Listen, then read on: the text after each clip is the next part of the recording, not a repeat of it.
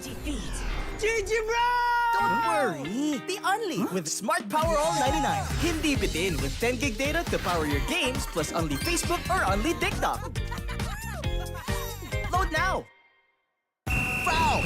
You know your scalp can get up to 5 times more dandruff? Get triple anti-dandruff power. Supercharged with Clear. Hey, you, did you know men have 1.4 times weaker scalp? Get a shampoo that's 100% made for men. Supercharged with Clear. Enemy alert. Your scalp gets 1.5 times greasier, causing dandruff. Get triple anti-dandruff power. Supercharged with Clear. Stop and pull over. Your scalp gets 1.5 times sweatier. For cooling power. Supercharged with Clear. Hey, where's your safe place? A place where ideas ignite, where laughter lingers, where work feels light. This is mine, and I'm not gatekeeping it. A chair isn't just a chair. It carries me through wins, through setbacks, through every step forward. And a desk isn't just a desk. It rises with me, stands tall when I do. Through triumphs, through trials, this space keeps me growing. This is my safe place. Home, playground, grounds where I stand. This is TT Racing Home Grounds. For every dream I chase, every battle I face, TT Racing has my back. So I'll ask again, where's your safe place?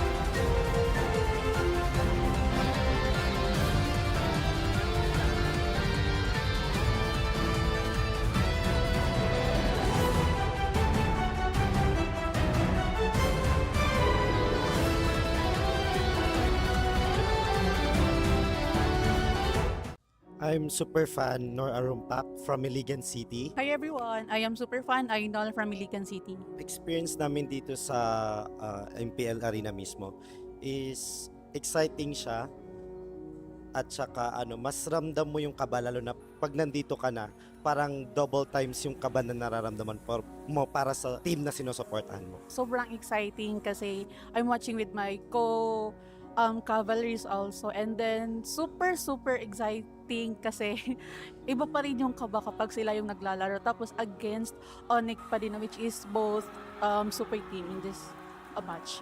For Carl TZ, keep up the good work and palagi pa rin galingan sa retrihan. Good luck and then see you sa grand finals. Lilipat na kami pabalik dito to see you and to watch you sa finals and also sa MSC. Palagi po kayong pinapanood sa live. At saka galingan pa rin po at saka see you sa sa finals. We will make sure na pupunta kami. For me, maraming salamat po and talagang ginagalingan namin whenever na may mga fans talaga na nag-effort na pumunta dito and we're just lucky to have you guys. Thank you so much po. Same lang din po sa akin, sobrang nakakatuwa kapag may mga ganitong fans na galing pa po kayo sa malayo and sobrang na-appreciate namin ngayon. Thank you po.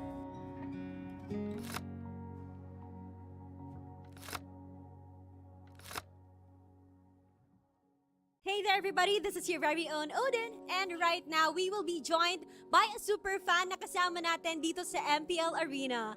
Welcome! Hello! Hi, please introduce yourself. Ano po ang pangalan? Ako po si Saimiel. Saimiel. And Daniel po. ang iyong papa. And galing pa kayo saan? Mindoro po. Mindoro! Yes, po. Okay, so medyo malayo ang Mindoro from here. First time niyo ba na makapanood sa MPL Arena? Hindi po, third time na po namin. Third time. So, Sir Daniel, bakit niyo po sinusuportahan si Saimiel sa panonood niya? Bale, ito yung kanyang bali gift ko na rin sa kanya. And then, kasi with high honor siya. And ito yung request niya sa akin. Then last time, kahit nung last year nung nag-graduate siya, ito din. Nakakatuwa naman na talaga nakikita natin yung parents na sumusuporta sa pagiging fangirl ng inyong anak. And Saimiel, congratulations for bagging the high honors. At obvious naman siguro kung sino sinusuportahan mo. Anong team ba yan? Onyx po. Onyx. Gano'n ka nakatagal na fan ng Onyx? Since season 14 pa po. Okay, so ilang seasons na rin ang binilang at ikaw ay isang avid fan ng Onyx Philippines. Sino bang favorite mo? Si King Kong po. Si King Kong. Para sa kanya ba to? Opo. And ginawa mo ba to? Opo. Wow, handmade flowers for King Kong. Hindi pa po siya natulog dyan para magawa niya lang yan. Oh, nakakatas. Hello. Hindi siya makapagsalita. Ano nararamdaman mo ngayon? Nastan po siya, nastan. Nastan ka, nastan. Ano nararamdaman mo ngayon? Masaya po kasi na-meet ko po ulit yung idol ko. Oh, familiar siya sa akin. Naaalala ka niya, Saimiel. Nagpa-video greet po ako sa kanya nung birthday ko po, no October 12 po. Tapos ngayon, si King Kong ang may birthday. Ano ang message mo sa kanya? Happy birthday Kuya King and God bless at bawi sa sunod na laro. Thank you. Meron siyang something for you, King Kong. Uy! Dito siya natulog dahil dyan, Ito ba? para sa'yo. DIY! Grabe. Okay, pati ikaw ay nastan na rin dahil sa binigay niya. What's your message to Saimiel? Wait lang, nastan pa ako dito. Super nakakatuwa na galing pa sila sa malayong lugar tapos para lang panoorin ako tapos knowing na birthday ko, pupunta sila dito para supportahan ako and ayun, magbigay ng mga gantong gift which is nakakataba ng puso. Natas siya talaga, Saimiel. Pero alam mo, King, kasama din niya ang kanyang papa. Hello po. Just like your supportive dad, supportive din ang kanyang Yes, papa, meeting po. Daniel. What is your message to the whole Onyx Philippines na sinusuportahan mo since season 14? At sana po tuloy-tuloy pa rin po yung panalo nila and good luck po sa mga ibang laro. Kumusta po yung biyahe niyo papunta dito just to see King Kong and Onyx Philippines? Bali ma'am, hindi ganun kadali kasi maraming pasahero kanina. Then, yung barko papuno na rin. Kami na yung last na tatawagin. Tapos, ayun, pinalad naman na makarating dito. So, muntik pa kayong hindi makasakay. And fortunately, para sa inyo talaga yung slot na yon at para makita nyo si King Kong. Nakatadhana. Grabe ka naman. Thank you so much po. Maraming salamat.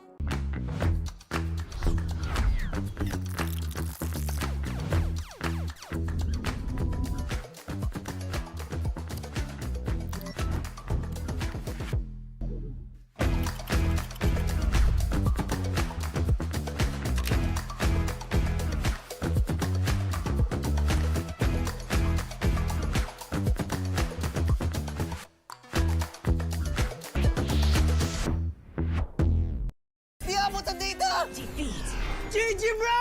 Don't worry! The Unli with Smart Power All 99. Hindi bitin with 10 gig data to power your games plus Unli Facebook or Unli TikTok. Load now! Foul! You know your scalp can get up to 5 times more dandruff? Get triple anti-dandruff power. Supercharged with Clear.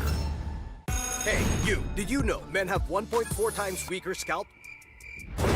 Get a shampoo that's 100...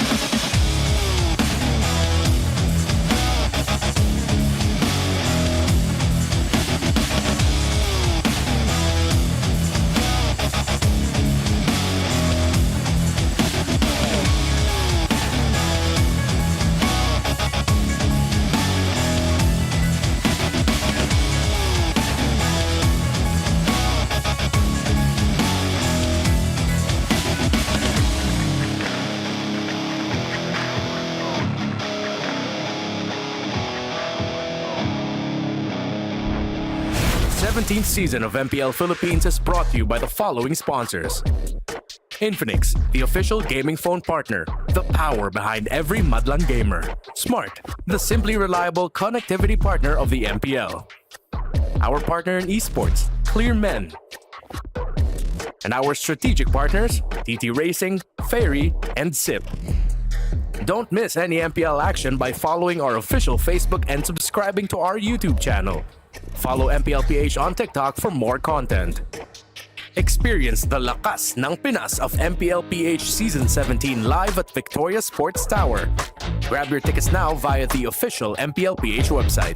MPL Philippines is monitored and supervised by the Games and Amusement Board.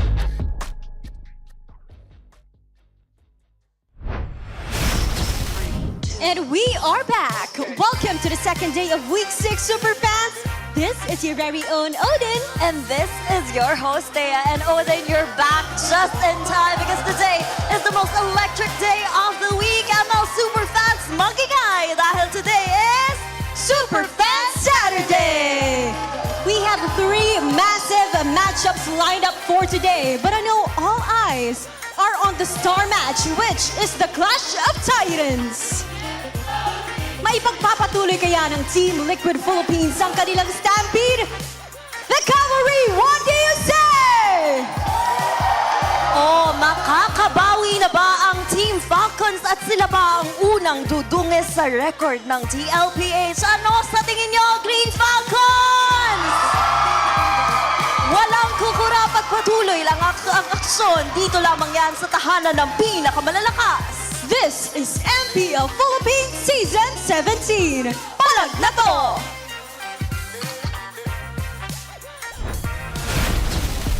Magandang hapon sa lahat na sumusubaybay ng MPL Philippines Season 17. Superfan Saturday na ng Week 6 at kami ang inyong mga kasama. Umi pa rin kasama dito si Burrito at si Josh Cakes. At para naman sa ating English panel, Naisu, sino ba mga idol natin dyan? Over here, it's me, Naisu, Brigada, and Rockhart will be joining you guys on the English stream in a bit. Ay, grabe talaga ang mga action niya araw na ito. Don't forget that MPL Philippines is monitored and supervised by the Games and Amusement Board. Simula pa lamang ng ating Superfan Saturday ay magtatapat na agad ang undefeated na Team Liquid Philippines kontra sa number 2 seed ng ating liga. Napakaingay na nga sa social media, no? Binoboto na nila kung sino man nila ang gusto nilang manalo dito. Kasi inaabangan talaga yung pagbawi ng Falcons eh. At kung meron mang kayang dumungis doon sa record ng Team Liquid Philippines, I believe it is Team Falcons Philippines na most likely makakakuha ng kanilang makakapagbigay ng first loss for Team Liquid. Yeah, that's a great point, Joshy Cakes, because I feel like it's been a while now that everybody's been looking at who's going to be the team to take down this win streak from Team Liquid. I agree, and that's coming from Joshy Cakes, who previously had a Joshy Takes, saying that he thinks if Liquid won their last series, then there's a high chance they could go on a 14-0. But he recognizes the fact that Falcons could be that team to potentially break that streak. Especially with the momentum they have right now, Falcons feels like they can also be quite unstoppable coming into this second half. And if you look at the Infinix standings, I mean, they're as close as they can get, the TLPH. And again, is another way to maybe add that one to their loss column. Oh, ito parang ang huling talo pa nga ata ng Team Falcons ay week 2 pa natin natunghayan. Kaya kung init lang naman ang usapan, Falcons talaga ang isa sa mga nangunguna sa ating liga. At ngayon nga po ang pinakauna nating laban, it's Team Liquid Philippines kontra Team Falcons, the number 1 and the number 2 slot na maglalaban sa ating pinakaunang serye. At dahil nga Superfan Saturday ang ating usapan, sunod naman yan ay TNC versus Omega at tatapusin po natin ang ating araw with Aurora kontra Twisted Minds. You know, I'm so excited for this one. The Titan matchup is always great to watch, but also after yesterday's performance, the second match that we have, Smart Omega has been on a different role, and I feel like they've been improving so much from week to week. We'll see if they can actually go ahead and continue that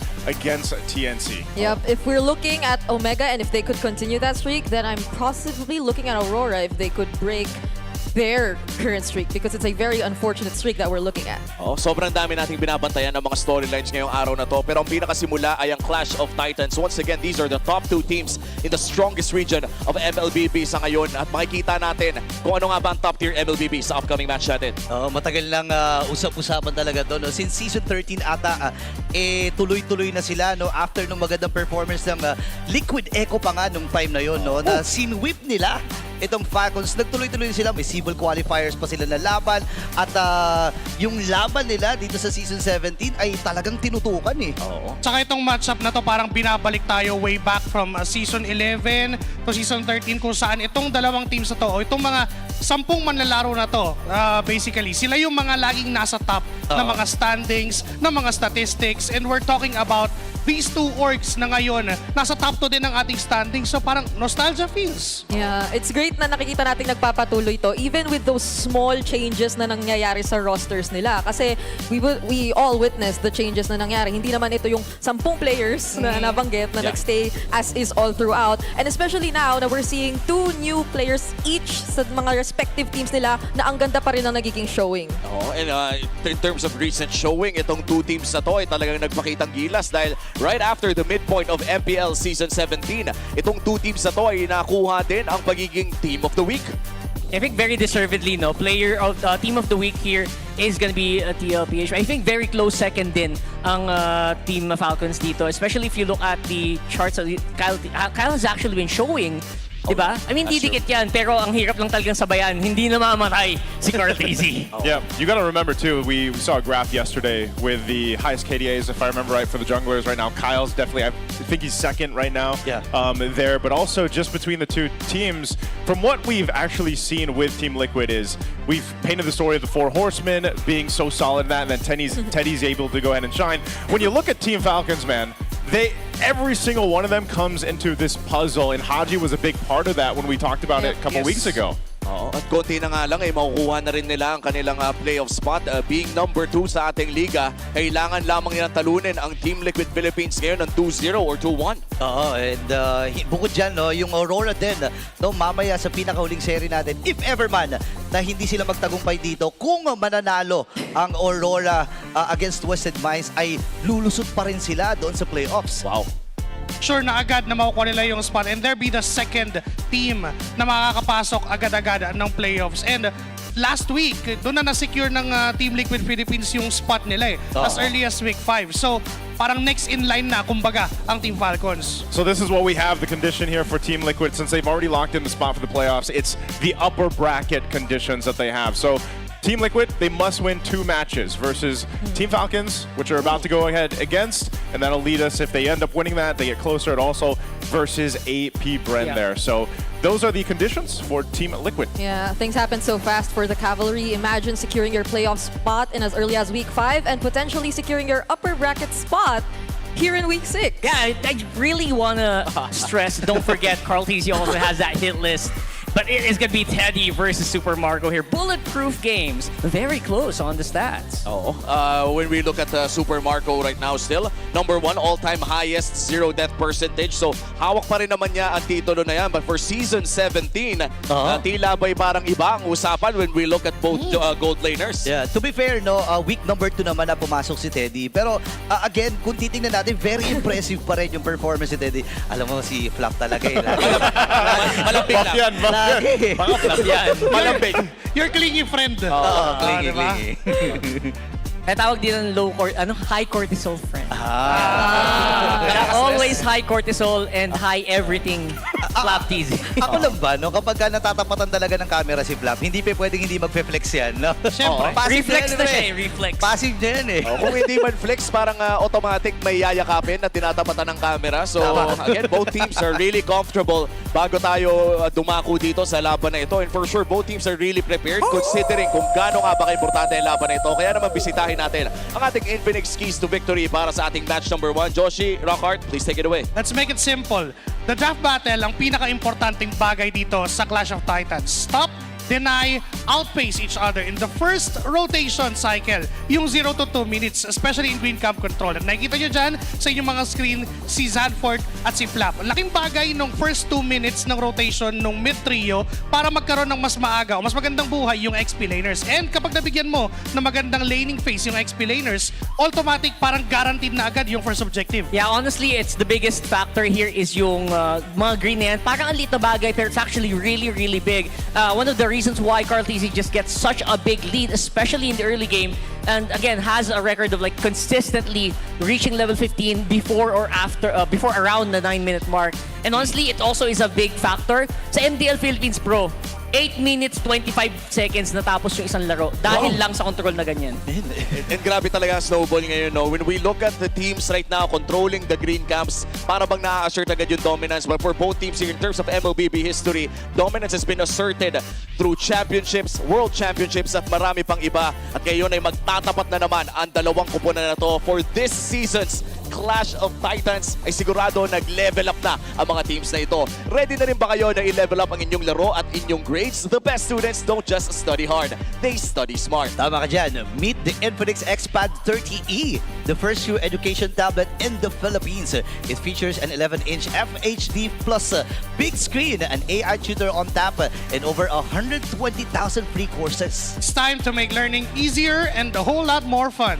Get your Infinix Expand 30E, your easy learning smart buddy. Brothers, we are about to approach the biggest match of the Super Fan Saturday.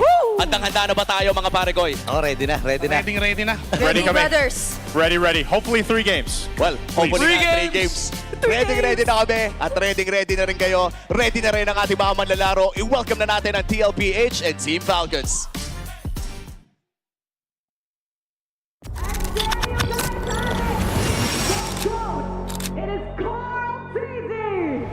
Para sa akin yung best version yung ngayon kasi balance lahat ngayon eh. Kayang mag-utility, kayang mag-assassin, and sobrang hindi na lang pindutan yung laro. Talagang kailangan na ng utak. We have just secured the first playoff contender. Give it up for Team Liquid Philippines. Siyempre, iba kasi yung feeling kapag 2-0 niya na dominate yung kalaban, and sobrang laking bigay na boost sa amin yan.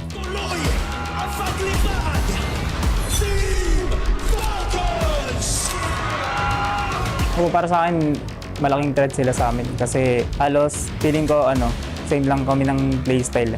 Pero yun nga, yung Falcon talaga, ibang level sila ngayon, and alam kong sobrang lakas nila. Sobrang lakas po nila ngayon this season. Talagang buong-buo po yung chemistry nila. Kumbaga, sa mga past season nila, ito ata yung pinaka-best version nila. Feel ko worth it pa rin talaga tawagin yung Clash of Titans as one of the biggest rivalries in MPL. Sobrang lakas nila kasi wala pa silang talo eh. Tingin ko naman sa mangyayari sa laban namin, parehas kami gigil kasi nagkatapat ulit kami. Tapos yun nga, Clash of the Titans. Clash na inaabangan din ng ating mga super fans. Deserving ko po na makalaban ko ulit si Marco kasi nung last time na nakalaban ko sila, debut match ko yun. Wala akong palag kay King Bob, kay Raging Sanford. Kasi lang ako eh, flop lang ako eh. Yayariin namin yung isa't isa.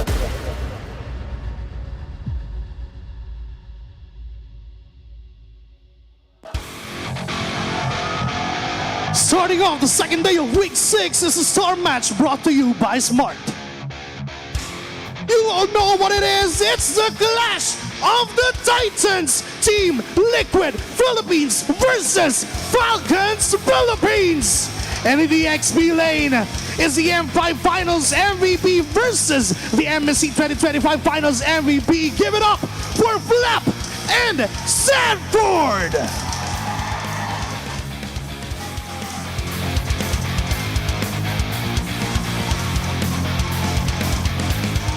And it's the jungle matchup, the Empire World Champion and the GOAT. It's Kyle versus Carl TC.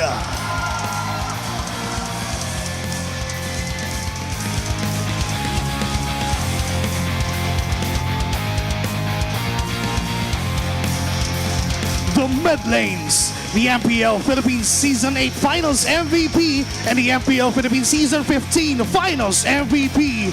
Give it up for Haji and Sanji!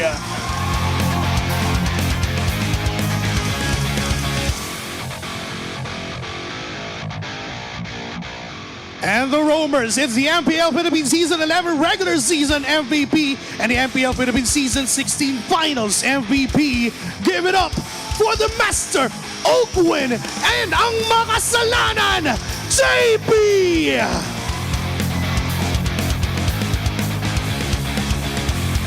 At ang Ang tapatan sa ginto na hindi hihinto. It's MPL Philippines Season 13 regular season MVP and the #1 in KDA in the current season. This is Super Marco versus Teddy!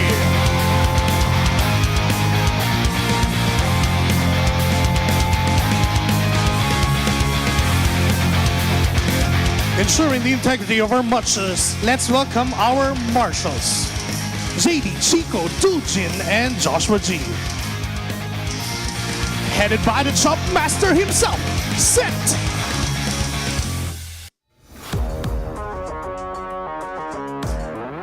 Coming up on stage are their coaches.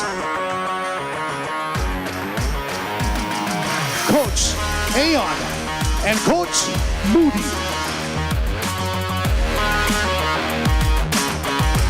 Cavalry, Falcons, MPL Super Fans, Mogging Eye!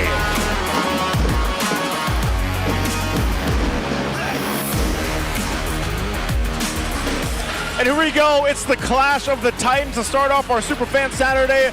Bring it up.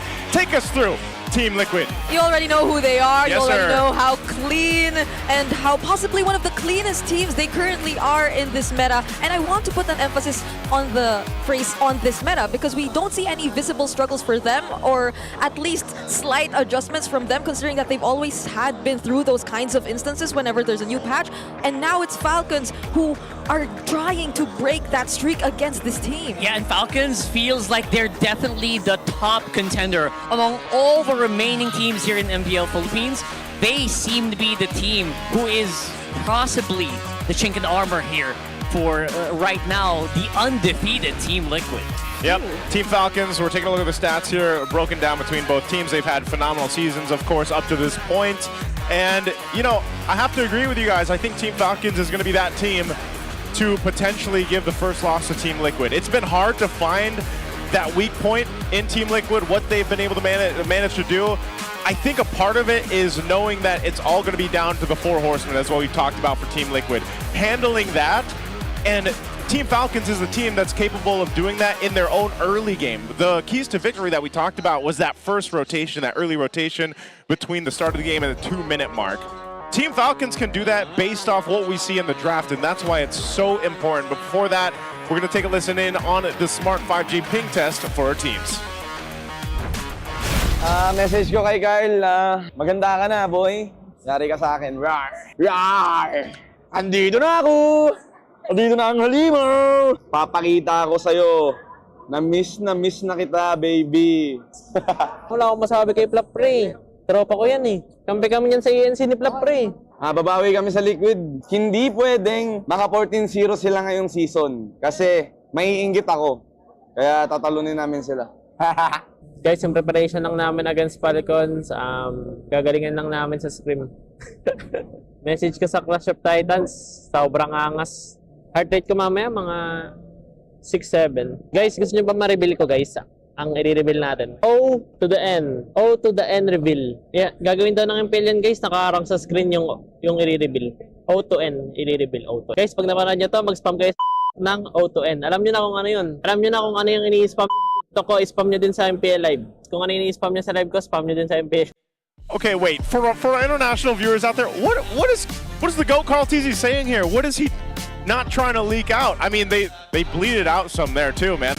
Is there a hidden strat? I gotta rewatch that. They bleeped out too much. Yeah, we'll decipher it as well, but also there's a watch party going on right now, CT Student Center and Adamson University at Barangay 690 in Antipolo. And of course, those who are tuned in at Keigo Korean Food House in Los Baños continue to support TLPH as they take on Twisted Minds tomorrow. And as we mentioned, if you guys are just tuning in, as we see the map 1 there, Flying Clouds, we're going there. All they have to do here to lock in the upper bracket spot, since Team Liquid's already into the playoffs, is start here. Win this match against Team Falcons, and then they've got to win their match against AP Brent. Yeah, and for Falcons, it's, I guess, a bit more simpler. Like, the goals right now are playoffs qualification rather than upper bracket spots or whatnot. So they definitely would want to secure this so they do not have to wait for whatever result will happen later on between Twisted and Aurora to see whether or not they're heading into the playoffs. Yeah, I just want to remind everyone, even if none of those happen today for Falcons, they're basically just a win away. So if you're a Falcons fan, you don't really have to worry too much. Yeah. Although it would be nice for them to lock in already here in week number 6. All right, we're going to head to the draft here for game 1 in this clash of the Titans. This is probably... Butterflies. I know this is a lot of people's favorite rivalry because we have 4, right? So this is a lot of people. Is this your guys' favorite rivalry? Yeah. Clash of Titans? You previously said your favorite rivalry. Yeah, it's not. I said it's not mine. Oh, okay. Mine's still. What? What did I say? Aurora. International. Not even wait. sure. I just know it's Epic Aurora. rivalry. Epic rivalry. That's Epic my favorite rivalry. because yeah. But I got I like the Golden rivalry a little bit. Yeah. Rora's got a. I don't know. I'm gonna think they're gonna figure it out They later. need some time. They We'll need some focus time. there later. Let's look at this draft. First band's already coming out. This is what we expected. The Harley, the Baksha being taken out by Team Liquid plus the Marcel. Team Falcons on the other end, they'll take out the Freya, the Jushin. Their last band, there's a couple options that they could go for. Also, we do expect blue side. I don't know if Teddy's just gonna. Because we've seen them do it before, prioritize the quad. I'm not sure. Yeah, absolutely. I feel like junglers are out when the biggest ones are out. So I feel like Leo Mort is probably a top pick for both TLPH and Falcons. I'm not sure if it's going to be first pick material yet, but they have done that in the past. Yeah, they did. They did. So I'm just thinking that the priorities have shifted a bit, especially in the previous days. So they go for the Fulvius instead. I think it's a really great pickup because you usually see it banned out too. Yep. More often when you're in the red side, but now you get access to it. But that leaves the Leo Mort you previously mentioned open, as well as all the other potential mid lane picks. Yeah, but the thing is, I feel like the Fovi is such a good first pick just because I've seen battles where the Leo Mort literally doesn't dash when it's a 1-on-1 V1 with the Phobius. Yeah. Just because you don't want to proc the passive, right? Yeah. Demonic Force. And even if you want to consider a priority on a Harith, you know that there's a Phobius already on the other side, so it's not going to be an easy pickup. You still have the Claude that you mentioned earlier too, but you might want to pay attention a bit more to the matchup before picking that up. But still, they go pick up the Claude and the Lemur. Yeah, I figured at least the trade would be there just because since Phobius was priority, TL probably would have taken up the Claude anyways, especially that being with Teddy. He usually goes and prio that, but so they get the Leomore, they get the Claude, that's fine. I'm wondering, this is my personal wish list today, in any of the 3 matches, that we finally get to see the Aulus played, because again, he's available now, he can be played. We didn't get to see him at all yesterday, so hopefully there's someone out there to play this Aulus. But you know who we saw yesterday twice? Who did we see? I thought that was going to be your personal wish list. You know what? That's true. It's always there, Rock Hard, but you know, if he does get picked up, Brigid is going to have to do the sound effect. If you missed the sound effect, no, that was on broadcast yesterday. Yeah, you missed out. Realistically speaking, I mean, it's always been paired with a high loss, and we know that, let's say, JP is always like one of the most prominent high loss users. That's true. So maybe there's a chance. But we also have to take note that it is already a Leomord, so you pretty much have an idea, but you don't know what the EXP lane matchup is going to look like for Flap just yet. It's a little bit more difficult, honestly, for the XP matchup for Flap, just because I feel like there's so few that can match properly against a Phobius. That's true. And that will complement with that Claude. But that's what's so impressive about anytime we've watched Flap play is just like he's one of those players that I feel like he's so good at being aggressive, but also sometimes he has to be a little defensiveness. He's actually defense. He's going to go with the Alice pick. But Flap is just that guy that makes it work for Team Falcons. And this is why we've always talked about the discussions about XP laners. You know, as we even take a look at Sanford's stats here. 67% win rate.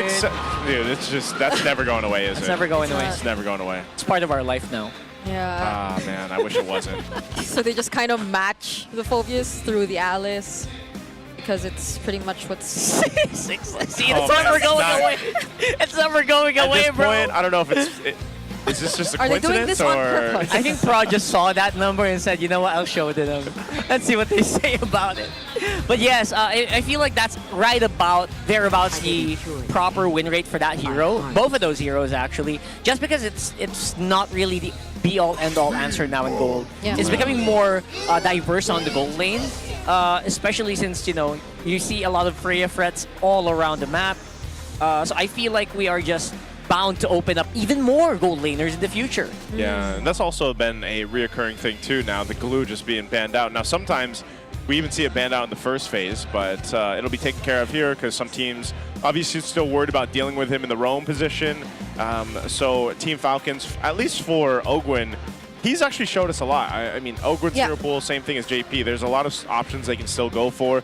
Khalid still being open here, the Kalea, the Hylos, those are still top picks. We've even been surprised lately, you know, with the Atlas coming through, a couple different roam options, and that's what I like to see. There's the Khalid, that'll be taken out. So options being dwindled down here for roam. Yeah, and it's great because we literally see both teams save their mid duo for last. Because we put so much emphasis on how the first 2 minutes of the game should really go well for either of them or for whoever wants to get the upper hand. Yeah. So it's great that they are really making sure that they at least have the advantage when it comes to that. But now that we are definitely limiting the options, I think we only... But before anything, let's take a look at this. Yeah, let's take a look at Coach Moody here. I take this all as a challenge because I'm someone who's very competitive. Also, I challenge myself on what I can do to help the team.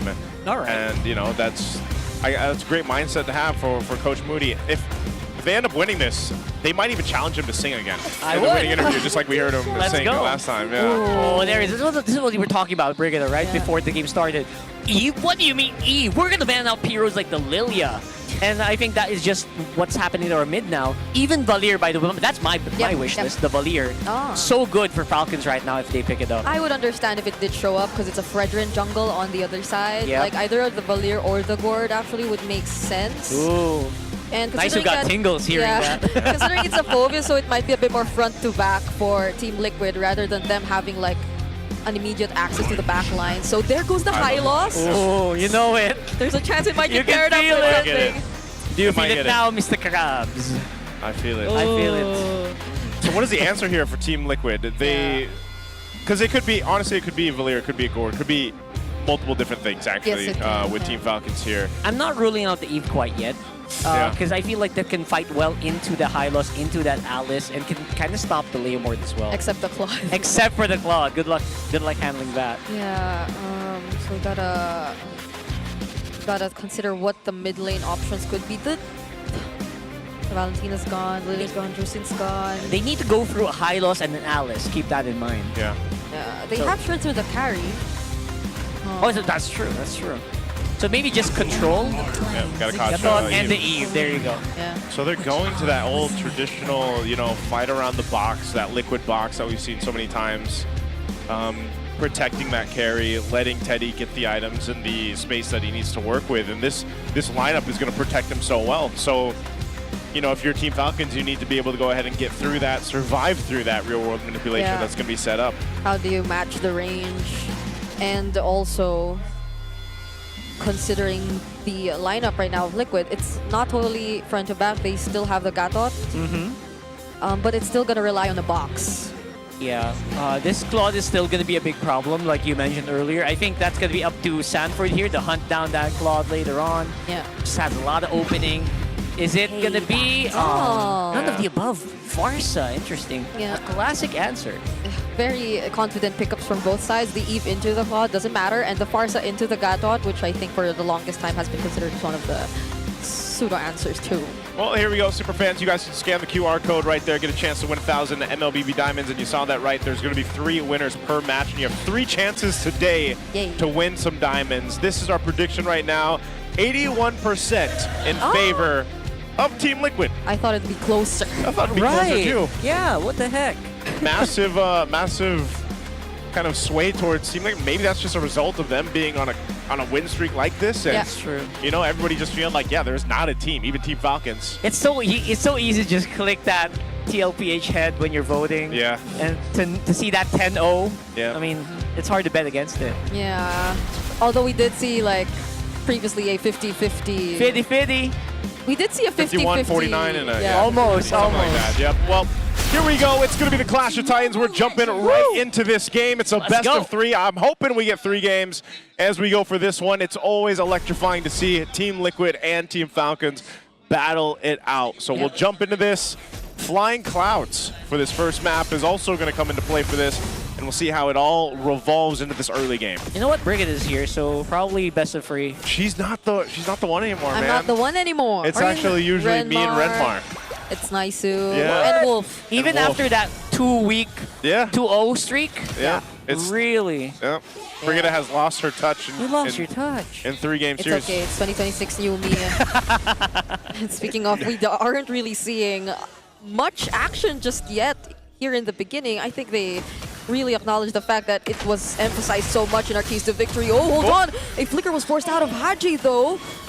Yep. Making sure that you're safe is actually very crucial. More than getting the XP crab is do not give that first blood in mid. That is the biggest one. Teddy and Marco, look at that. Yeah, that's unsteady. Teddy is just being aggressive there, and that's what he's got to do. I feel like against someone like Super Marco, you know, we had those stats broken down, and Teddy has done a phenomenal job already up to this point, especially after coming into week 2. There was a lot of, you know, again, oh no, Teddy. Oh, speaking of Teddy. Teddy, I'm sorry. Every single time we talk, literally cursed it. That was not so steady, but now it's Carl TZ. Concussive Blast also landing on Super Marco. Doesn't have to purify anymore. But he gets to dodge the Abraser's Wrath. The juke with the BMI. Now that is steady gameplay. I think he was really on point there, knowing and actually calculating the timer of the BMI, facing up. Oh, there goes the box. Real Revelation. Infernal Pursuit. Stanford taking out Kyle as Carl takes the turtle. And now he's going for Flap as well. Team Liquid Philippines take out 3. Oh man, double for Stanford this early on in the Phobius. Yeah, you're giving 2 kills to a Phobius who already we're going to have a hard time facing. I feel like that's not what you want to do, not to mention that turtle obviously going over the TL. Yeah. I mean, they're not super clean, they're not super dominant as of the moment. I feel like they've also equaled out on the experience meter. Carl TZ though, as usual, just so phenomenal on that Fredrin, even XP ahead of Kyle.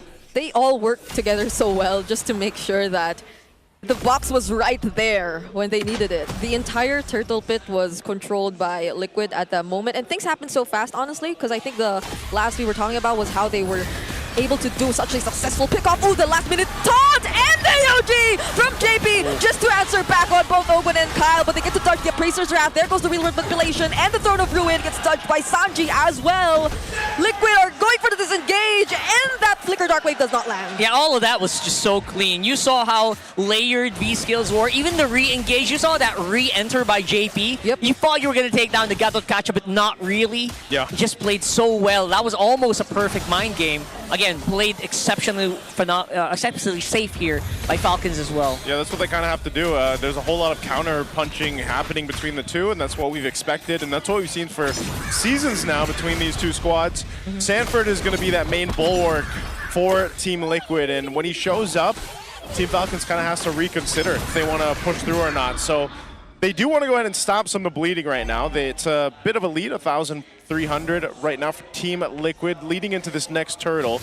We'll see if Team Falcons is actually in a position to, if they want to contest, or they just decide to focus elsewhere. The problem with this is, again, every single time that they decide to fight into an objective, you've got to figure out how do we get around this death box of Sanji with that real-world manipulation.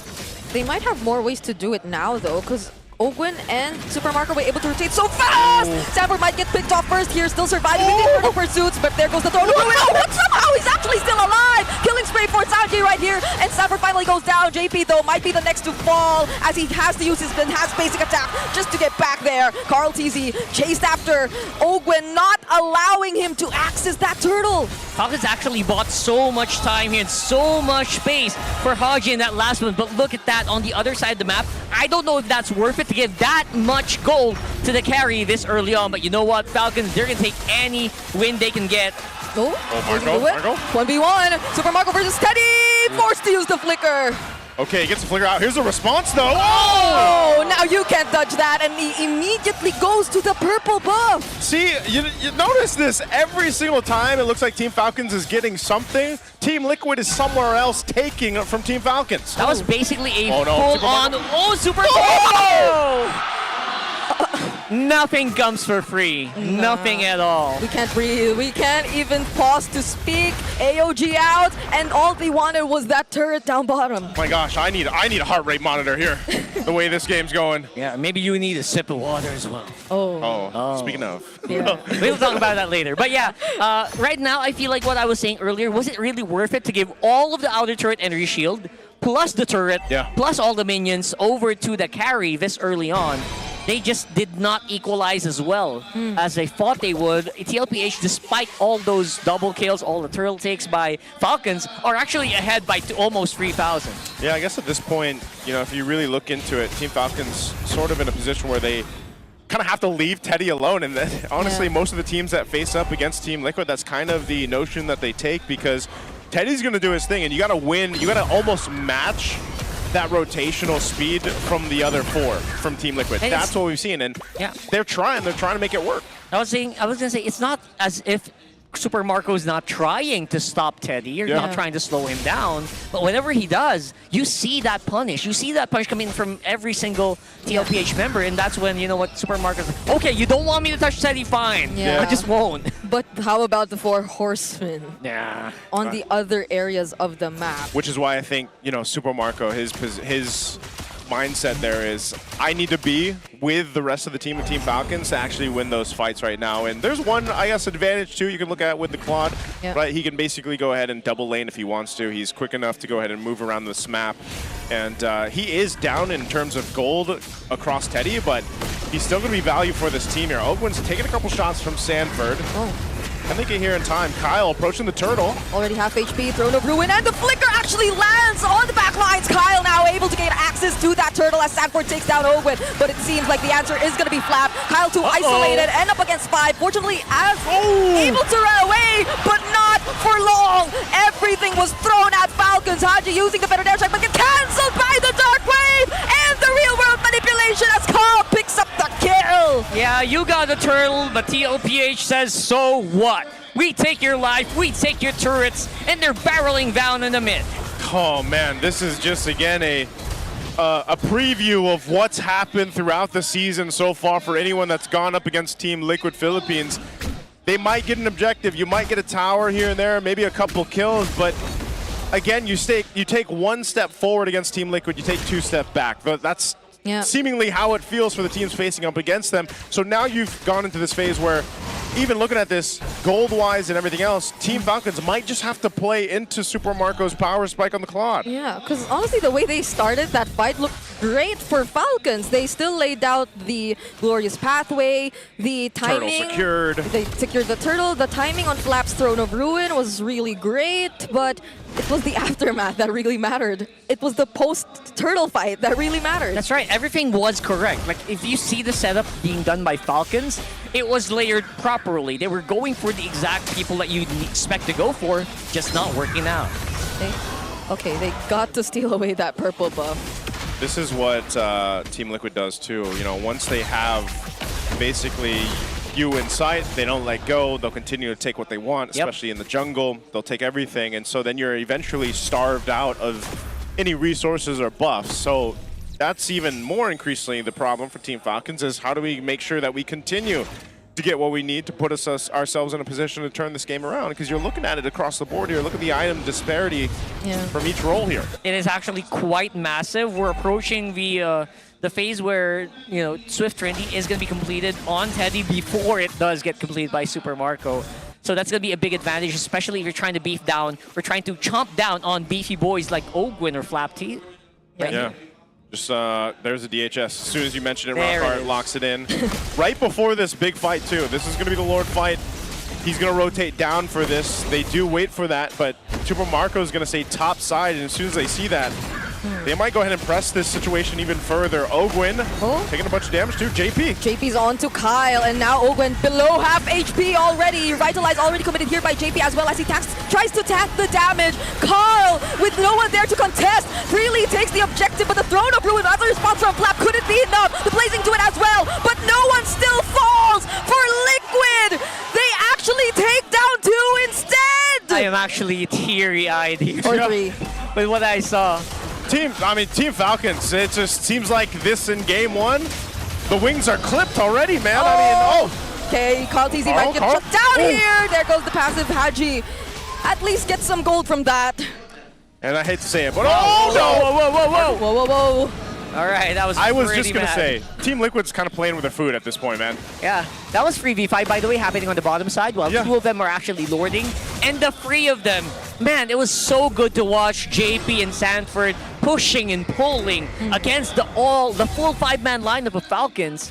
And again, just feels so easy when you watch it. Look at this replay here. Yeah, because I think I specifically had my eyes on Sanji here, because he too was just up front, trying to deal poke damage. He positioned himself so well here. That box, especially in this, this side of the jungle. Really? Sanji? Just Sanji? All right. Just... I'm kidding. Everybody throwing themselves towards Team Falcons, That man. was beautiful. That was just so beautiful to watch. Yes, it was. I'm almost teary-eyed by how beautiful. That's just literally multitasking with a very high-level team like Falcons. There are no lights, so he just got teary-eyed because of the play. Yeah. Amazing. Or the wind in here, too. I mean, the wind is rather aggressive. The wind is aggressive. Right now. So looking at this, Team Falcons on the defense, they're going to do what they can to hold on. But, man, I'm really just looking because we were like, Super Marco is going to be the play. Well, that last team fight just showed us that his damage is just not there yet.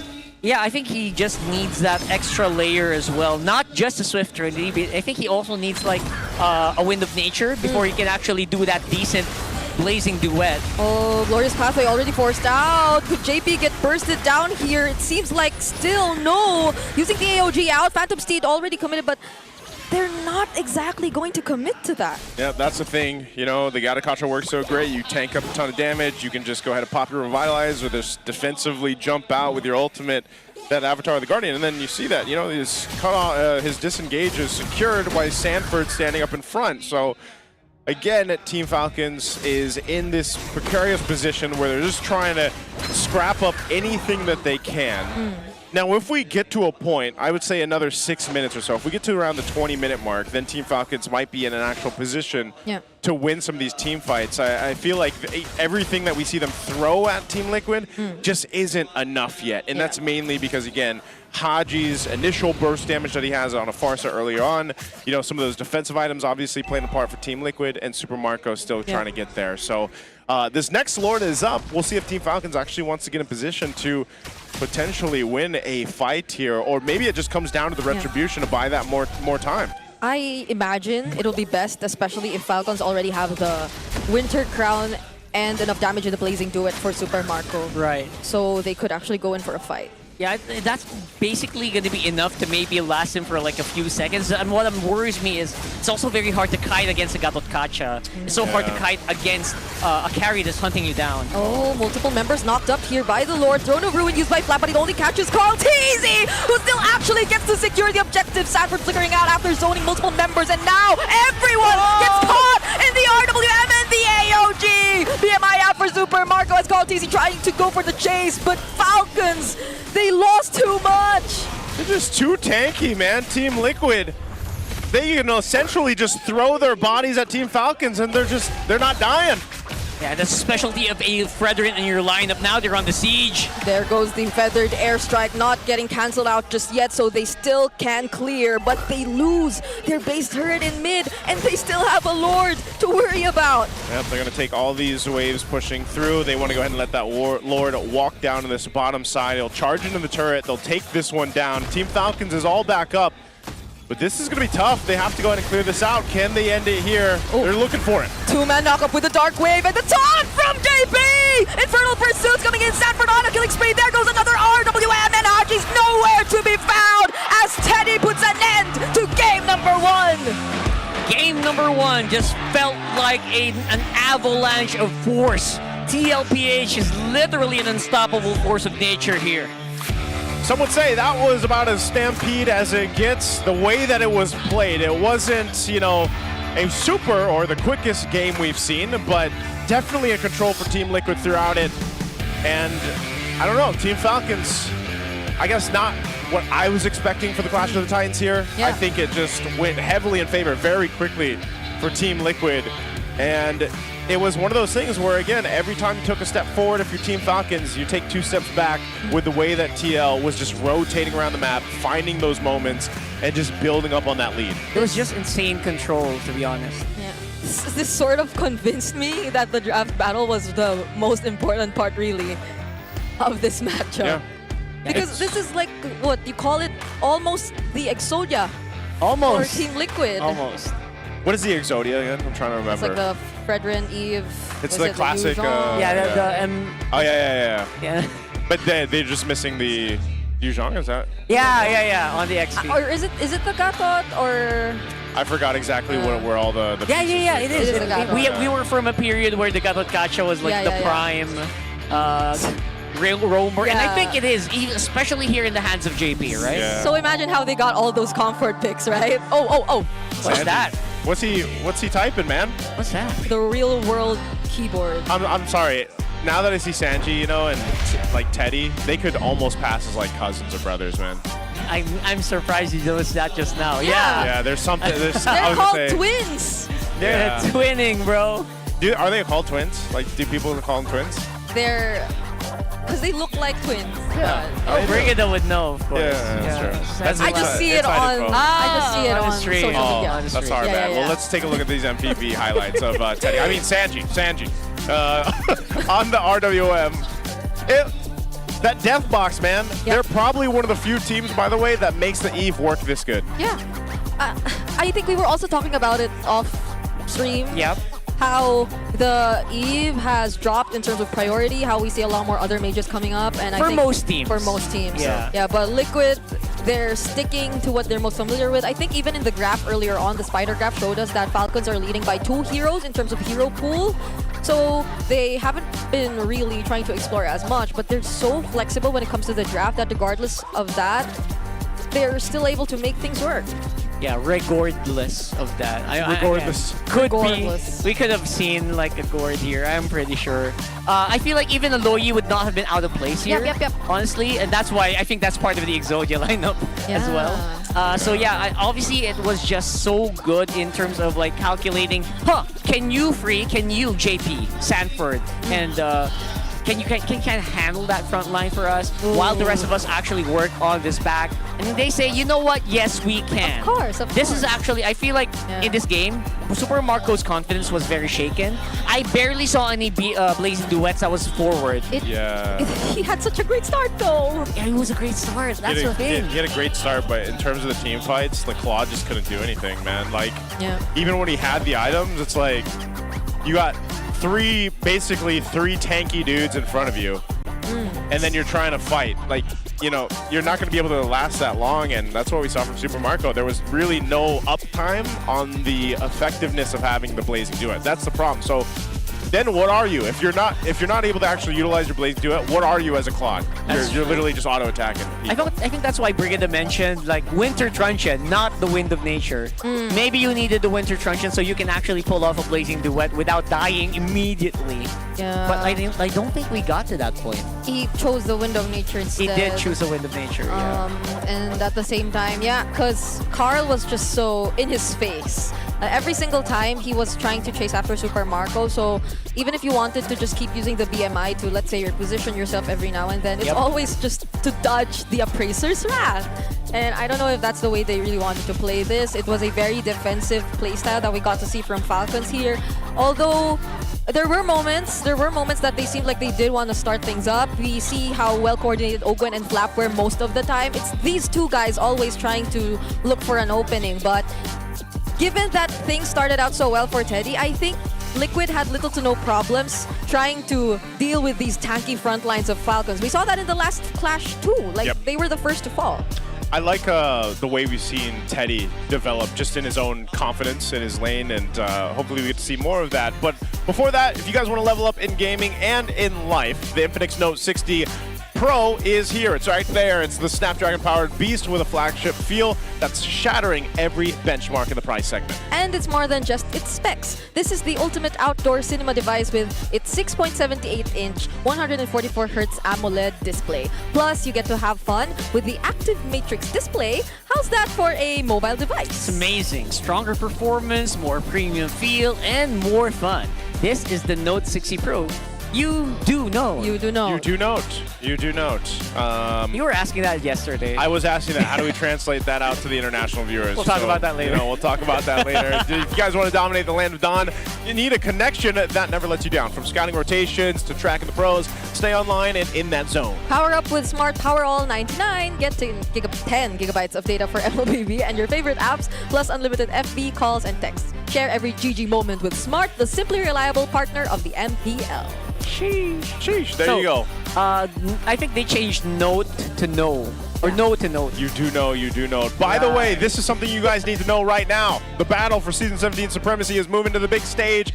The playoffs, MPL Philippines playoffs, are just around the corner, and you do not want to miss the action live. You do not want to miss the action. We have 5 days of There it intense is. MPL action waiting for us from May 27th to the 31st. And if you're a true fan, you've got to eye those VIP tickets. You get the best view in the arena, exclusive player signings with the winning teams, and in-game rewards. It's the total package for the super fans out there. And remember, guys, VIP tickets are limited, so don't miss out. Tickets drop on May 4th, so... May the 4th be with you. May the 4th be with you at 6 p.m. All right, so head on over to ph-mpl.com/tickets for more information. See you there. And I have to really stress that time, 6 p.m. Yeah. Because usually within the hour, all those are gone. Yeah. And so, you know, how you guys stand in line for tickets online for everything else that you go and watch, you're going to have to do the same thing for the MPL Philippines playoffs because it's going to be awesome. I think it's going to be really exciting, and we can't wait to see you guys out there. So grab your tickets on May 4. Let's go ahead and throw it over to a bit of an interview with our hosts out there in the arena. What a start for our Clash of Titans, and Team Liquid came out as the tougher Titan on that Game 1. But while we're waiting for the action to continue, we're here with Rampalag. Wow! This is such an exciting segment because this is the ultimate MPL Arena Fit Check. And you know, why don't we invite our contestants? Ang mga hamon for the Fit Check. Guys, why don't you introduce yourselves first to our audience? I'm Rhea Rebecca Gihevania from Team Wow! I love the energy. The energy is giving. Magpapatalo ka ba doon? What is your name? Hi, I'm Amber Jean Lopez from TLPH! Wow, this is Amber. But look at their fits. Thea, I mean, hello. They came prepared. Yes, of course. And why don't we invite them para mag-rampalag? And you know, for this time, they only have 10 seconds to showcase their outfit. And come on, the outfits are giving. Siyempre, dahil may 1 point na ang TLPH, let's start off with Amber. You want me to hold your balloon? Ayan. Okay, Amber! We'll give you 10 seconds para sa rampalag. 3, 2, 1. TLPH Cavalry, make some noise for Amber! Wow, the face guard is giving. The fit is giving. Isang flying kiss naman dyan, Amber. Ayan. That's certainly a start. Pero syempre, hindi magpapatalo ang Rampalag for Team Falcons. Now it's your turn in 3, 2, 1, go! And it's giving 34-12 with that corset. I mean, and then 37, and then a full bangs Korean outfit. I love that. Very prepared when she went here. Alam mo, Thea, natuwa ako sa waistline niya. 12! Oo, palag kung palag sa rampalag. Di ba yung Odin yung sa'yo? 8? Ay, grabe ka naman. Grabe naman sa 8. Pero, syempre, magsasabay pa sila. Magsasabay sila. Give it your all, ladies. Let me hold your balloon. Let's hold their balloons for them. Okay, rampalag. In 3, 2, 1, go! Two ladies standing in front of us na medyo inuunahan pa yata nila yung Miss Universe later on. Wow. Look at that walk. I love the confidence. Alam mo, may extra confidence talaga pag maganda ang fit nila dito sa loob ng MPL Arena. And we will have a winner this time around. The winner will receive an MPL merchandise. Who do you think it is? Okay, let me hear it for Team Falcons! Okay, you can certainly hear the energy. Wow, very supportive, Green Falcons. But how about the cavalry? Wow. And let's name it sa ating direktor kung sino ba ang mananalo. Girls, please magtabi kayo. In just a few moments, we'll be getting the winner for our Rampalag. That is right. So For our now, Clash of Titans. our winner is... That is you, Amber. Congratulations! Team Falcons wins game 1 and the Rampalag. And sa mga gustong rumampa with their fits, dito sa MPL Arena, pwede yan. Just head on over to ph-mpl.com/ para makakuha ng inyong tickets. Siyempre, hindi sila uuwi na walang laman ng kanilang kamay because they'll be getting get out keychains. Right, Odin? This is for you. Thank you so much for being with us today. Once again, this is Rampalag. Thea, I know everyone is excited. Kung makakabawi ba ang Team Falcons this time around? And the Clash of Titans will continue as we head on to more action.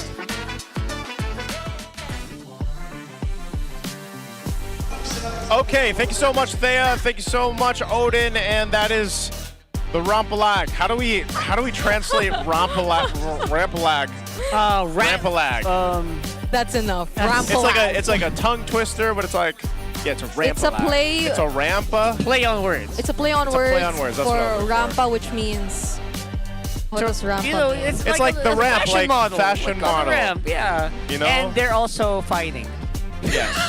Yes. Right? That's why I like to ask, you know, how do we explain that to the international viewers out They're there? having a face-off in the red carpet. Because if I was sitting out there at home watching this right now, I'd be like, what is a Rampalag? That's the only way I can put it. It's like fashion models fighting. Yes. Yeah. Just like, and that's their own Clash of Titans. Competing or fighting? Competing. Competing better, sounds better. better word. Hey, Here we sometimes go. we need a boxing Rampalag. at Now some you know point, it. you know? Yeah. I would join that. All right, let's go to game 2. Bro, Team don't Falcons. put that in the heads of they're going to do that. Hey. You know they're going to do that. Hey, we're going to be somewhere specific in the playoffs, right? We're going to be in an arena, so that... Let's do it. Let's go in this first phase. Whoa, they're actually going to ban out the carry, the Harif, a lot of gold lane bans. Whoa. Get banned out here. Hold on. What is this? Okay. They want the Claude first pick, blue. Freya gets banned. But the Phobius is also still out there. Oh, I love they the want? Phobius. And the Harley, actually. Yeah, Harley. I think Naisu's right. Feels like the Claude first pick is the reason why they're banning out all of these gold laners. I don't expect it to be unanswered. I feel like there's something there. Yeah, there it is. I think there's a ready answer here already. I'm excited for like a Leslie to pop up. I know it's not. It's almost A like, Leslie, It's very huh? unlikely. It's very unlikely, honestly. Yeah, we did see a Beatrix yesterday. Yeah, we saw Beatrix yesterday. Also, one of the answers that we've seen for the Claude, which And could be picked up Bruno. later, is Bruno. Bruno's, yeah. Bruno with the 1K crits. I always love seeing that. You do? You do know. You do know? So someone misses the M6 Bruno after all. I after going through that, I'll never miss it. Why? I'll never miss the Bruno. Why? It's so good. Dude, it's basically like the whole Fredrin Baksha thing. Yeah. But except we were in Fredrin Baksha land for like, what, 2 years? 2 Like years. A year or two or something like that. Yeah. Okay, here's the answer. The Moscow Runaway and the Suyo being picked up here. Okay. So they got that. Moscow is a very early answer. I didn't think they needed to do that quite yet. Yeah. Maybe did that for third phase. I guess you want to already get that out of the way. And if they're trying to follow the same pattern from game number 1, which doesn't reveal much about like what the lineup is going to be all about, and what they're playing around, then it's a pretty similar spot that they just reveal their jungle, gold, and EXP lane first. But if Falcons also want to follow that train of thought, it's Harley, right? Yeah. Should be. Should be. I'd be surprised if it wasn't, but oh, they go with Guinevere Kalea. I love that. I actually love the Guinevere. okay, interesting for me. Okay, they still reveal their roamer here, huh? So honestly, the likes of the Phobius, the Terizla, and a lot more other options in the EXP lane are out there. I think you'd really want something that can disrupt. Because you're going in for a tempo-based Kalea, Guinevere type of lineup with a Claude too. So Yeah. much dives. You need to have something to like cancel out all these dives. Yeah. All right, so this is interesting. They've got, I mean, already they got a bunch of crowd control, which if you look at anything from game one, that's what we were also painting the picture of, is Super Marco wasn't really able to actually get the uptime he was looking for with the Blazing Duet. Yeah. Will this, having the crowd control between the Guinevere and Kalea, will go ahead and help set things up, but still it doesn't really change the fact that Super Marco has to be the guy at one point to go ahead and pop up, depending also what they decide to put in the mid lane. So now with the Farsa being banned out, the Team Falcons took out the Zetian. I'm just wondering what the idea here is for Haji this time. Yeah. I think they want to go for a very aggressive mid laner. I mean, I think TLPH saw that coming from a mile away, banning out the Farsa already. You know, and you saw in few games where Farsa can actually get those kills so early on, especially with this super crowd control combo. Yeah. Maybe a Lilia would be next on the chopping block. Because that was what was banned against them in this exact same spot. But now it's open. It's left open, honestly. They took out the Alice too, I wonder. They're limiting the range. They're limiting the range here for Falcons. Which is honestly fine if you're trying to basically answer the Moskov. Yeah. But it doesn't make it impossible. You're still going to be forced on Purifies, mostly here, especially on Teddy. You know you're going to get hunted down over and over again. I think this is one of those games where I would like to see more ranks on the gold lane if you are Falcons. Yeah, like just focus there if you can, but I don't know. I feel like that would be the typical idea, but because of the way that Team Liquid plays, especially the way that the four members rotate aside from Teddy, the four horsemen, you're left in this position where it's like, we either have to match up against them or make sure that we're just building this crazy early advantage against Team Liquid. And that's the thing, there hasn't been teams that have been able to do that yet, you know, so. Exactly. I also get what you're saying. They might be so busy with Carl TZ and the mid trio that they just can't, you know? They can't roam, they can't gank. And that's why sometimes when you look at a lot of the gold lane matchups, it comes down to the gold laners just duking it out by themselves until eventually they can join those fights. There's a Terizla, though. Mr. Rizzler going in the hands of Sanford. Yeah, because all the other options pretty much got banned out already. 67% win rate still. That has to. Are we real? Are we getting trolled? I swear we have to be getting trolled. There's no way that all of these are 67%.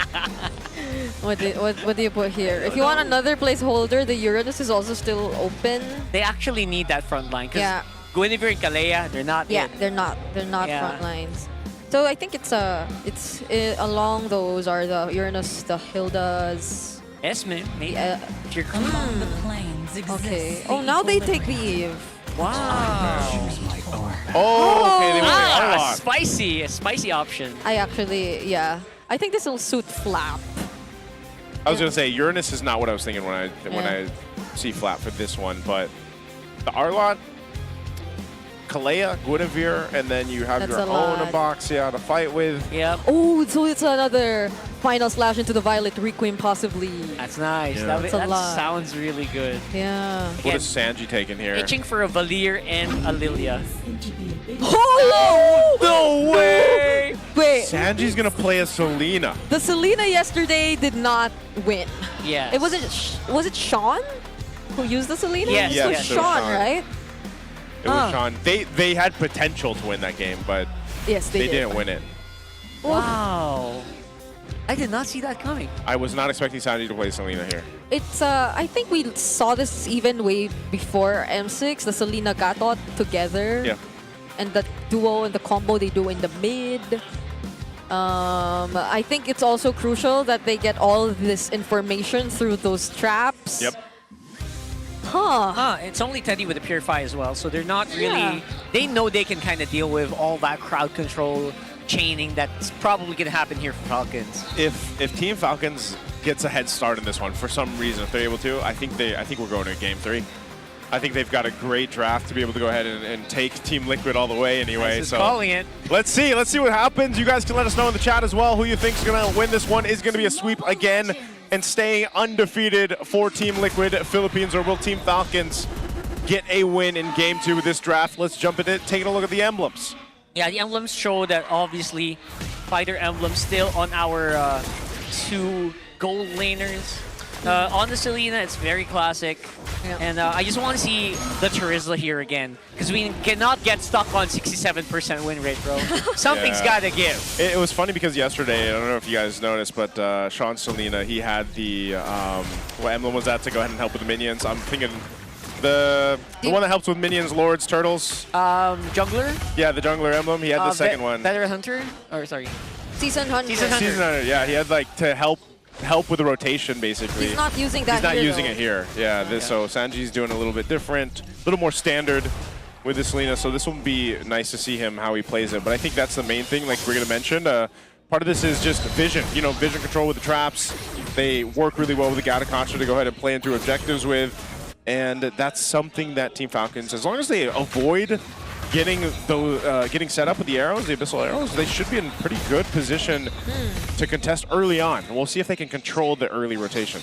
Yeah, I'm keeping my eyes on Flaps level 4. Obviously on Kyle is ready to go, Ogwin as well. That's why they're contesting so heavily on this XP Crab right now. They want to make sure that they can get a little bit of a head start and have their ultimates ready before we start on the turtle. Oh man, look at this. This is the standoff. They're camping. Yeah. That's a huge camp. Okay. Okay, they're gonna secure it. TL was there just in case, just in case they had to respond. But Turtle's up. And with this being expanding rivers, again, I just expect gold laners to do their thing. Now, one thing Teddy can do is always join, but here's the fight! Oh, there it goes! The final slash into the Violet Rectum, as we mentioned in the draft. And immediately 3 players from Liquid get taken down. But Sanji, though, looking for a trade here. It's going to be Kyle, but the damage is not going to be enough. Oh, Sanji's going to get away. Are we surprised at all? I think we saw this coming a mile away, right? No. That crowd control layering should be so easy! Oh, G forces the flicker out as well. Well, that was finesse. I mean, Sanji did have to burn his flicker, but what a hell of a start for Team Falcons. Oh, now they're going for Teddy. Purify. Purify already forced out. That's 3 members from Falcons, though. They got to play it safe.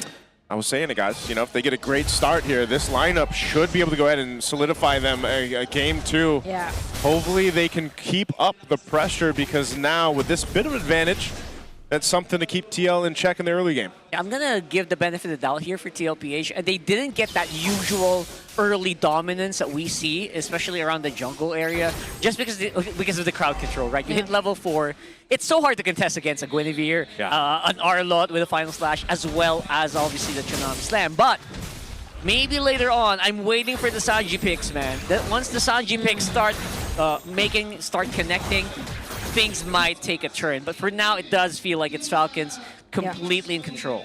Yeah, because they also have like the better AoE. They're the ones this time around setting up that box, really. Not unless it's like a penalty zone and an AOG that lands on Falcons to start things up entirely. But Falcons have a much easier access to just looking for angles overall to go up against Liquid when they want to. Yeah, it's instant, right? Their activation is instant. For JP, you have to wait. Speaking of JP. Okay, not gonna use the Tsunami Slam just yet though, but there you go. And into the Violet Rectum 2 at that, so there are just multiple ways to combine these ultimates from Falcons. Oh man, and they're gonna push Teddy off the turret here, so some extra gold gonna go into the hands, over to Team Falcons. That's unfortunate. You can't Avatar the Guardian out if you've got all that expended on you and then a Tsunami Slam to bring you back. They have like 4 ways to stop that. Yeah. That's 2 why of them we were are on the talking Kalea. about, all the crowd control we talked about in the draft. That's what we saw unfold there. Second turtle now. TLPH looking to actually want to contest this one, fight this. Teddy doesn't have the Spirit of Destruction yet, so he's going to stay up there with Super Marco. But they did go ahead and trade some gold down in that bottom turret, but looks like Team Falcons. Oh, they want to go for Sanford once again. Does he get to use the penalty zone? Yes, he does! And Carl he actually secures the turtle! The AOG 2 somehow answering back. Wow. That Abyssal Arrow will not land, but they took out Owen and Flap. Yeah, and early on, if you get those early setups, if you start the turtle, I think that is the biggest win condition for TL, right? If they're the ones who get there first. Now, just like, in real estate, location, you're starting on a very early bush. it's going to be hard for the Eve to set up. Because obviously the Eve can't flicker in. There's no surprise factor here aside from like the Guinevere and of course Flap TZ. I think Ogun, you kind of see it coming a mile away as well. So if you're TLPH, you want to get started early on those bushes, you want to be positioned, and then you can make a play. Yeah, they also, I mean, any of that gold lead that was built up has been pretty much diminished after that one fight. So they're going to go for Sanji. Oh, does Kyle actually catch him? He does! No way out of that. Even with the flicker available, he didn't risk it. Yeah, I think he just accepted his fate there. You know, like, I got caught out. I'm going to go down and, but still, TL, you got to keep an eye on what they're doing around the map here. They are just maintaining things right now, but I will say, at least for Super Marco, he's been able to do relatively well in this lane, farm up, get to where he needs. The attention's going to be up here on Teddy, pushing him off, so they'll Teddy get this tier 1. Yeah, he got freezed. Well, might still get that last card though, but as of the moment, I think Falcons, we previously talked about this, are able to involve Super Marco much more now. Yeah, Super Marco is doing way better compared to game number 1. But you know what? Aside from the things that you guys mentioned, I'm also keeping my eyes on the level advantage because I feel like Carl TC, despite again being pushed around here by Falcons, he feels like he's still ahead. I guess that's just the nature of a Suyo, though, you know? Like, and the Selena. Yeah, you're going to be able to go ahead and farm up really easy, or they're going to go for Teddy. Oh, Teddy, even with the Purify available, and the Selena, what? Actually still gets to survive that. Ogun catches him there, though. There goes the revelation. Carl TZ trying to get Haji, successfully takes him down, and JP saves him with the Revitalize. He's still revitalized. He's going to fight anyway. Oh, penalty zone catches 2. There goes the Violent Requiem, also knocking up Sanford. Body of Smith makes him so tanky, though. Carl TZ gets caught out, and look at this deep fight. JP, everyone gets split up. Sanford falling next. JP2 will have to get away. Gets caught by the Thoughtless Strike, but he does not live. Wait, does he actually what? JP's still alive. How is he still alive? Oh, JP bought so much time there. Ogwin luckily doesn't go down, but it was a juggle under that turret, and now the last turtle of the game will go to Team Falcons. Yeah, this is the Falcons that I experienced, or that I expected to arrive today. Very decisive, very in your face. They're actually making the game hard for players even like Carl TZ. But I think Sanji's also just not getting as many hits as I think he should on that Selena. Yeah, it's that was an interesting fight, how it was started up, and then they just decided, you know, we have to kind of go for this, but that's one of the things. For a moment, it looked like TLPH was ahead. Yeah. After that outplay on with Carl TZ, but after that, man, Falcons just cleaned up so good. Yeah, that's why I'm saying, you know, Super Marco, he's gotten himself in a really good position. They can also utilize this Guinevere. Notice in a lot of those fights that they're doing, just having a Guinevere alone is actually paying dividends for this lineup from Team Falcons. They just hand over the setups. Yeah. And it's not even Kyle who has to look for those spatial migrations whatsoever anymore. AOG from JP, though, now he gets caught. Teddy trying to deal with Kyle, but they're doing their best to defend this mid lane turret. JP gets brought in with the Tsunami Slam, though, and there goes the Sun from Carl TZ, but they might not have enough damage just yet. Carl TZ, can he escape? He actually does, and they defend this turret. Time and time again, you think someone's going to die from Team Liquid, but they're just so good at being there for each other that they survive. But now they're going to lose a turret. Yep, definitely now.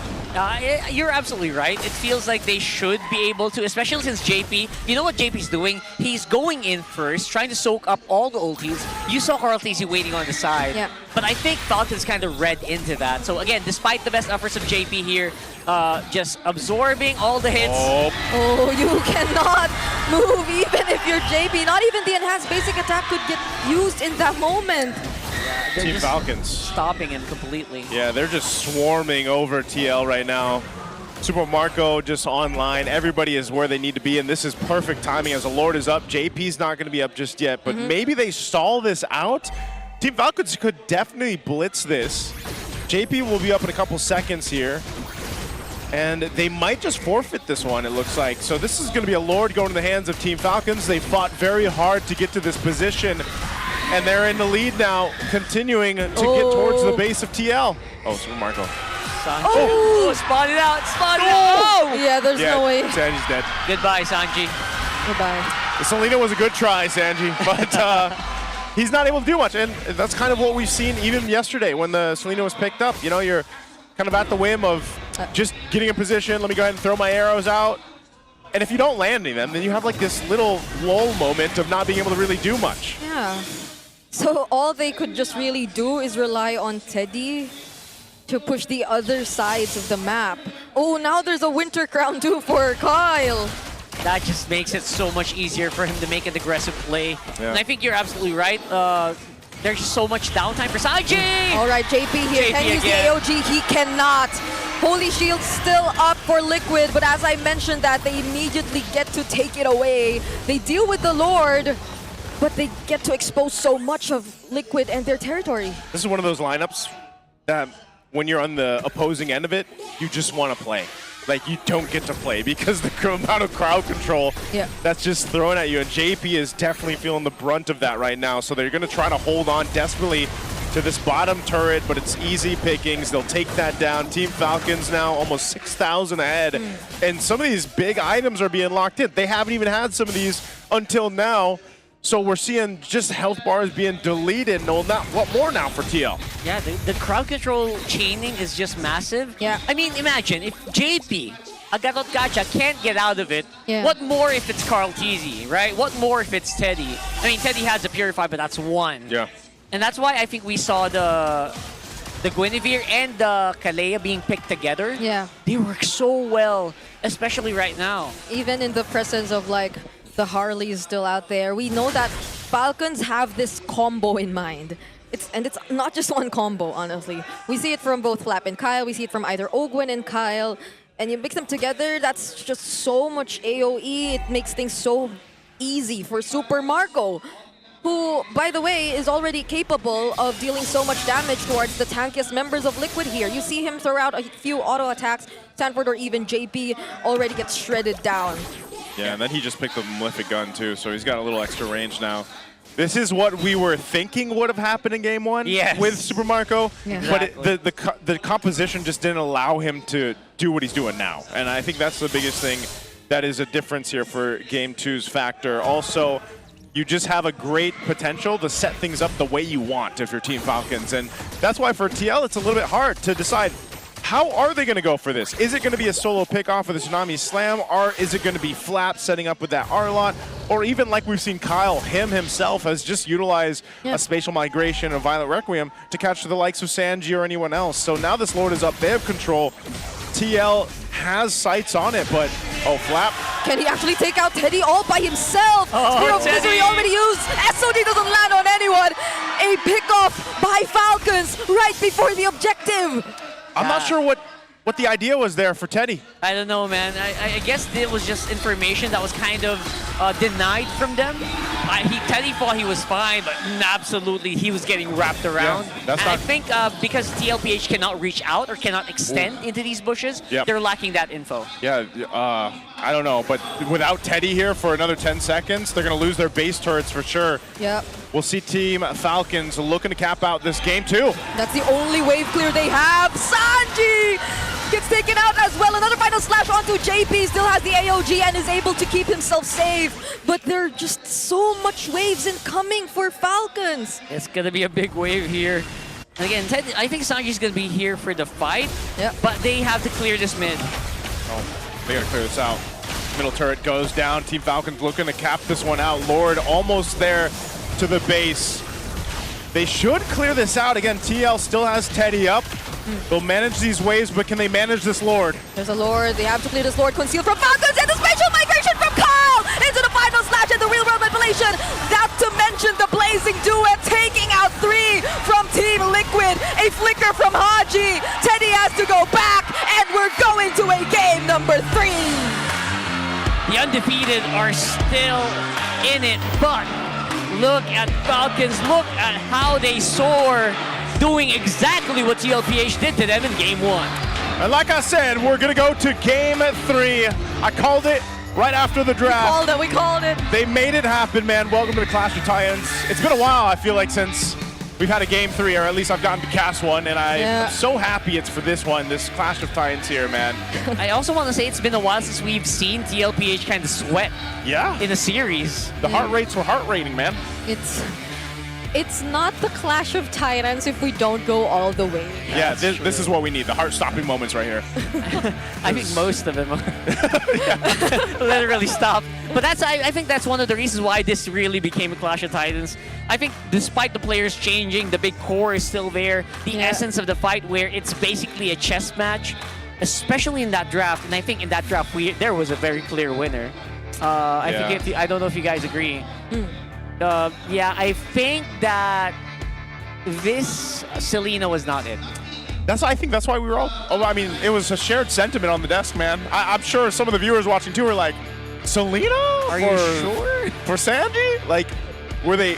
I don't know if that was more so of let's just try something. Again, they have all the room. Again, Team Liquid has all the room to try things if they want. They're already in the playoffs. They've been undefeated. Kyle, of course. What was that? Jump in. That's a spatial migration. No, but it looked like the kangaroo. Yeah, it looked like a kangaroo. There's no kangaroos in MLB. Kyle the kangaroo. Kyle the kangaroo. Apparently, that's what Guinevere does when she jumps. That's how Guinevere does it in real life. Yep. Now we need a hero that is actually a kangaroo. That would be amazing. That would be amazing. And it would be a boxer, and he could be in the lore. He's the biggest rival of Paquito. I think an FGC already has that. I know. Why are you trying to describe something that already exists? It already exists somewhere else. Does it? A kangaroo with gloves. Don't tell me. Okay, it's okay. It's okay. Paquito can be the skin, man. Collab. Collab. Right, I don't know what we'd be collabing with. National Geographic. No. We'll talk about it. We'll talk about it later off stream. All right, so we're talking about like possibility of a comeback here. I feel like Falcons, it was a little bit 50-50 on the early. There were parts where Carl Teasy was doing good. He was not participating in these fights as much as he should. I kind of understood why. You want to get that early XP lead as usual so you can be better on the Turtle and the Lord objective. Yep. But again, there was no chance for TLPH to actually get there since everyone's just outclassed every single lane. Yeah, overall, it just felt like Falcons had the more proactive draft and the more proactive approach to this game. Because if for Liquid, you kind of like have to ensure that your skill shot Abyssal Arrows actually land or something like that, or you actually get to position yourselves in angles where you could actually use the burst potential that comes along with a Suyo early on, or maybe even just set up with a penalty zone from a Terizla. None of that really happened. They never really got or had enough time to set up. It was always just Falcons jumping in, diving in, and whoever started it, it was just so unexpected. You never know where the fight is gonna start. Yeah, like I mentioned, it really feels like literally game number one, where there was no breathing room that was given by the Katot Kacha comboed with obviously the Phobias. That's what I felt. I love the new combo I'm seeing here. It's so... Guinevere Kalea? The Guinevere Kalea. Yeah. The Guinevere literally just activates Violet Requiem and the Kalea just brings it in. Yep. No setup needed, no extra things needed. It's literally counted as a knock-up. So they're maximizing that over and over again. There's very little answer. Like we mentioned, it was only Teddy with the Purify. Yeah. So what were they going to do about that? Carl Teasy has a Retry. Sanji has a Flicker. It's easy pickings here. That's why I was saying, this lineup is like, if you're on the opposing end of it, you're like, I just want to play, man, because you're just spending half your time in the air, either, with the Violent Requiem or the Tsunami Slam, and even Flap. Like, Flap had hit a lot of good moments where utilizing that final slash, setting things up. You guys even called this in the draft. You're like, this is one of the things that it's a great combo. It just does take a certain amount of execution, obviously, to pop off, because we've seen Arlots not do so well with this certain combination. So Team Falcons make it work. We head on over to a Game 3. And honestly, I feel like all the seasons that we've had where we've gotten to see the Clash of Titans, this is kind of what we've said, we got to have 3 games with these 2 teams battling it out. Yeah, I'm hoping the last game is the longest. 30, on, like of the season? Not 30, but... Of the season? Oh, no, the longest among all games we've had in this series. So it was, what was the first one? 14. 14 and 14. 14 and 14. All right. Because it felt... It wasn't really like back and forth games, For like game 1, it was mostly Liquid-sided. For game 2, it was Falcon-sided. Right. I want like a back and forth game 3. I thought you were manifesting like to be the longest game of the season or something. We just did it yesterday. No, it almost. Almost. We got to because the record is 31 something. 31 something, yeah. And yesterday we got around 29 or 30. I think 30.03. So maybe, I don't know, Breda, you put it out there. You summoned it, man. I don't know. You put the wish out there. Maybe we'll see it. But right Wow. now, we're gonna look at this. Our smart power pose. Moody. With the Moody pose. Is this the first time we feature the coach? Is it? I was actually just wondering that. Come on, guys. This is probably. Oh, that's pretty solid right there. I would remember Tic Tac posing or something. Yeah. Oh, yeah. I would remember Ducky. So I think this might be the first coach. You can do it. You can do it. Yeah, close enough. Okay. Oh, face off. we got a showdown. Guy kind of looks like an old Falcons member. I think you should tilt your head to the side. A little bit more to the side, maybe. I think we got a winner right there, man. I think we have. Yay. Yeah, I was gonna say. Congratulations Excellent. right there. That's our smart power pose winner. Out in the crowd, the crowd here, of course, in the MPL arena has been electrifying because now both sides of the arena have had their win. You know, their game so far. Also, guys, right now, did you guys know that men are 5 times more prone to dandruff? Don't let flakes ruin your focus. Well, you can power up with Clear Men.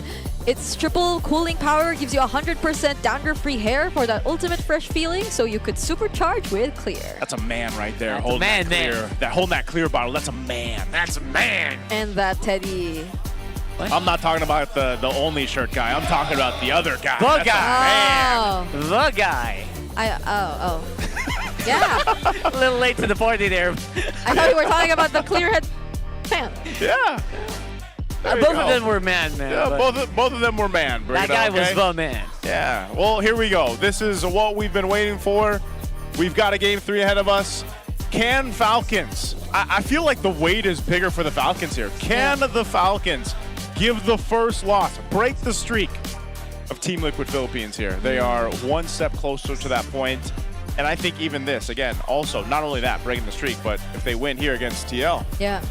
It's massive momentum. Yeah, we're very sorry, Falcons, that's the story we're focusing on. I know you guys want the playoffs win. I think you can do that next week. Yeah. Just kidding. I'm just kidding. Wait, if they win this, if they win this, If they win this They match, get in. they're They get in. playoffs. They get in. I feel like that's what they are thinking about. We're thinking about, can you actually beat out the streak? And look at the recap here. Carl Teasy, by the way, I think his KDA took a major hit. Yeah. He died multiple times this series. Even Teddy. Because Oh, that's we put their stats side by side, that he had more deathless games than Super Marco, but in game number 1 he was first blood. the bulletproof Yeah. comparison. I mean, looking at this and like seeing how things have played out from game 1 now to game 2, you know, you can just see it's just like the K2V said. It's a battle in the draft. It's the strategies that we've seen so far. Yeah. This would also make it interesting because what do we have? We had Flying Clouds and then we had Expanding Rivers, I believe, for map 2. So that leaves either Broken Walls or Dangerous Grass. Dangerous Grass for game 3. Dangerous Grass, will we see like those Hilda specializations as well again? That's what I'm very excited about. Let's go ahead and see how they feel like. Yeah. Feels like, again, Carl Teasy just refused to die in the past few series. Again, just shows you how impactful this rivalry is. This is one of these times where he's willing to take those deaths just to make sure that they can get advantage.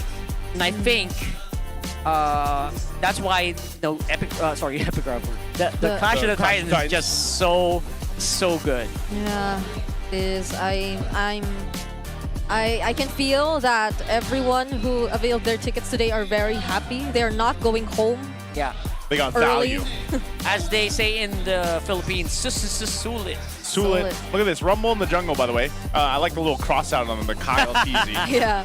After, nice. Kyle mentioned he wanted to go and make his own name for himself when he came into Season 17. You see the comparison here, too, between both of them. A lot of first there, obviously, for the GOAT, Carl Teasy, first in a lot. But same, Kyle's just nearly there in second for a lot of these. And, the MVPs, the impact that he's had from average GPM, the control around the objectives, it's nearly there. And it's just so funny thinking about it. When Kyle came into the league, like, he did really look up to Carl Teasy. Yeah, publicly. Yeah, publicly. It was very, very public about it. So seeing that, they're neck and neck in a lot of these key stats here in the jungle is just an amazing thing to see. And, he could very well be the jungler alongside with his team to give that first loss to TLPH as we're going to dangerous grass for map 3. And that's why I mentioned before the match started, you remember earlier, Kyle Teasy. People kind of just skip over him sometimes. They're focusing a bit much on Super Marco. Yeah. But Kyle Teasy's actually, his stats are actually neck and neck alongside the greatest of all time. Like literally just a small percentage off. So I feel like people just kind of have to recognize Carl Teasy, especially, Kyle? Yeah. Kyle. In terms of, I keep missing that. Mr. Mark, Kyle. man. I'm going to need a season for that. Kyle is, I feel like, super underrated in a lot of these matchups. Yeah.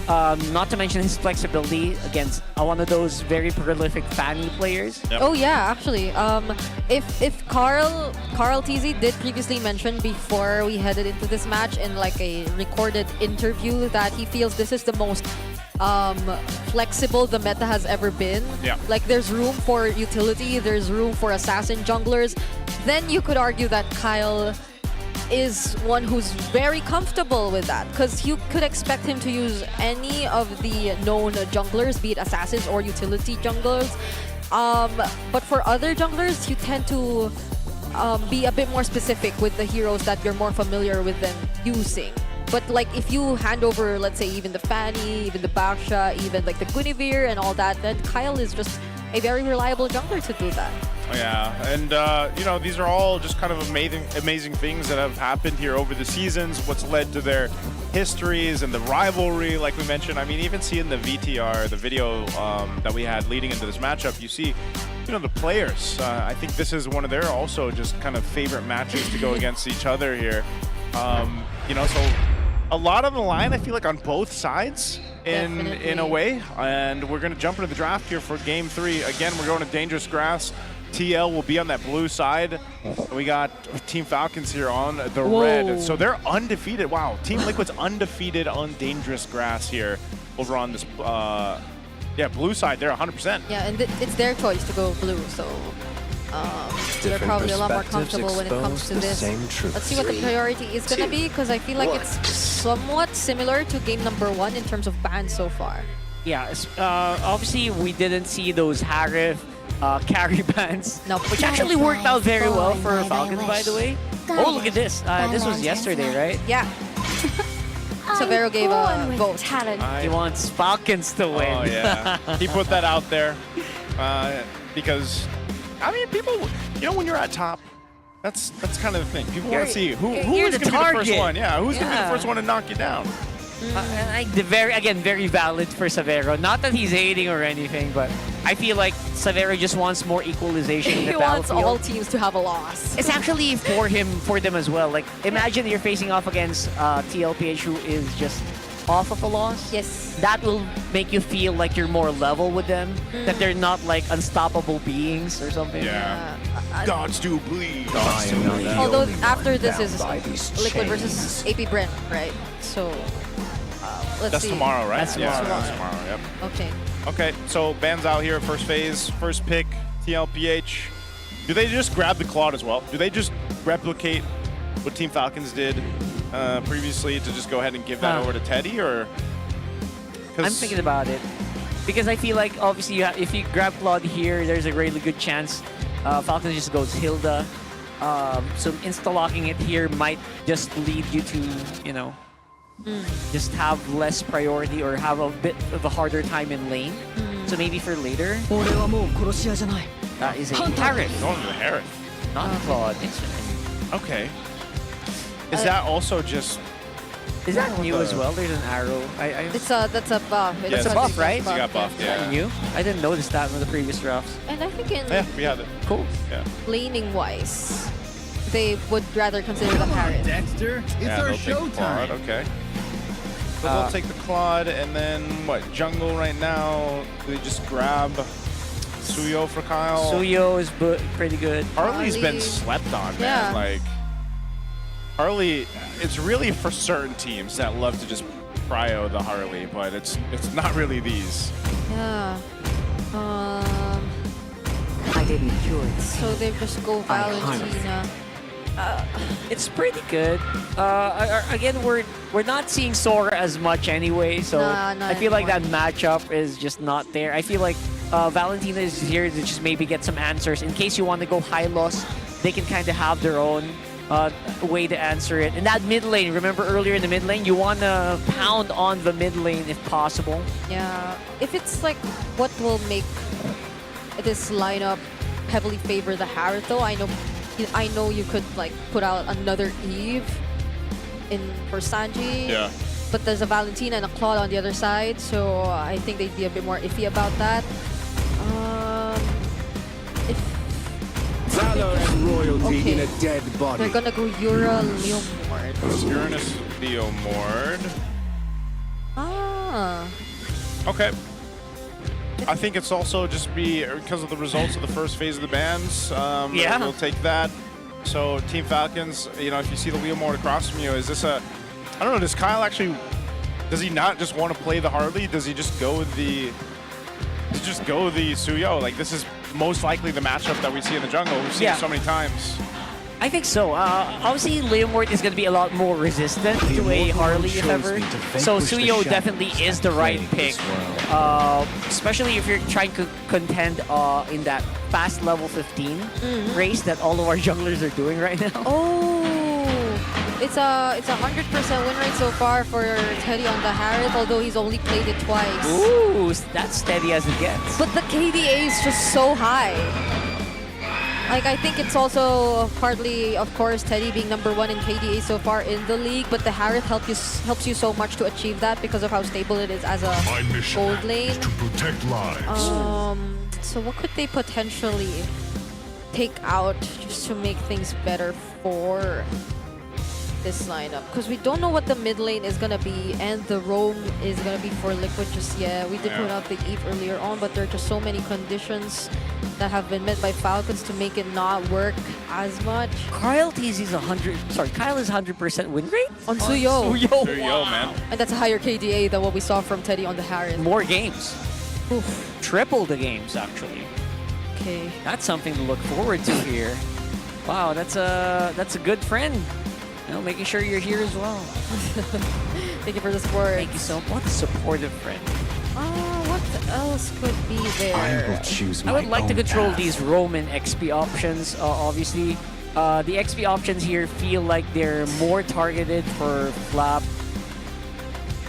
Maybe, what are we missing on XP now? XP would be, since Phobius is taking out Arlot, Uranus is already taken from him, so what else could Flap end up playing? I think Lapu and Bene are starting to become the clear choices here. There's an Alice turret. Oh, Alice, right, yeah. Yeah, but Flap just seems a lot more comfortable playing the likes of the... Gosh, I don't know if he played it, but all this XP. I don't know. Why are you so bent on the all this? Man, I just want to see him picked up.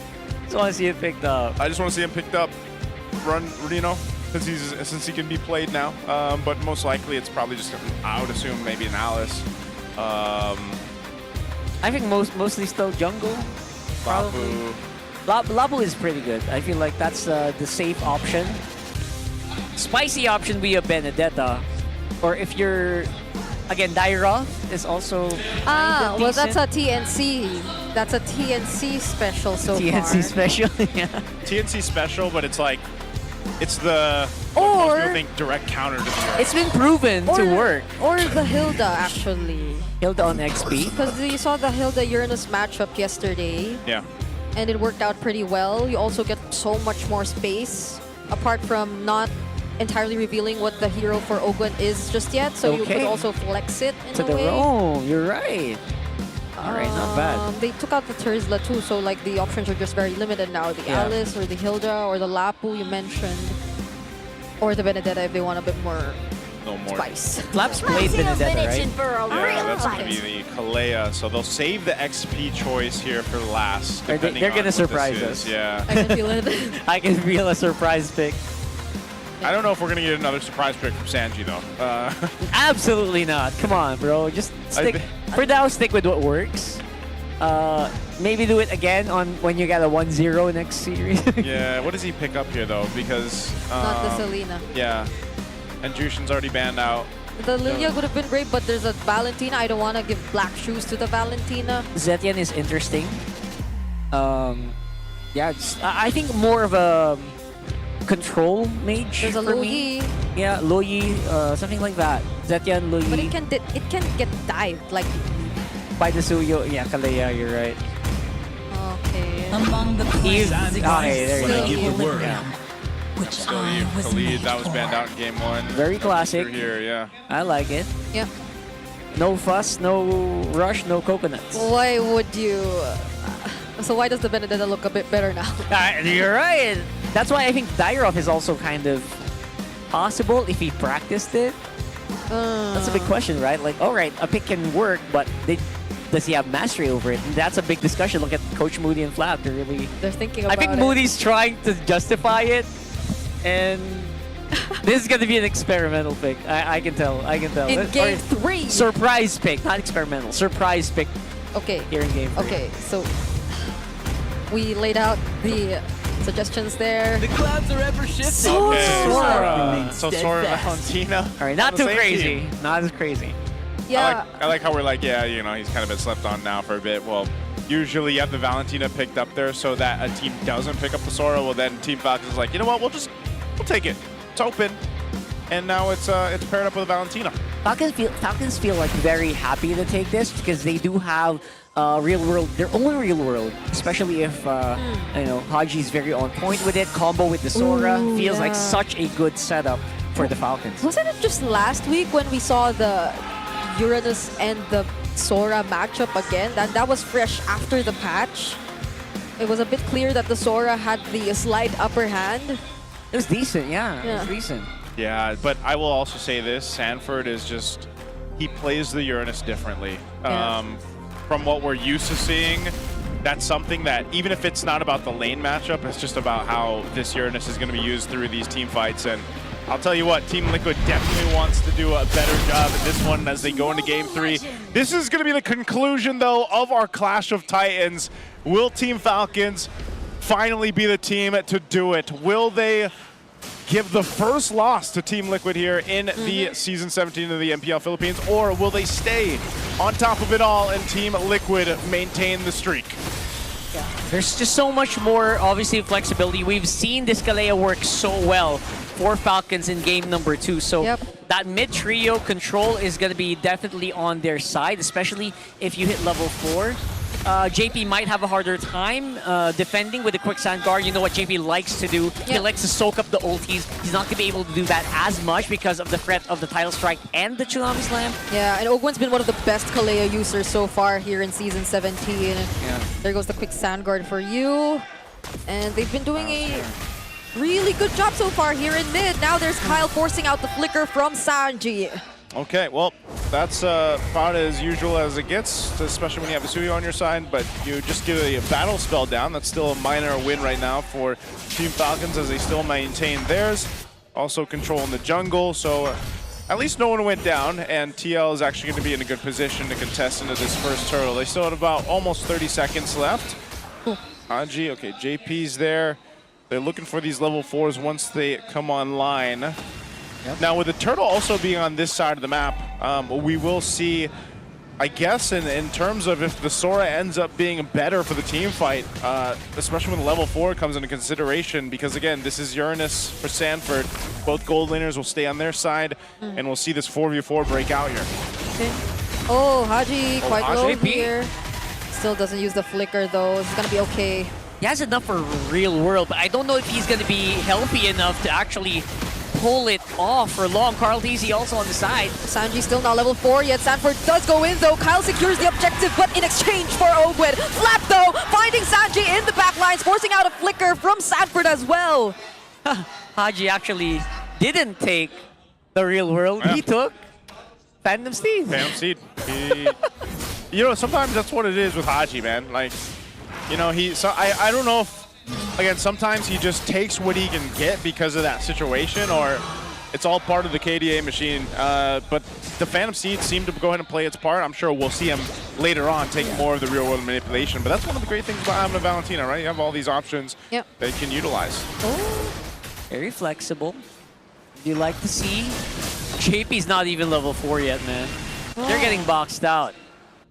So good advantage here being done by Falcons. Obviously, they're doing exactly what you need to do if you're facing against TLPH. Do not give away more deaths, or don't give away too many deaths in the early game. And you should be able to play level. Oh, Teddy. Focus on Teddy again. Yeah, there goes the title strike. Doesn't necessarily land on Teddy, though. Now he gets to use the Zaman Force still and is safe under the turret.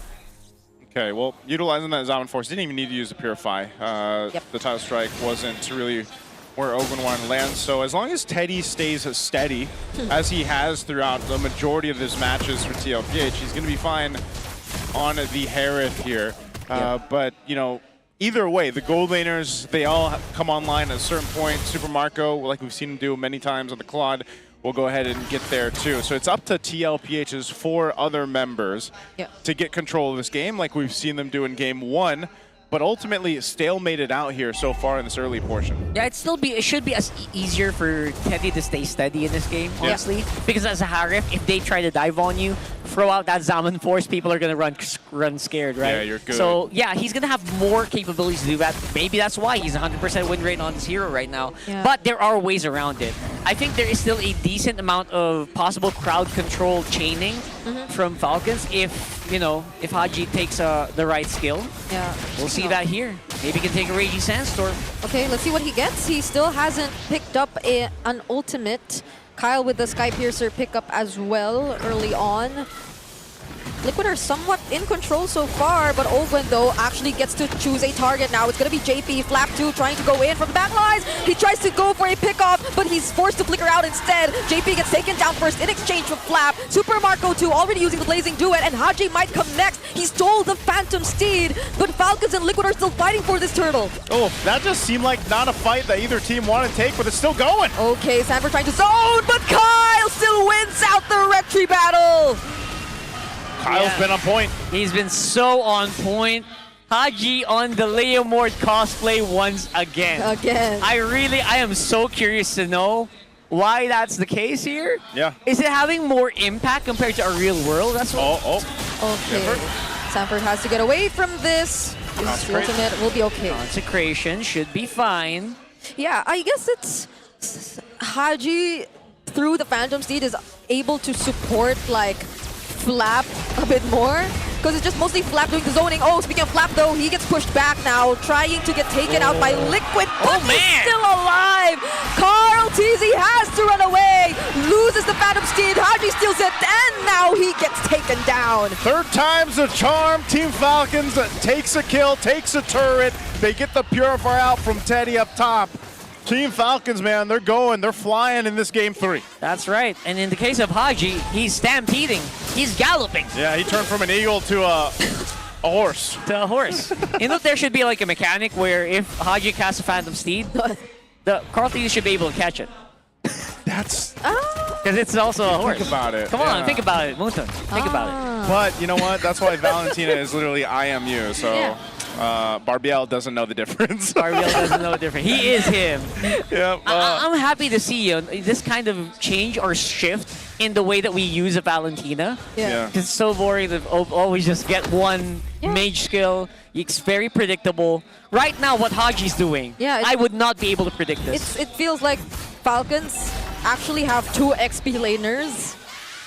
2 people just going in for the zone and the dive. Because Ogwen's just mostly really in for the setups. Yeah. So it's not the typical lineup where you have like a mage to do mage things to set up that box. It's a different kind of, or a different way of setting up a box. Yeah, it might also just be one of those things where that's what he's doing at this portion of the game, then maybe changes it later. But the fight for this last turtle breaks out. They want to go ahead and fight it. Can they fight it though? Kyle denying, or Flap actually denying entry. Look at the Blazing Duet coming in from Marco as well. JP and Carl TZ receiving a breadth of the damage. And Carl TZ is the first to fall. Ogwen trying to go for the zone, but that's all it took.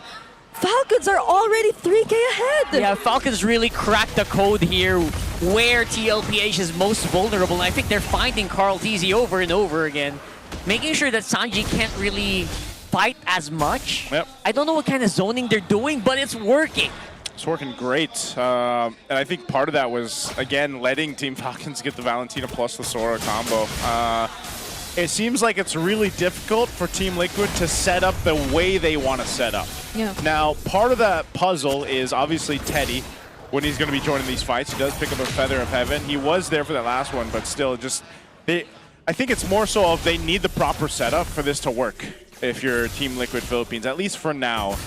We'll see how they play out into the first Lord, but even looking at their items, you know, most of them only have that first item locked in. Teddy does have the starting scythe with the Feather of Heaven, though, but they've got some catch-up to do. You know, now that Team Falcons has 5,000 nearly ahead. Yeah, they've got some big catching up to do. And this is actually a very unfamiliar situation, I feel like, for TLPH for a majority of the 6 weeks that we've been playing. Yeah. Very few teams have actually put them on the brink of losing. Again, not many can say that. That's why, again, Clash of Titans, boys. Clash of Titans. Oh, it's a real it's feel.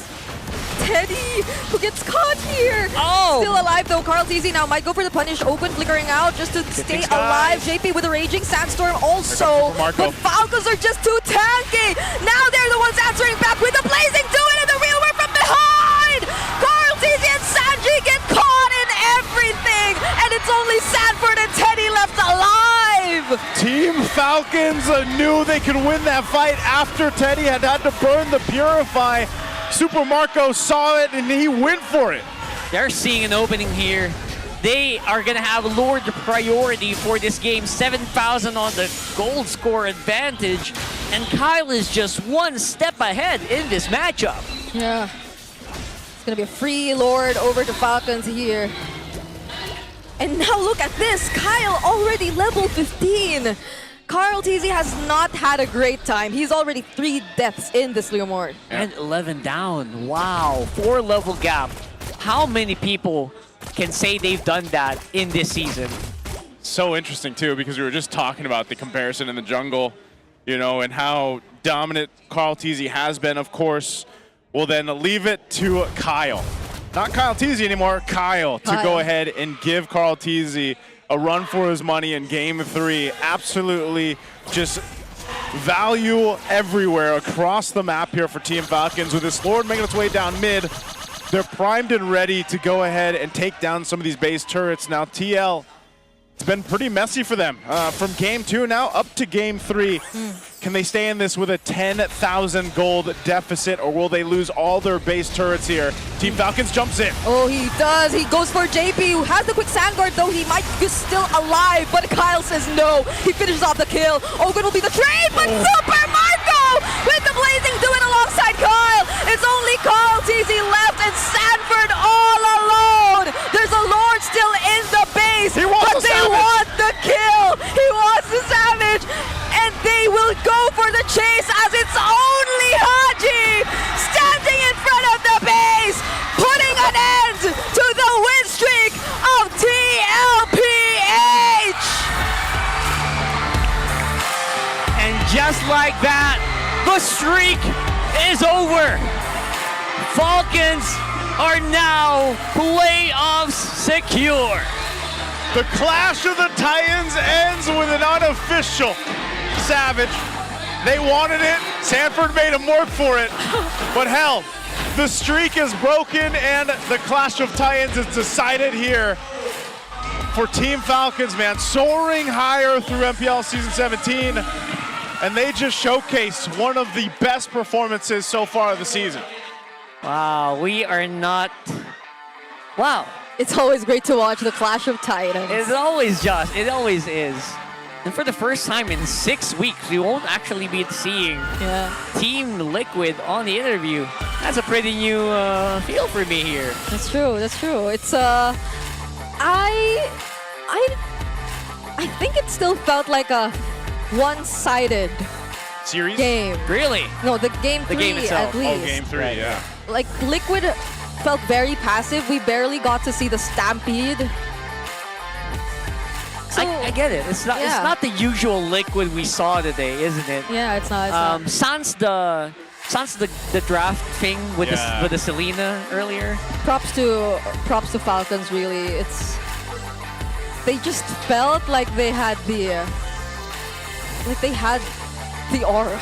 The aura. I think it's always been a comment by teams that Liquid had the strongest aura, but Today was Falcons. today was different.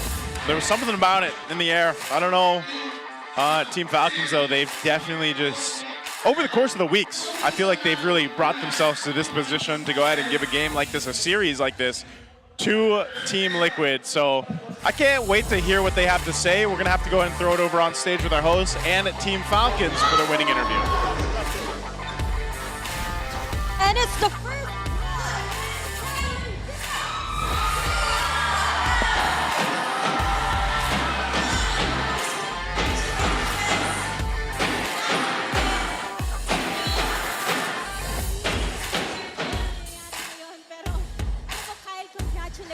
Kyle, congratulations.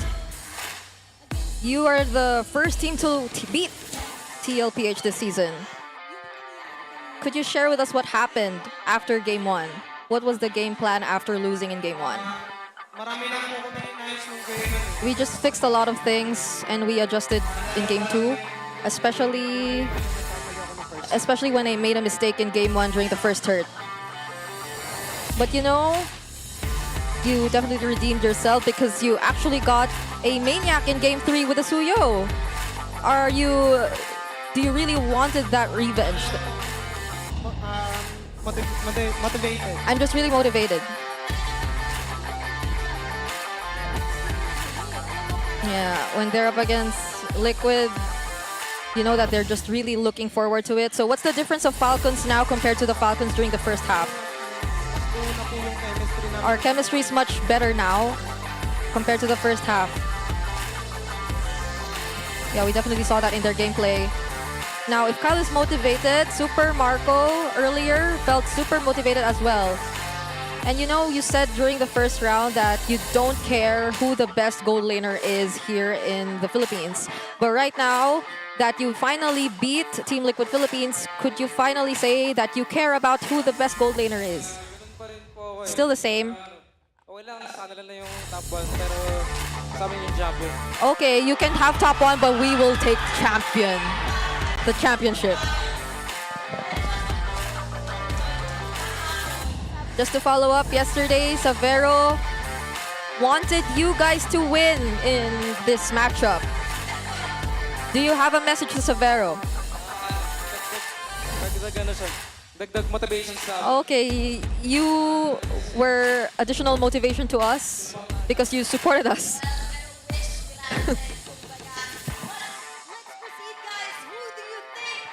Let's proceed. Who do you think is the match MVP?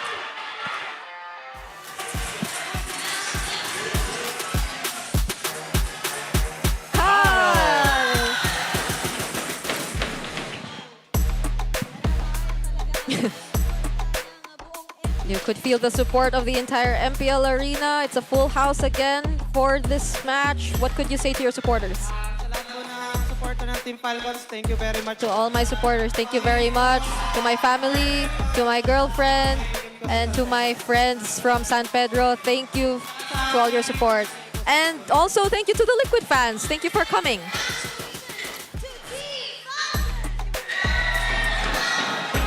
Our victory walk.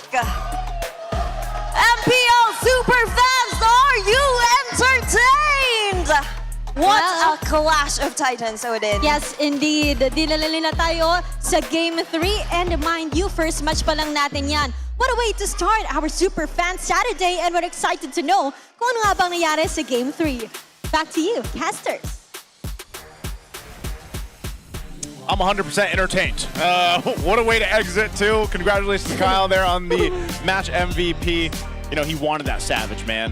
But yeah, officially the Maniac. And it's great to see because Kyle and the rest of Team Falcons, as he also got the MVP for Game 3 there, have just showcased that, like I said, one of the best series we've seen so far. This is also an insane GPM, 920. Yeah. Right now, you don't see 900s often currently. Yeah, reaching almost 1,000 is just like the best of the best. Like that's like world's level. of gold laning. And I think we also I kind of harped onto this a little bit earlier. Don't sleep on Kyle, guys. Yep. This is just proof that Kyle just is that guy that we don't talk about as much, but he just demolishes just as good as the best of them. And I think he performed that here today as well. Despite, again, a very strong performance on the roam here, JP really had a hard time in stopping him as well. This felt like another busted Suyo performance all over again from Kyle. Yep. Because it came after Carl barely had enough room to play with the Suyo in game number 2. This was a reverse sweep done by Falcons against Team Liquid Philippines, and it was deathless. It got a maniac, and overall, I agree. It just felt like Liquid for games 2 and 3 were unable to establish that really important condition in the first 2 minutes of the game, which was to at least be able to fight back or get the upper hand in the rotations. It was always Sanji getting forced out or forced to use the flicker, or even JP not being able to come close because he gets immediately poked down. Unlike game number 1 where Sanji felt a lot more free. That's why he was MVP. So things were different. Yeah. It was different, man. Gosh, it was a 11 minutes game. 11-17. For some reason, it felt longer than it was. Yeah. You're right. Because we had 14-ish and then 14. Yeah. It was faster? It was faster? Are we? I was like, what is happening to the world, man?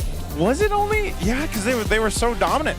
I guess so. I mean, they were that dominant. I'm actually surprised it was 11-17. But that's just how.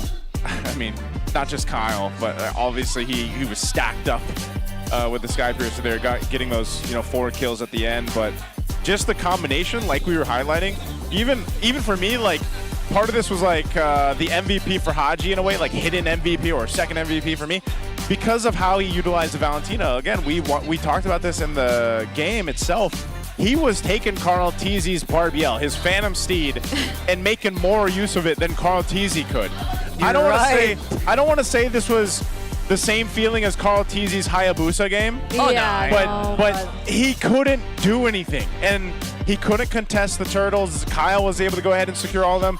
Carl Teasy couldn't get the levels. He couldn't really do much. And then when you see Haji on his own Phantom Steed doing more for the team, that's not a great position to be in for Carl Teasy, man. And again, Team Falcons, that's why I was saying, a lot of the focus on Team Liquid is always, the 4 horsemen, Teddy doing his thing. That's kind of been the story. Well, Team Falcons, it's everybody. Almost everybody has had this MVP performance. This time it's for Kyle. Let's go ahead and listen in on the Infinix mic check for that. Pansinin natin pa. Okay.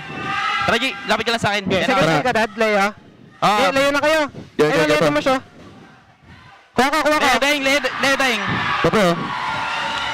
Low sila. Push. Tayo ng mito, tara. Ano lang tayo kay Leia Mard, Dad. Okay, wala pa. Leia Mard. Ano ko pre? Walang kabayo! Walang kabayo yan! Tapos ba dito? Game may back lang. JP. Nice one. Piring ko na to. Yuri na. Nice one. Tulong sign. Mapunta ko dyan, pre. Pwede dito, wala sama lang. Rapat lang. Punap ko. Oh my God, ito. Sanford. Carl. Tangke ko. Patay, stick nyo! Kilit. Oh, nabaksan ko. Ayan o, Leo. Ubus na akin, pre. Dramak, lumabas naman o. Wala sama. Nice, purify. Ubus na! Savage! Okay na, pre. Okay, that's the Infinix mic check. He was standing up. Owen was standing up. It was Owen. He knew. Oh, man. That's just amazing. Amazing. The Infinix mic check, that's probably one of the most heated ones I felt like. But if you guys want to get heated in-game, the Land of Dawn, you're Leslie Main. Check it out right now. The exclusive Dynamic Portrait and Radiant kits are officially live in the shop. And now is the best time to gear up. From now until May 23rd, you can enjoy 20% off during the first month launch. That's right, you heard it right. That's just 640 diamonds for the Dynamic Portrait and only 200 for the Radiant kits.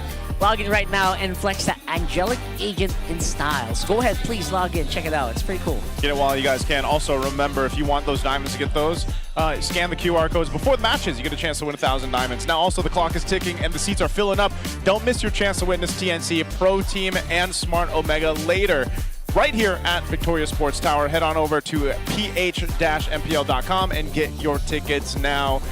Don't forget as well, guys, playoff tickets are happening soon because I'm sure we're gonna see more action between the Titans. Hopefully, I don't know who's all gonna be at the end there, but I wonder what our Filipino desk has to say about that one. Yeah. I'm sure they share the same sentence. How you guys doing? Yes? I can almost, okay, I can hear you. I can kind of hear you. Can you try again? Hello, hello, hello. There you go. Yeah. Welcome back. I had to get my Tagalog translation in my ears. What do you guys think of that? That was an amazing series, Clash of the Titans. Oh yeah, 3 games, just like we asked. At ito talaga yung inaabangan natin, yung mga ganitong klaseng tapatan na para bang 50-50 talaga, hindi mo alam kung sinong mananalo. I don't know. Ang masasabi ko na lang, buti na lang ay wala akong nilagay na kondisyon sa sinabi ko nung week 4 day 3. Oo nga pala. Alam mo, gusto ko kumustahin si Brigida eh. Kumusta yung team fight? Kumusta yung laban na yun? I mentioned this earlier when we were talking about it post-game, but Falcons felt like they had the better aura today. I know we always say that Liquid always is the team which has that aura, but today Falcons felt different, and because of that, they actually achieved something today. Ooh, playoff secured para sa Team Falcons. Sino ba magiging ngayon? Green Falcons dyan ngayon sa ating crowd. Napakalaking moment nito para sa Team Falcons considering na sila ang pangalawang team na makakapasok sa ating Season 17 playoffs. There was something about it in Game 2, man, where I was just like, after seeing the draft, before we went in, I was like, this is going to go Game 3. Because Game 2 was, I feel like they really won that draft. They locked in, and then you heard it in the Infinix mic check. Like, that was heated, man. That was a heated mic check. So Super cherry on top as well na nagawa nila yon laban sa and breaking the streak, diba? Sa butikan pa Savage. So kumbaga parang feeding 2 birds with 1 bread ang nangyari dito sa hey man, ang pro bird. Ayokong nananakit tayo ng mga ibon. So iniba ko na lang ang imahe. Okay. At grabe no, ang ganda ng pinakita ng Team Falcons ngayon with that win, securing the playoffs once again. Kami ang inyong nakasama para sa ating pinakaunang serye, ang Clash of the Titans. Umi, Burrito, Joshi, Naisu, Brigida, and Rockart, magbabalik ang MPL.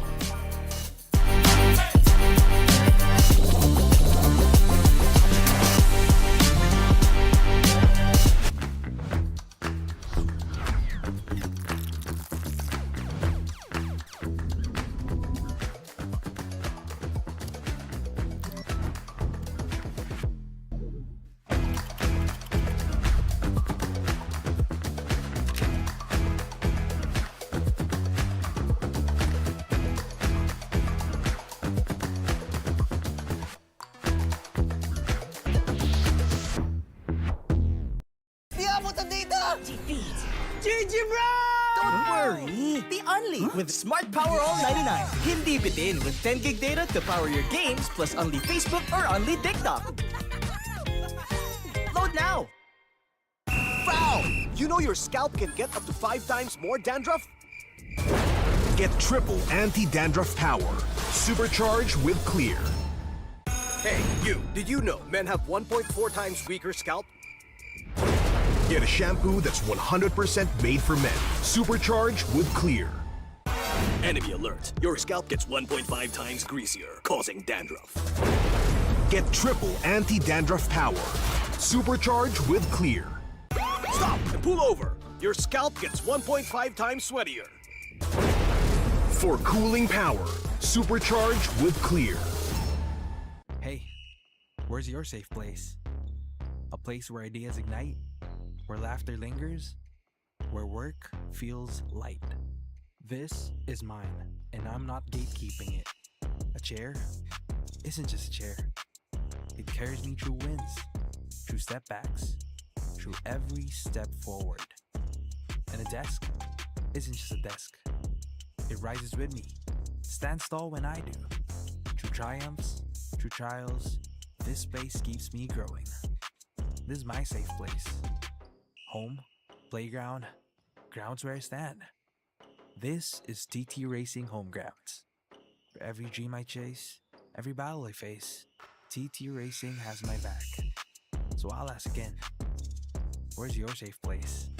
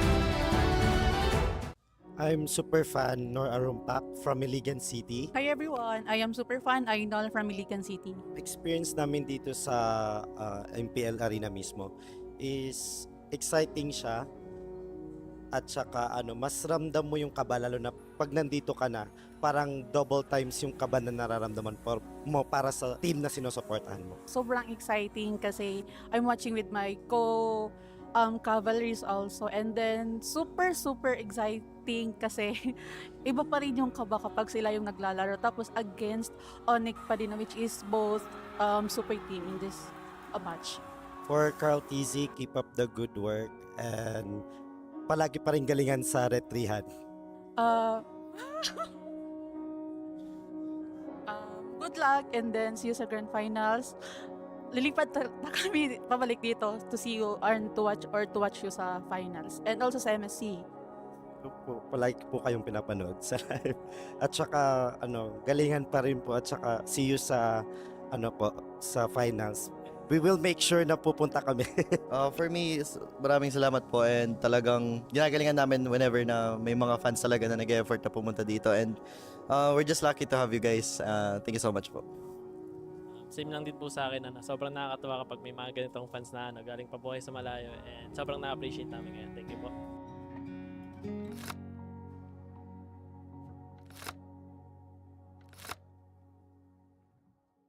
Hey there everybody, this is your very own Odin, and right now we will be joined by a super fan na kasama natin dito sa MPL Arena. Welcome! Hello! Hi, please introduce yourself. Ano po ang pangalan? Ako po si Saimiel. Saimiel. And Daniel po. ang iyong papa. And galing pa kayo saan? Mindoro po. Mindoro! Yes, Okay, so medyo malayo ang Mindoro from here. First time niyo ba na makapanood sa MPL Arena? Hindi po. Third time na po namin. Third time. So, Sir Daniel, bakit niyo po sinusuportahan si Saimiel sa panonood niya? Bale, ito yung kanyang bali gift ko na rin sa kanya and then kasi with high honor siya. And ito yung na-request siya sa akin. Then last time, kahit nung last year nung nag-graduate siya, ito din. Nakakatuwa naman na talaga nakikita natin yung parents na sumusuporta sa pagiging fangirl ng inyong anak. And Saimiel, congratulations for bagging the high honors. At obvious naman siguro kung sino sinusuportahan mo. Anong team ba yan? Onyx po. Onyx. Gano'n ka nakatagal na fan ng Onyx? Since season 14 pa po. Okay, so ilang seasons na rin ang binilang at ikaw ay isang avid fan ng Onyx Philippines. Sino bang favorite mo? Si King Kong po. Si King Kong? Para sa kanya ba to? Opo. And ginawa mo ba to? Opo. Wow, handmade flowers for King Kong. Hindi pa po siya natulog dyan para magawa niya lang yan. Oh, nakakatouch. Hello. Hindi siya makapagsalita. Ano nararamdaman mo ngayon? Nastan po siya, nastan. Nastan ka, nastan. Ano nararamdaman mo ngayon? Masaya po kasi na-meet ko po ulit yung idol ko. Oh, familiar siya sa akin. Naaalala ka niya, Saimiel. Nagpa-video greet po ako sa kanya nung birthday ko po, no October 12 po. Tapos ngayon, si King Kong ang may birthday. Ano ang message mo sa kanya? Happy birthday Kuya King and God bless at bawi sa sunod na laro. Thank you. Meron siyang something for you, King Kong. Uy! Dito siya natulog dahil dyan, ba? para sa'yo. DIY! Grabe. Okay, pati ikaw ay nastan na rin dahil sa binigay niya. What's your message to Saimiel? Wait lang, nastan pa ako dito. Super nakakatuwa na galing pa sila sa malayong lugar tapos para lang panoorin ako tapos knowing na birthday ko, pupunta sila dito para supportahan ako and ayun, magbigay ng mga gantong gift which is nakakataba ng puso. Attached siya talaga, Saimiel. Pero alam mo, King, kasama din niya ang kanyang papa. Hello po. Just like your supportive dad, supportive din ang kanyang papa, Daniel.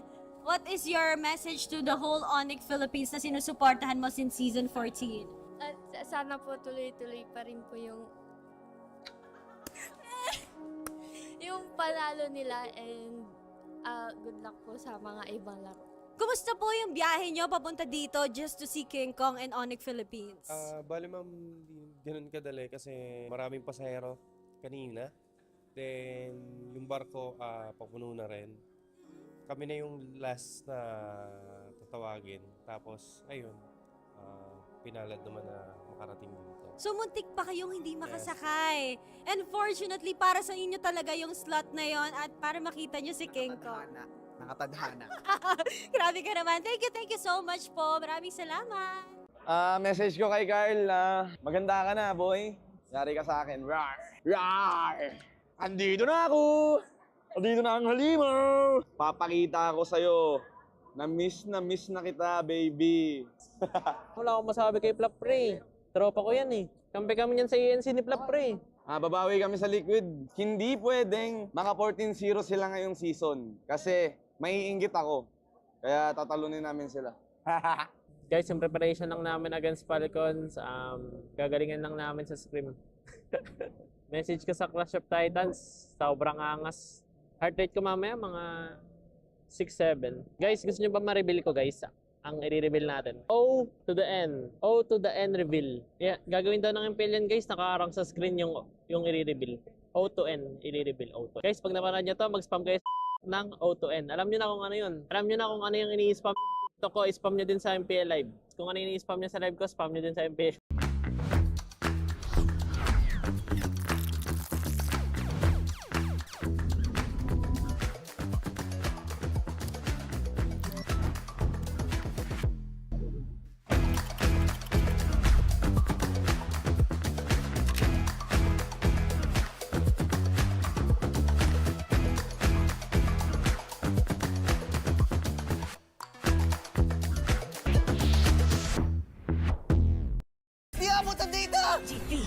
GG bro!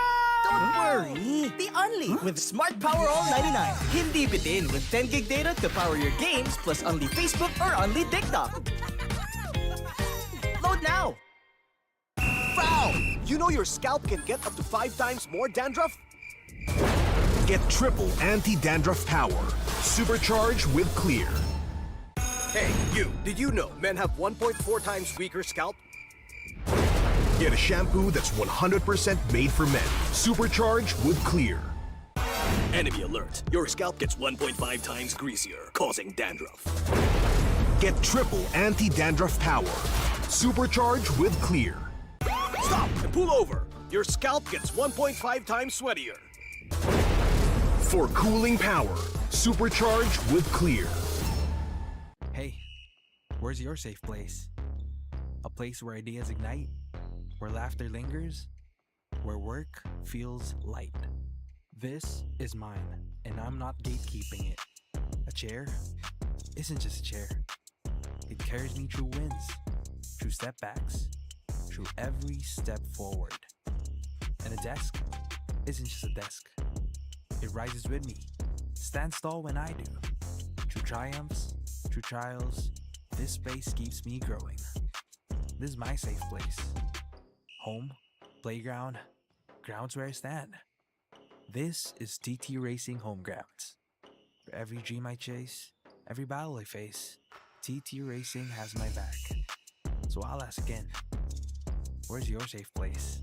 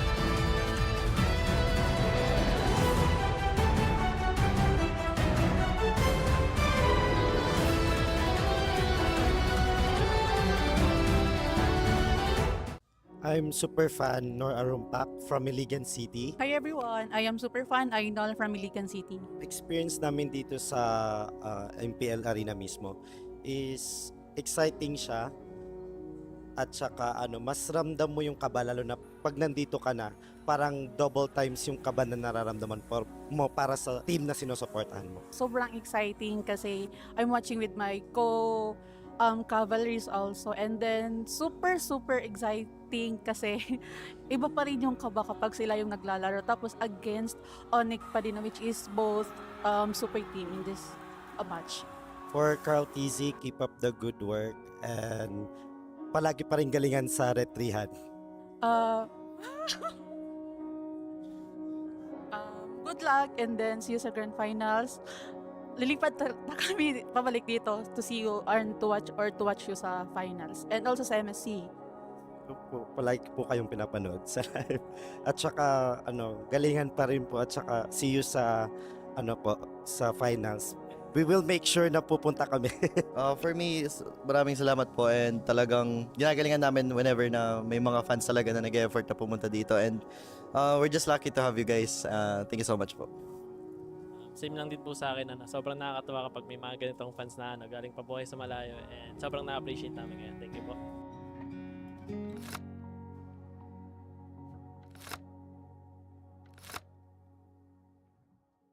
Hey there everybody, this is your very own Odin, and right now we will be joined by a super fan na kasama natin dito sa MPL Arena. Welcome! Hello!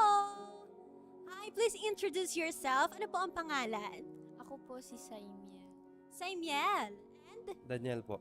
ang iyong papa. And galing pa kayo saan? Mindoro po. Mindoro! Yes po. Okay, so medyo malayo ang Mindoro from here.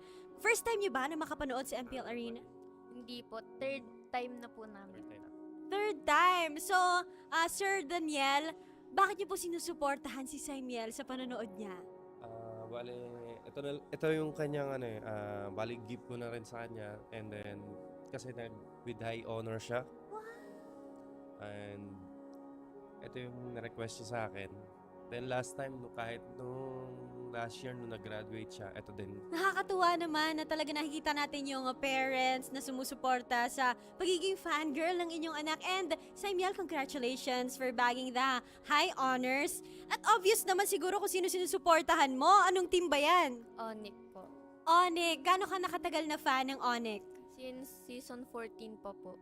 Okay, so ilang seasons na rin ang binilang at ikaw ay isang avid fan ng Onyx Philippines. Sino bang favorite mo? Si King Kong po. Si King Kong. Para sa kanya ba to? Opo. And ginawa mo ba to? Opo. Wow, handmade flowers for King Kong. Hindi pa po siya natulog dyan para magawa niya lang yan. Oh, nakakatas.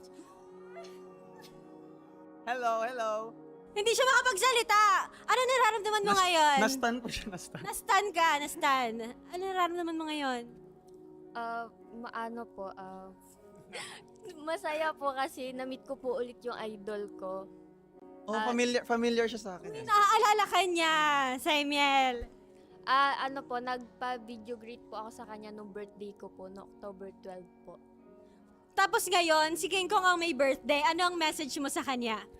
Happy birthday Kuya King, and God bless at bawi sa sunod na laro. Thank you. Meron siyang something for you, King Kong. Uy! Dito siya natulog dahil dyan, para sa'yo. DIY! Grabe. Okay, pati ikaw ay na-stun na rin dahil sa binigay niya. What's your message to Saimiel? Wait lang, na-stun pa ako dito. Super nakakatuwa na galing pa sila sa malayong lugar, tapos para lang panoorin ako, tapos knowing na birthday ko, pupunta sila dito para supportahan ako and ayun, magbigay ng mga gantong gift, which is nakakataba ng puso.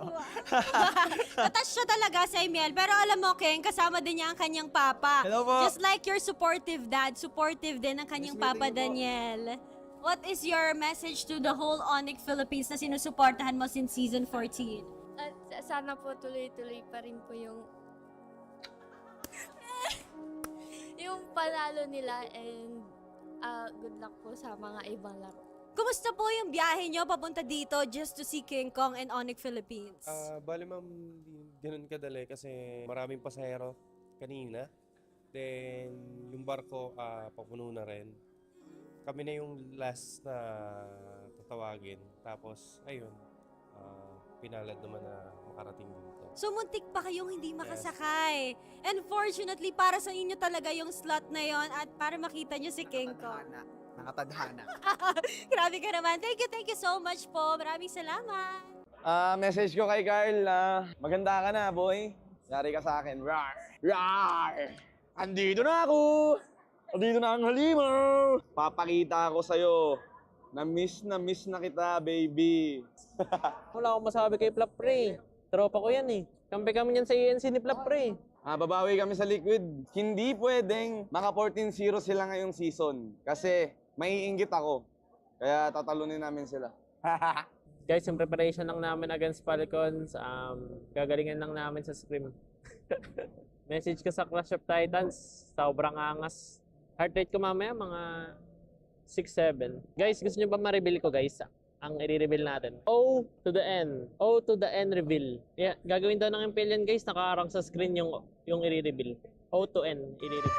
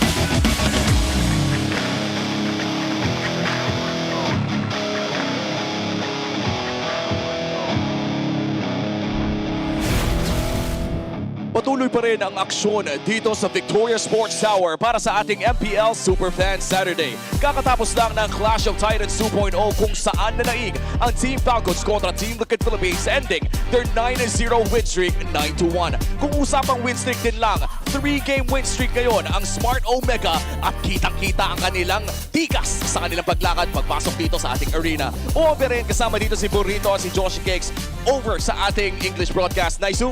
It's us. It's still me, Brigida, and Rockhart will be joining you guys on the English stream in just a bit. Grabe yung mga aksyon na nakita natin kanina. It was a 3-game series. And for Omega, 3-game naman or 3 matches ang kanilang win streak. At ayoko na rin banggitin in terms of numbers, medyo mahaba na ang lose streak ng TNC. Ang hirap ng kalagayan ngayon ng TNC. Masasabi ko na lahat ng mga matches na kailangan nilang daanan ay kailangan nilang maipanalo. That's true. Parehas na nagkaroon ng laban itong dalawang kupunan na to kahapon, pero magkaiba ng naging resulta. Nanalo ang Omega kontra sa Twisted Minds, pero natalo ang TNC kontra Onyx Philippines. Can we translate this our headline for us? Can we, for the international viewers too? Well, ang translation natin ay walang iba kundi ihahatid ng ating translator of the day, Brigida. Oh my gosh! Oh my gosh! Teka lang. Pagliyab. How do you say pagliyab? Kaya mo yan. The burning passion. Oh. The burning passion or the continued rise. Oh! Yeah, because we're talking about the bridge and the crossing of Omega. Yes. Yung tulay na may ilog. ilog. May tulay, pero mahirap bumangon. Yun. Well, nakabangon naman na ang Smart Omega. Kailangan na lamang nila magpatuloy-tuloy. Dahil kung titignan natin ang kanilang pagbangon throughout the ranks from week 1 to week number 6 ay parang pataas lang ng pataas, mga pare ko. Okay, funny enough, no? Parang nakaka-amaze, no, para sa Smart Omega dahil alam naman natin yung character nila, sobrang masayahin sila. Pero nung dumating yung puno na nakalaban nila ang Aurora, sobrang seryoso nitong team na to. And doon din nagsimula actually yung win streak nila. Tinalo nila ang Aurora, tinalo nila ang AP Bred, at tinalo nila kahapon ang Twisted. And we also got to see some shake-up in the meta still. You know, they brought out the gore, they made it work. Not only that too, but we have the whole story about Big Game James, his impact right now with Smart Omega, and I think he's just someone to really keep an eye on, especially in the matchup here against TNC. Yeah, also could have been same for TNC because entering the second half, it was Aurora that they defeated first, but hindi nagpatuloy yon for TNC, unfortunately. But nonetheless, you also still see them bring a lot of new flavors when it comes to the current meta, be it the Dairoth and the like. And when talking about Smart Omega, parang may nagbabalik. Oh, you never forget about the timers. I think nasa DNA na talaga nila yun. It's in their DNA, it's in their blood. They play this way. And you know what? For the past few, nanalo naman. Ito, parang sila rin nata yung bukod tanging teams na may 30 minuto na laro. So parang kung patagalan din lang yung usapan dito sa series na to, baka umabot na naman tayo ng gano'n. Tsaka kung usapang Omega timers, ang maaalala natin dyan, Sakno, eto Max. Pero yung dalawang yun, makakalaban nila ngayon sa TNC. So parang na-retain yung identity ng Omega, having those Omega timers, na wala na yung mga anchors nun. Nakaka-miss din yung times na sila talaga yung mga naglalaro para Smart Omega. But this time, after several seasons, magkahiwalay na, magkalaban na this time around. Panoorin natin kung ano nga ba yung nasa loob ng isip dito ni Coach Etong Max sa tagal ng kanyang experience dito sa liga.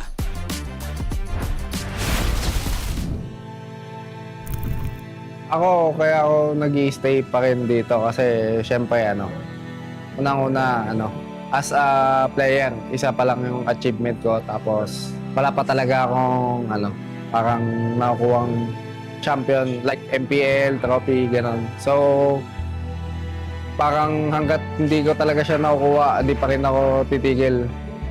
Kasi parang marami rin akong sinakripisyo sa sarili ko para dito. So parang kung susuko ako, parang sayang naman yung mga sinakripisyo ko. Message ko sa past self ko, huwag kang mag-doubt sa napili mong desisyon yan. Kumbaga, although hindi mo nakukuha pa rin hanggang ngayon, huwag kang sumuko kasi lahat naman ng kung nasan ka ngayon is ibig sabihin, dinala ka para doon. So, huwag kang sumuko, huwag mong bitawan. Hindi ka naman mapupunta sa sitwasyon na to kung hindi yun yung will ni Lord para sa'yo. Wow. A man of perseverance, a man of faith, former MSC champion, Coach Eto Max. Sinabi niya na mismo na isa lang ang achievement niya pero malaking achievement ang kanyang hawak. Naghahanap pa ng isang tropeyo. Sino ba naman kasing makakatalo sa isang lalaki na hindi tumitigil at hindi nagpapatalo? Yeah, you gotta continue to pursue that goal of his. I think, you know, that's there's a lot of people in the league right now currently that feel that way. They might have had one trophy or one achievement. Well, they still want to go and get more, and now he's in the seat of the coach, and I think that's something that definitely you can value for Coach Eto Max, but hopefully this can start the kind of rise for TNC that's needed. Yeah, it's great that he stays hungry because as a coach, you really have a lot, or you really have a huge say and influence on how your players and their mindset eventually turns out. So it's great that it starts from the coaches, and hopefully we see that moving into this match.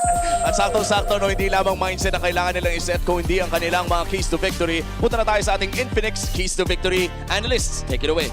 Unang-una para sa koponan ng TNC Pro Team, deny split type heroes. Pangalawa, don't lose momentum after winning in the early game. Nakita naman natin na yung isa sa mga victories ng Omega ay because of Ryzen's Fanny. Kasi pwede mo nang pagbalik na rin nga yung identity nun. And yun yung kailangang iwasan ng TNC. Plus, yung kanilang patuloy na aggression sa early game, kailangan madala nila hanggang dulo eh. And I also really like na you mentioned that macro by Ryzen. I feel like dun talaga nagsimula yung momentum nila. After that, it was just going up and up. And I think they really have to utilize that against TNC. And of course, yung mid lane duo aggression, bro, keep it up. I feel like you have that momentum, use it. Make sure na ito na yung dapat aurahan mo na talaga. Yung mid-3. Actually, di lang mid-duo sa akin. Mid-trio. Oh, and now we're currently on a win streak. Alam natin na successful ang Omega for the past few matches. Alam mo, ever since na sumayaw si Barangay Tanod #1, may something eh. Ayun na. Hopefully he's here. Third key to victory ng Smart Omega, ilabas si Tanod 1. Nandito ba? The hidden passive. Oo, Tanod 1. Nandiyan nata si Tanod 1, hinahanap natin. Pero ika nga, isa sa mga lucky charm ng Smart Omega ay mukhang press na naman para sa laban na ito. But for TNC Pro Team, mas seryoso ang mga stakes. Bawal na ata silang matalo. Yeah, sobrang importante din doon. No? At nakita naman natin na gustong-gusto nilang manalo eh. May mga early game na sila na naipapanalo. Unfortunately, sa dulo lang talaga, dito papasok yung decision making no, kapag naglalaro ka. At lalo na tumatagal yung laro, yung pressure, yung hirap. And at the same time, kung gaano kayo ka-stick together, kung ano yung mga shot call nyo na susundin nyo, di ba? Yeah, there's just something about it. I feel like when you even compare both these teams, TNC has some similarities, just like Smart Omega, and Smart Omega just figured it out faster, I feel like, up to this point. And it's so crucial now because you're thinking, we're in week 6, this is day 2. You only have a couple weeks of regular season left. 2 spots have been secured for the playoffs now. So it's getting tight to this point, and you're in the middle of the standings if you're Smart Omega.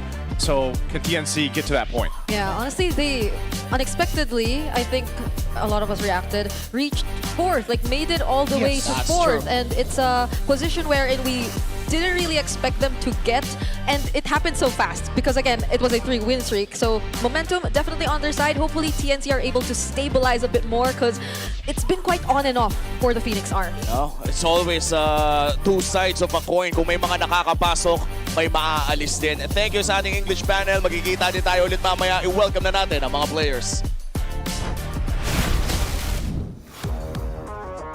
To ensure the integrity of the game, welcome our marshals, JD, Chico, Dojin, and Luis. No more mistakes. The time to rise is now. Phoenix Army, make some noise for your TNC Pro Team!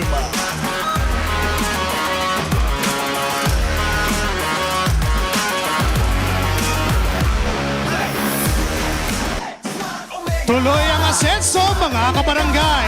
Pang-apat na panalo ang naghihintay. Mag-ingay para sa inyong Smart Omega! Isang puso, panalo lagi to. Smart Omega, Smart Omega.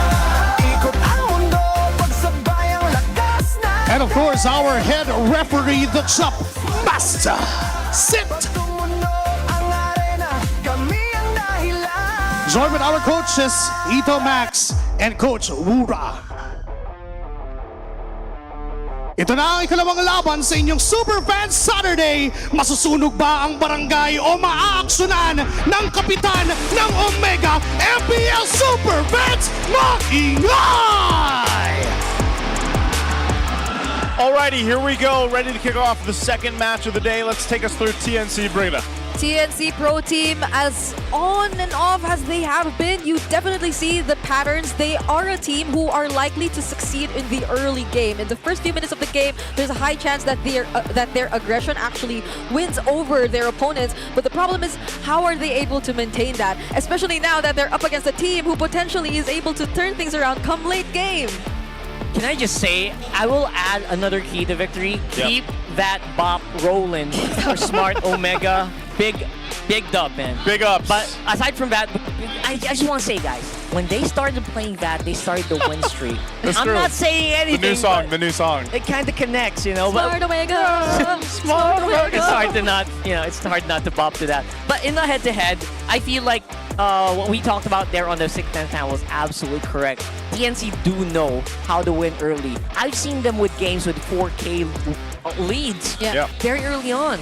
But you're also right. Omega actually they learned earlier how to close out those games. And that's actually the biggest factor as well, if you'll notice on the scrap. Yeah, there's something about it. Just Smart Omega figured it out much quicker. And it's so funny because there was even discussion before about the whole Smart Omega timers and everything like that. Yes, they've had the longest games, but also they have just gotten to a point where I feel like they can end the games sooner than later. And that's the biggest change of Smart Omega right now. Let's go ahead and take a look at our Smart 5G ping test before the match begins. Sabi ko muna yung pinakamayaman dito sa barangay. Sabi kasi ikaw daw ang pinakamayaman eh. Who is most likely naman libre lagi sa team? Ako. Ikaw talaga yung mayaman, no? Tama yung sinabi ni Mingwen eh. Who's most likely na puyat lagi kaka-RG? Dati ako eh. Pero ngayon, minsan na lang. Pag-trip lang. Wala eh. Ano na kami ngayon eh. Sabay-sabay na kami matulog eh. Okay, kailangan matulog. Who is most likely na magtipid kahit may pera? Yung kuripot? Si James. Ay! Nakakotse? Kuripot? Kuripot. Sa amin di talaga na yun eh. Kahit 10 piso, wala.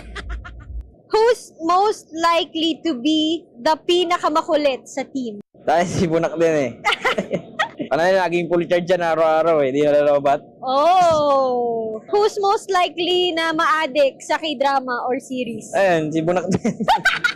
Pag bedtime na. Naririnig ko din eh. Naiyak din ako sa songs eh. Okay, wait. What did 3mar say? Who is the most into K-dramas? Bunak. Chakno. Chakno is what? What did he call him? Bunak.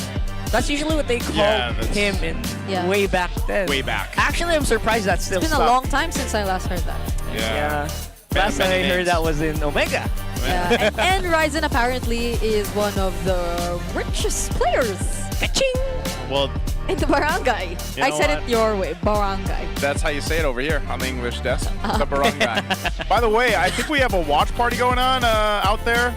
So we had watch parties all day going on. Yeah, look at this poster. Wow, shout out to all the Kabarangays out there in Quezon City. We feel your energy. If you're nearby, come hang out at Smart Omega's watch parties in North Fairview, Batasan, Sayuyo, and Greater Lagro. Wow, that is hard. Bring the whole squad and let's keep it up. How does that actually read? It's Batasan. Batasan. Sauyo. Almost sounds like Suyo. And? Greater Lagro. Lagro, there we go. Batasan. Barangays. Barangay. That was so perfect that it was right on the Yeah. That was perfect. It's always the case. But yes, this is I would say, a pretty big matchup for both in the sense of TNC just needs to get it together. They're running out of time. They're at the bottom of the standings. They've got to start rising. This is something we've said almost every single season for the past. Oh, by the way, there's There he is. That's number one. There's The the win reason. con. Dude. That guy is the key to victory for Omega. Literal walking win condition. Where is TNC's win condition out there? Where is the TNC buffs that we saw yesterday? Is this it? It's Carly. It's Carly. Is Carly the buff? Carly's the buff today. Okay. I don't know. It's really hard to beat Barangay Tano #1, dude. Like, every single time the camera's on him, he's doing something. It's a big responsibility. It is. But Smart Omega. he's the. See Oh what I my mean? gosh. How do you beat that? Even I can't do that. I wonder if you just practice that in before you come to the venue. Like, do you just stare at the menu, the mirror, and do that? Probably. You need like 3 cups of coffee to get that going. Yeah. By the way, he's the only one with the similar vest like the players. Yeah. So that's how you know. It's like Tanod Prime. Yeah. What? Well, he can't be the captain because there's He's already not a captain. captain. Mingwen's the captain. No, he's the barangay captain. Barangay. Barangay. He is the guy. Yeah.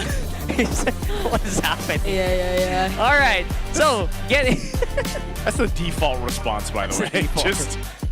Just that pose. That's Where too are we much. going first map? I missed it for a second. I missed everything, man. My monitor. My monitor flickered a bit, but I think it was flying My cloud. analytical brain just shut off completely. Yeah, what is going on? Is Bro, that you? maybe don't. Yo. Easy. Whoa. Easy there, partner. I don't know what to say. That's the true buff. Like, if there's a rain dance, there's a barangay dance. Barangay dance, bro. Dance, man. Maybe he choreographed something for the For the song? for the song. Has to be a long smart. Oh my goodness, I just realized if they have their own emote in game, that should be the song when you use the emote. Yeah. That would be amazing. That would be, oh, it is Flying Clouds. Okay, I was thinking right. Okay, so can we possibly be back to the Harley Prio? Back to work, by the way. Yes. Harley, I feel like, all right, we've really slowly dropped in priority for Harley for like. Still no? I think the whole last match, right? For these teams, I think he's going to be up for grabs, man. I think he's going to be Prio. Especially for players like Zaida, loves to play so aggressively. Ryzen, if his Fanny is going to be banned out, but it's not, actually. Yeah, they probably are going to leave it open to make room for more trades, or unless they just really want to double down, because the Jushin's going to be open too. I don't want to give that away. To Lancy, right? Yeah. You might have to decide between the Fanny or the Jushin for the Red 3 ban, but... All right, so I feel like Zushin, you have to trade it out. I don't think they'll give it away. So right now, I would be pretty happy with a Leomord pickup. Oh, yeah. Phobius apparently is still open. All right, let's see what the priority is going to be for TNC if they decide So to do. much. Yeah, there's a lot. And that's what has been nice to see throughout Season 17 is like certain teams have different priorities that they like to go for. It's very different depending on the team, and yeah, it's going to be the Harley. That's what I was expecting, at least between these two junglers. So they will grab that. There's going to be a Hylos and then the Jushin because they're both open. So this is a great response from Smart Omega. Feels like a very expensive trade for TNC. I felt that when I saw that locked in. I was like, how to deal with that, man. Hopefully they get like the better both lane. What were the better goals? Because like the Harriet's open too, considering that Omega Harry, also banned out maybe? the Phobius. Then that'll make things easier for the Harriet. Apart from the fact that of course it's a Jushin high loss you're up against already. It's exceptionally harder to play, or exponentially harder rather, to play Harif when there is a high loss around. Yeah, but you just can't play around in the Zaman Force that much. Yeah. Oh, finally a glue coming through. It's been banned out. Whoa. And the Jushin, okay. Okay. There it Immediate is. response. That's what we're talking about. Immediate Rising. rising. Insta-lock. He was waiting for it. Yep. He suddenly stood up. Yeah, I felt that. I know probably other people did too. Yeah. It's a win con, right? Like, Ryzen on the Fanny is just now going to be the stuff of legends. He's like the only player who actually gets to play it. Because everywhere else it's banned out. Their win streak started with Ryzen on the Fanny. Yep. You know, the ability to go ahead and they defeat the world champs. Yeah. Champs, baby. World champs. Great And ban on the Badang also, by the way. so how do you complement this already? Because I will say TNC, you know, this is a good start for them too. Yeah. I think the main thing is not letting Ryzen do what he's done previously, where he's just off on his own, you know, doing his own thing. Oh, yeah. Okay, now they took that out. Now, for one thing's for sure, with the Eve pick, you actually lost out on a lot. You lost out on the possibility of a Vexana on your lineup. You lost the possibility of a Faramis on your lineup to maybe kind of deal with the glue, which, you know, we didn't see it last series, but the glue has actually been very oppressive. So oppressive, especially on the roam. Gosh, what are we going to see for the gold lanes here, man? Because Glue's oppressive, but also he's a nuisance for gold laners. But right now, look at all the gold lane bans. Yeah, what's left at this point? I think you also wouldn't want the Claude to go through because you're on an Eve. Yeah, ban out the Claude here. That's the easy answer. Oh, look at that. Very old Here's a Omega. throwback, yeah. An Omega Ryzen. Short hair Ryzen. Very different Ryzen there. Oh, Oh, who's that? whoa, whoa, whoa, what that was? What was that? Who is that? Who is that? I like the quick change after. Nice swap out. Thank you, Chow. You're probably going to see the sign a couple times, though. So yeah, gold ban, please. Please, gold ban. If it's not... There yeah, you go. definitely. Beautiful. So as what do they we say. have in the gold lane? We're going to have... I mean, I don't know if we're going to have another unique pick, but there's an Arlot going We're for running Smart out. Omega. Bruno's gonna be tough. Carrie's gonna be... Bruno, Carry, what else have we seen? We see the Benny has Beatrix had yesterday. Benny has had a bad time on the Bruno. Netsky on the Obsidia. Maybe. Ooh, I like that. Wait. What does... Clint? Come on, Clint. Okay, It's been working. has to be Benny Curie choosing his gold lane first though, and Chaknu. Yeah, Carry. Carry.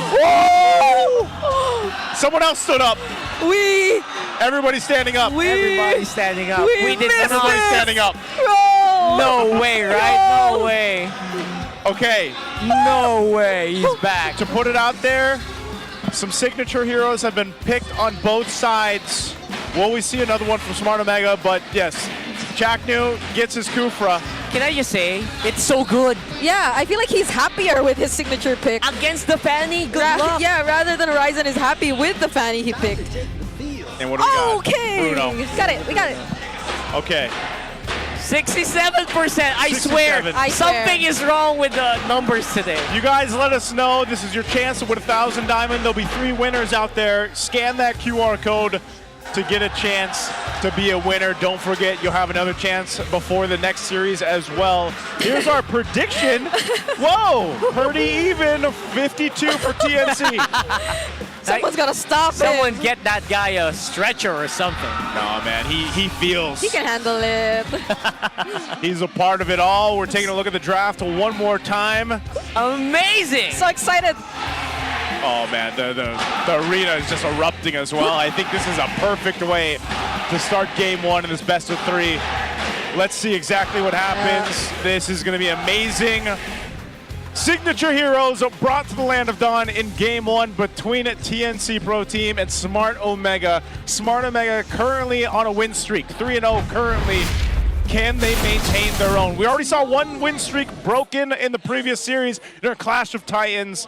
And now will TNC do it here against Smart Omega? Yeah. Keep in mind, by the way, TNC's playoffs conditions are starting to thin out, so they really, really need this win too.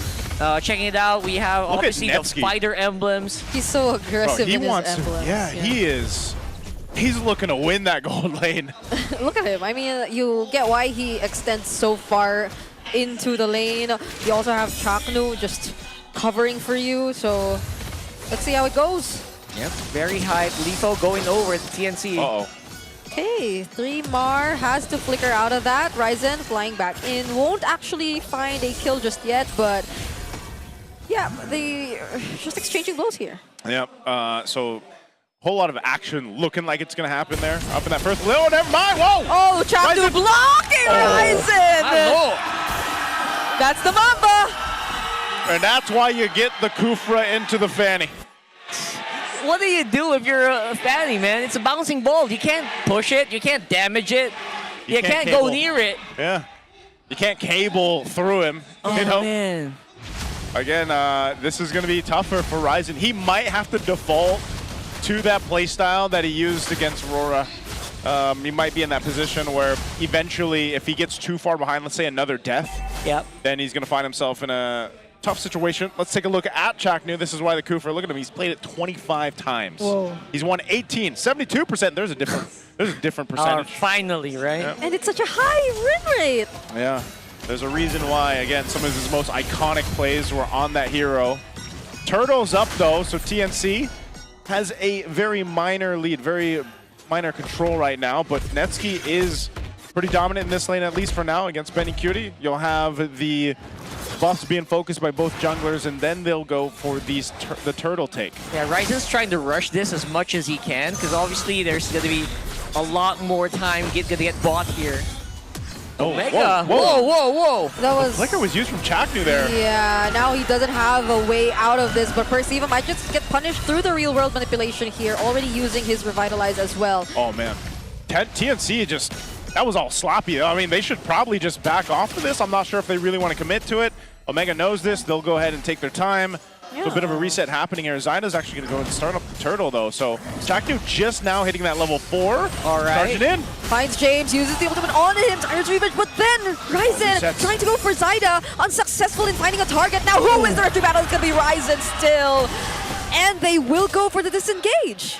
Very smart for Chaknu to go for the knock-up here. I also noticed the moment his rage actually just went online, he used it immediately. Yep. So he really was trying to focus as much of his aggression on the Ryzen. It just so happened that Ryzen just was able to find that small window where the ball is in the ground. Yeah. Or sorry, in the air. And then he was able to basically cut out of it. Yeah, it was also, it came down to just being able to utilize that retribution too. So nonetheless, pretty much even across the board though, TNC with that early first blood that did go in the hands of Chaknu. Right now too, you're gonna have to keep an eye on the gold lane, how that plays out. You know, how fast Netsky scales up, because again, this is a Bruno. As we know, as we saw so much back even in the M6 when Bruno really popped off. You know, he just needs maybe 2 items at most to really start to feel that damage. Not only that, but he's also just such a bruiser in terms of taking down the turrets if he needs to, and he's going to be well protected. So Netsky also running with the Purify will definitely be relying on that positioning, but then this damage that Bruno packs here. Yeah, and the damage is just going to be going up and up, especially now that no one's actually ganking on bottom side for like the past how many minutes. So Netsky should be pretty happy with that. Again, they don't need to win each and every fight, but if Netsky's alive, they're good. Okay, could Chaknu get punished here? Might not be the case. Spread by 3 more, but inside Horizon's actually after. Worldy and the real world manipulation used onto him. Barely gets away. Now Chaknu with the Tyrant's Revenge and the Tyrant's Rage onto Bingwin, but the follow-up damage is not enough too. I'm so surprised Perceiva even held on to the Revitalize, seeing his jungler at literally 1 HP. That's discipline right there. Yeah, and trust. Yeah. What an amazing... literally 1 HP, I think. Yeah. Literally. So that's pretty amazing. And I think we're seeing here Omega starting to feel more comfortable with what they're drafting. This does feel like they have a good grasp of when they need to start off. Don't forget, Big Game James is also just a big win condition that might be underlooked here if you're TNC. Yeah, look at his positioning right now, too. In position. Ryzen is just doing his thing. Look at that macro. Should just be a turtle. Going over to TNC, though, so we've seen this happen before. They'll trade it. Turret push for the turtle. Doesn't go down just yet, but Ryzen will also go ahead and take some resources from the jungle as well. On the other side, it's also, but don't forget, Benny is also definitely undisturbed here. Chaknu finding me! Tyrant's Rage onto multiple members of Smart Omega, but they counter with the final slash, and now is James isolated, uses the flicker to get away. There goes the grab. He uses it onto Perceiva, but they can't just seem to find a kill. Omega, they're all still alive! Oh, 3 more. Flickers out, but he's going to get dragged back to his death. Mingwin will pick up that one. Oh! Wow, Damn. Even with that great setup, man, it wasn't enough. These shots are starting to hurt, man. Netsky's shots here are definitely contributing a majority of the damage. And I'm surprised at how early that's actually happening. But obviously, it's all up to that juggling as well. James, he has made some pretty risky plays, but that one was so scary to play. He basically went into the real world. He was fearless in that last one, so that's why they actually didn't go down. Yeah, great coverage here, too. You can see. Oh, whoa, Perks. Uh-huh. He's still alive. Oh, no, deadly magic. We'll take him out. Meanwhile, oh, Ryzen. man. Ryzen. We saw this happen before. This is what I was saying, you know, if he can't find kills, although he found pretty much a solo kill under the tier 1 turret earlier on, you have to keep tabs on him. He's going to push down your turrets on the other side of the map. Maybe that's what's so different about Ryzen's Fanny. Yeah. Doesn't really carry a sword. Carries a sledgehammer. Yeah. Takes out those turrets. And it's great. You need to adapt on the fly because you know that there's a Kufra when there's a team fight. So you might want to avoid that. True. Why force it? For now, for now. Okay, picks up a Malefic Roar. Again, he can pretty much pick up one of these targets and burst someone down with the blade. Oh no. The team was used. Okay, they'll spawn out Ryzen. He says, hey, you haven't been going to my ball. I guess that's how Kufra talks. I was going to say it. Sorry. Voice lines. All right, last turtle. Omega's got control of it. They'll secure it very quickly. So 2 turtles in favor of Omega. They find themselves 2,500 gold up as well. This time, Netsky, all this time is pretty much built up to where this power spike starts to come into play. He's got his Houseclaws and Berserker's Fury. So that's what I was talking about. You can already see some of the damage that he's able to do, especially if a fight is going to break out. They are just in their own version of let's stay together and take what we can from the jungle of TNC. Yep. And literally now you're seeing it. They're taking away what they can, forcing out the real world from Lancey already. I guess in a way denying entry, but Omega are still gonna try and go for it. Still Zydas gets it though. Yeah, and also forcing a flicker out of Fremar. You know, those small things, those small movements. They add up. Omega's doing, yeah, they're really adding up here. Yeah. So they still they'll play the map. They're really protecting Netsky. And he'll start to knock down on this tier 2 turret in the bottom lane. Chaktu's going to have to try to help do something about it. We'll see a rotate happen down here, but look at Ryzen again, where he is on this side of the map. Oh, might initiate a fight. Fremar, can he find Mingwen here? Gets knocked up by the Lantern Flare, but doesn't find enough stacks.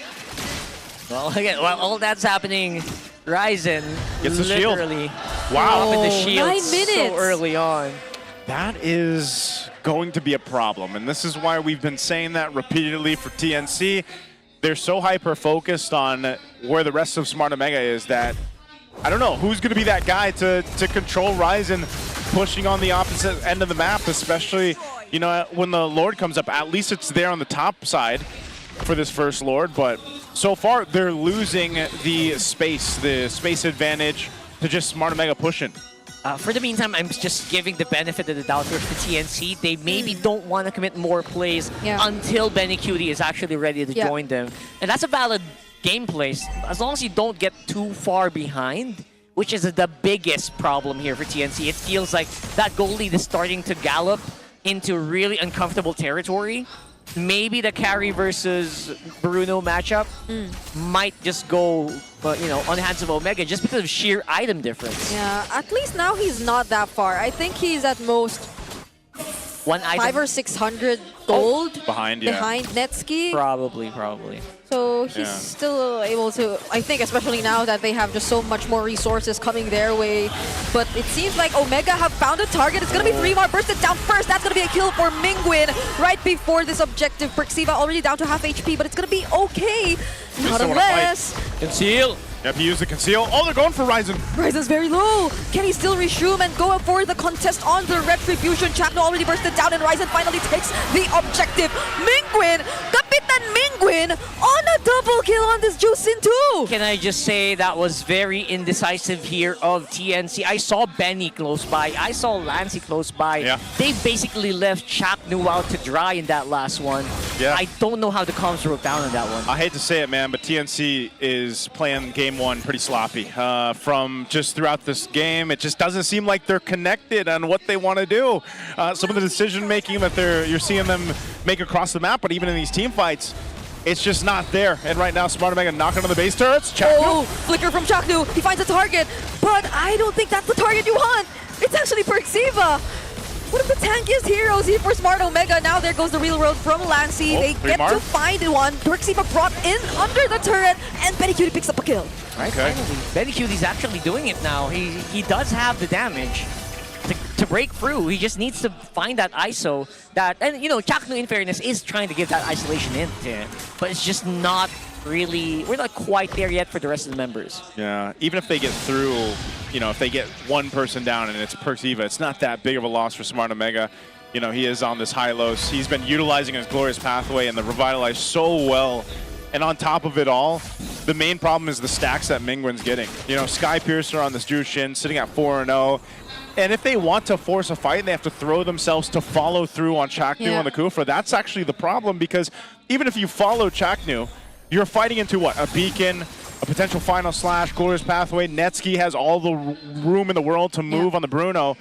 And then, of course, Ryzen. Ryzen, if he just looks for an off angle and enters towards that back line of TNC, he's going to shred through someone on this Fanny. So they are still in full control, and they're going to take this purple buff from Zyda.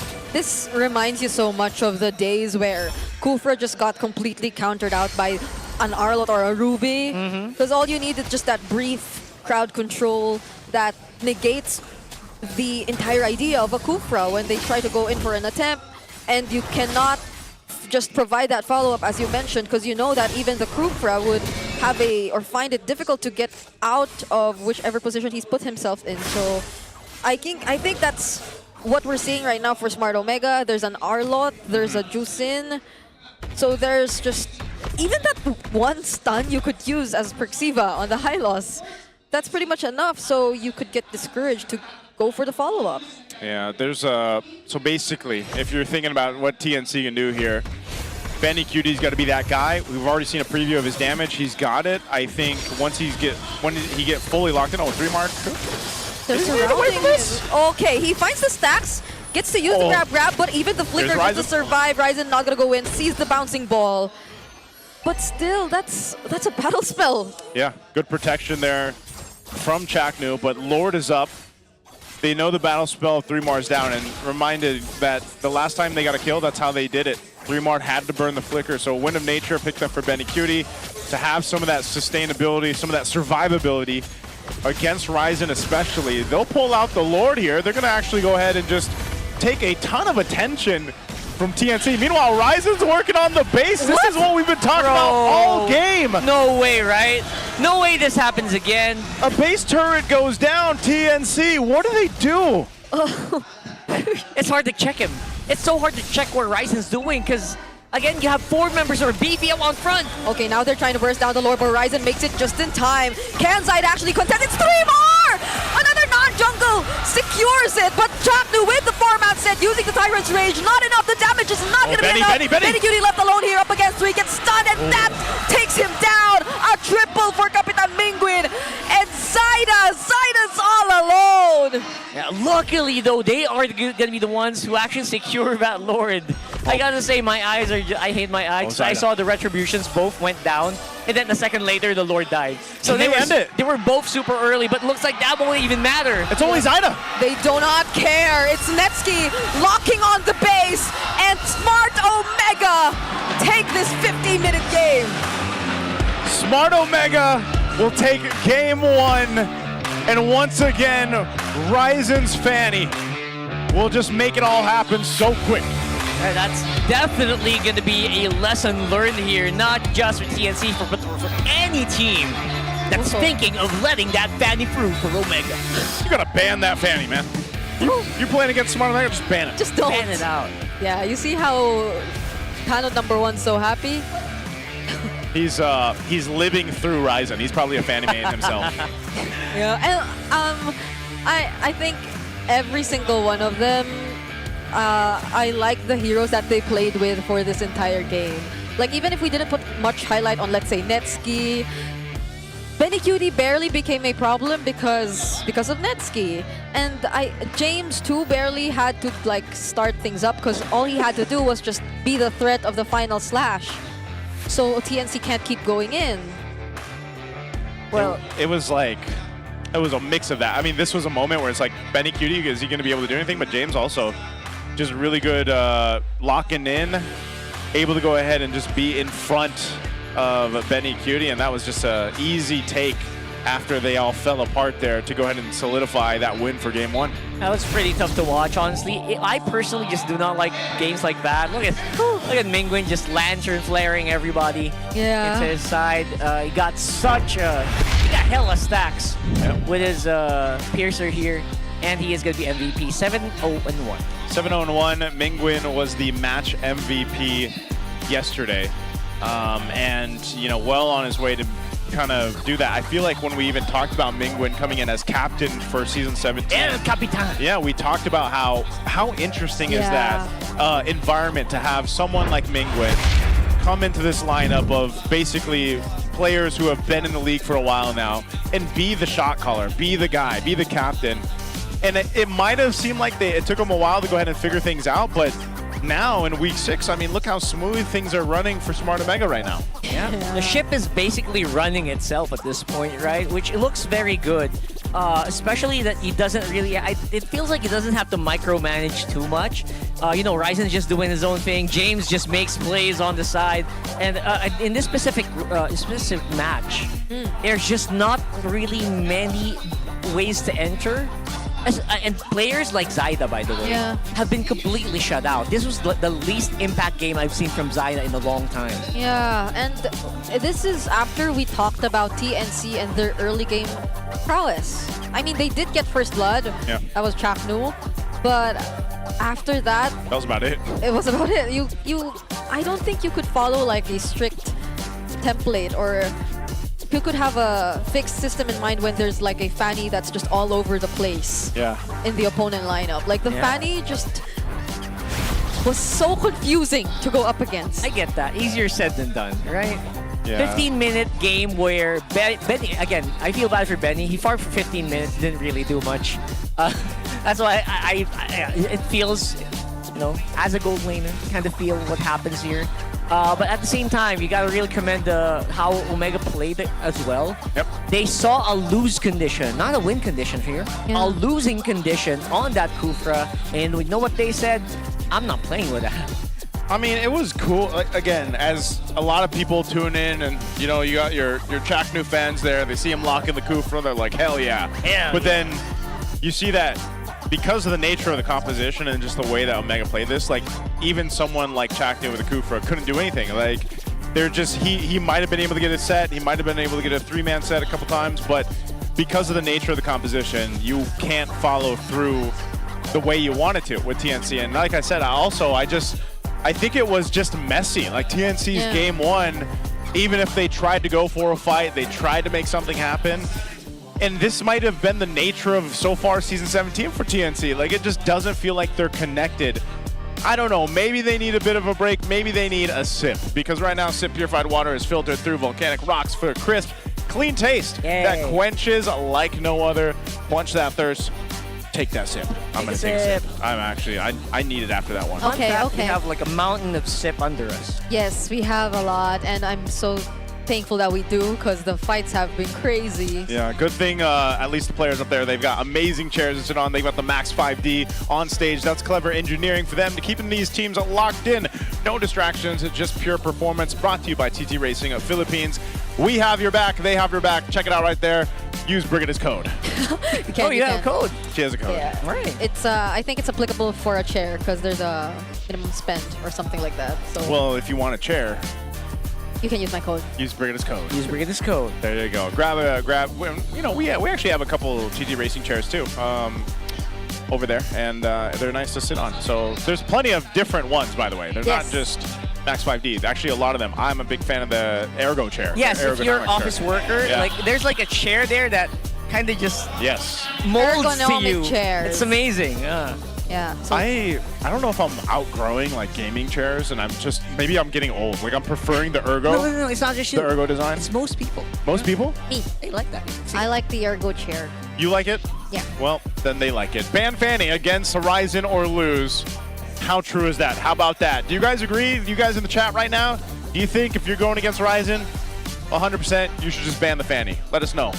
Brigida's keeping an eye on the chat. I think we're all completely in sync, right? We're all in agreement there. You should. That was like the worst hero to play a Fanny into. Yeah. The Kufra, but they were still able to do it. It's like the counter. Supposed to be. Supposed to be. But then again, there are ways to play around it, and it's just the IQ of Ryzen, I guess, at this point. Yeah. We all didn't realize he was already taking down base turret in mid. I mean, we saw it, Brigida. We kind of saw it. But TNC didn't see it. They did. He was there already. I mean, TNC was mid-fight when they saw that. Yes. Right? So I get it. No, Brigida's point, too, is Ryzen is so good that he does such a good job at hiding He's and then translating. pushing. Yeah, I'm translating You're for translating later. I'm translating? I would love to see that. I'll translate game 3, because Rockhard's going to do game 2. Fine. And then I'll do game 3. But this one has like them. Maybe. What? It's this. This is the most Filipino. This is the most matchup, Filipino. I think. The headlines in Filipino Yeah, earlier. that On. Yeah, I don't think you guys want me to translate because you'll be wondering what I'm saying. Nah, bro. No. No, I can't translate that fast. That's the thing, you know? Okay. Like, Fine. Yeah. You get a so- pass today. Like, I understand Filipino, but to do it simultaneously while translating, that's a different task. That's a Oh. different skill. What's going on there? There is a big crowd. Oh, wow. That's that a is- lot. Oh. I think before we head on to game 2, and hopefully, I don't know, maybe we get 3 games for this series too. There you go again. I'm hoping we do. I'm hoping we do because we want to see 3 games. It's week 6. I mean, why would you guys want all sweeps? Yeah. Right? Yeah. I mean, we want 3 games, but before game 2, we got to head on over to an interview. I think we have Smart Omega's community, the Barangay. Let's go check them out. Barangay Smart Omega! Maingay! 1-0 na para sa ating mga kabarangay. Grabe naman talaga energy. Buong barangay ay dinala nila dito sa MPL Arena. Okay, kasama natin ngayon ang mga tanod sa ating likuran. At kasama din naman natin ang mga kagalang-galang na si Danica Hello, and si hello. Jen. Hello, welcome to MPL Arena. Lagi namin kayo nakikita dito. Ano ba ang katungkulan mo sa Barangay Smart Omega? Hello, Barangay! Mag-ingay! Hi guys! Ako po pala si Jel, ang community manager ng Smart Omega. Yun! Hi guys, I'm Danica Suazo, the official insider of Smart Omega this season. Ayan, alam nyo, natutuwa kami every time na may laban yung Smart Omega. Padami ng padami yung tanod nyo. Saan nyo ba sila nakuha, Danica? Actually, ito talaga. Ito yung simula nung nanood siya eh. Diba talaga? Iba talaga ang nabigay na lucky charm ni Barangay Tanod number 1. Kaya dito sa MPL, hindi namin nahayaan yung mga curfew na yan. Dahil ang dami na namin Barangay Tanod. Ayan, oo. Sobrang cute mo kasi talaga. So, grabe yung charisma na dinala niya dito. Sobra Sobra talaga. Ang dami niya nahatak na mga boys din, no? O, di ba? Sobrang gwapo talaga. Pero Pang thumbnail. Oo. Jel, para sa lahat na sumusuporta sa Smart Omega, saang platforms ba namin pwedeng sumali yung mga gusto pa? Sa mga gusto pong manood live sa MPL sa match ng Smart Omega, pwede po kayo mag-join sa aming official community group which is Barangay Omega Official on Facebook po. Ayan. Grabe, no? Grabe. Parang hindi talaga nawawala sa kanya yung attention. Bilang tanod number 1, talagang number 1 ka. At syempre, kapansin-pansin din na meron na kayong mga vest ngayon bilang mga kagawan, tanod. Nag-improve. Oo. Ito ba exclusive merch? Pwede ba namin makuha to? Sa vest po namin, mag-a-announce po kami ng surprise para parating po na week 8 po. Yun! Surprise! Pero may teaser na kayo. Yes Para po. dyan, kaya i-follow nyo na ang mga community pages ng Smart Omega. Danica, alam mo, isa ka pang buff. Isa ka pang buff talaga ng isa sa ating mga players. Actually, grabe lang talaga. Lagi lang akong sumasama sa sa lucky charm ko. Okay. So, pag nagsali puwersa kami, talagang tuloy-tuloy ang panalo. Kaya bawal siyang umabsent sa Smart Omega, di ba? Bawal. At Diba? sabi nga niya, siya daw ang pinaka-cute dito sa loob ng Sobra MPL naman talaga. Oo. Alam nyo, sobra. Grabe din talaga, di ba? Bukod sa mga players, siya yung dinadayo. At meron ba kayong mga upcoming community matches or mga activities? Sa community watch parties po namin, next week ina-announce po namin yan every time sa aming official Facebook page which is Smart Omega. And then, always sa QC naman po kami mag-watch party. Okay, abangan natin lahat ng iyan and we're excited to know kung ano pa nga bang kaganapan sa loob ng Land of Dawn. Kayo na ang magbigay sa mga casters. Isang cheer naman para sa Barangay Smart Omega!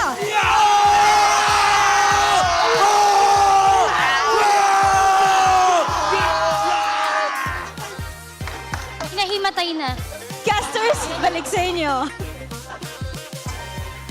Oh man, if I could just say one word for Tano number 1, charisma, man. Just I'm rizzed up. I'm fired up.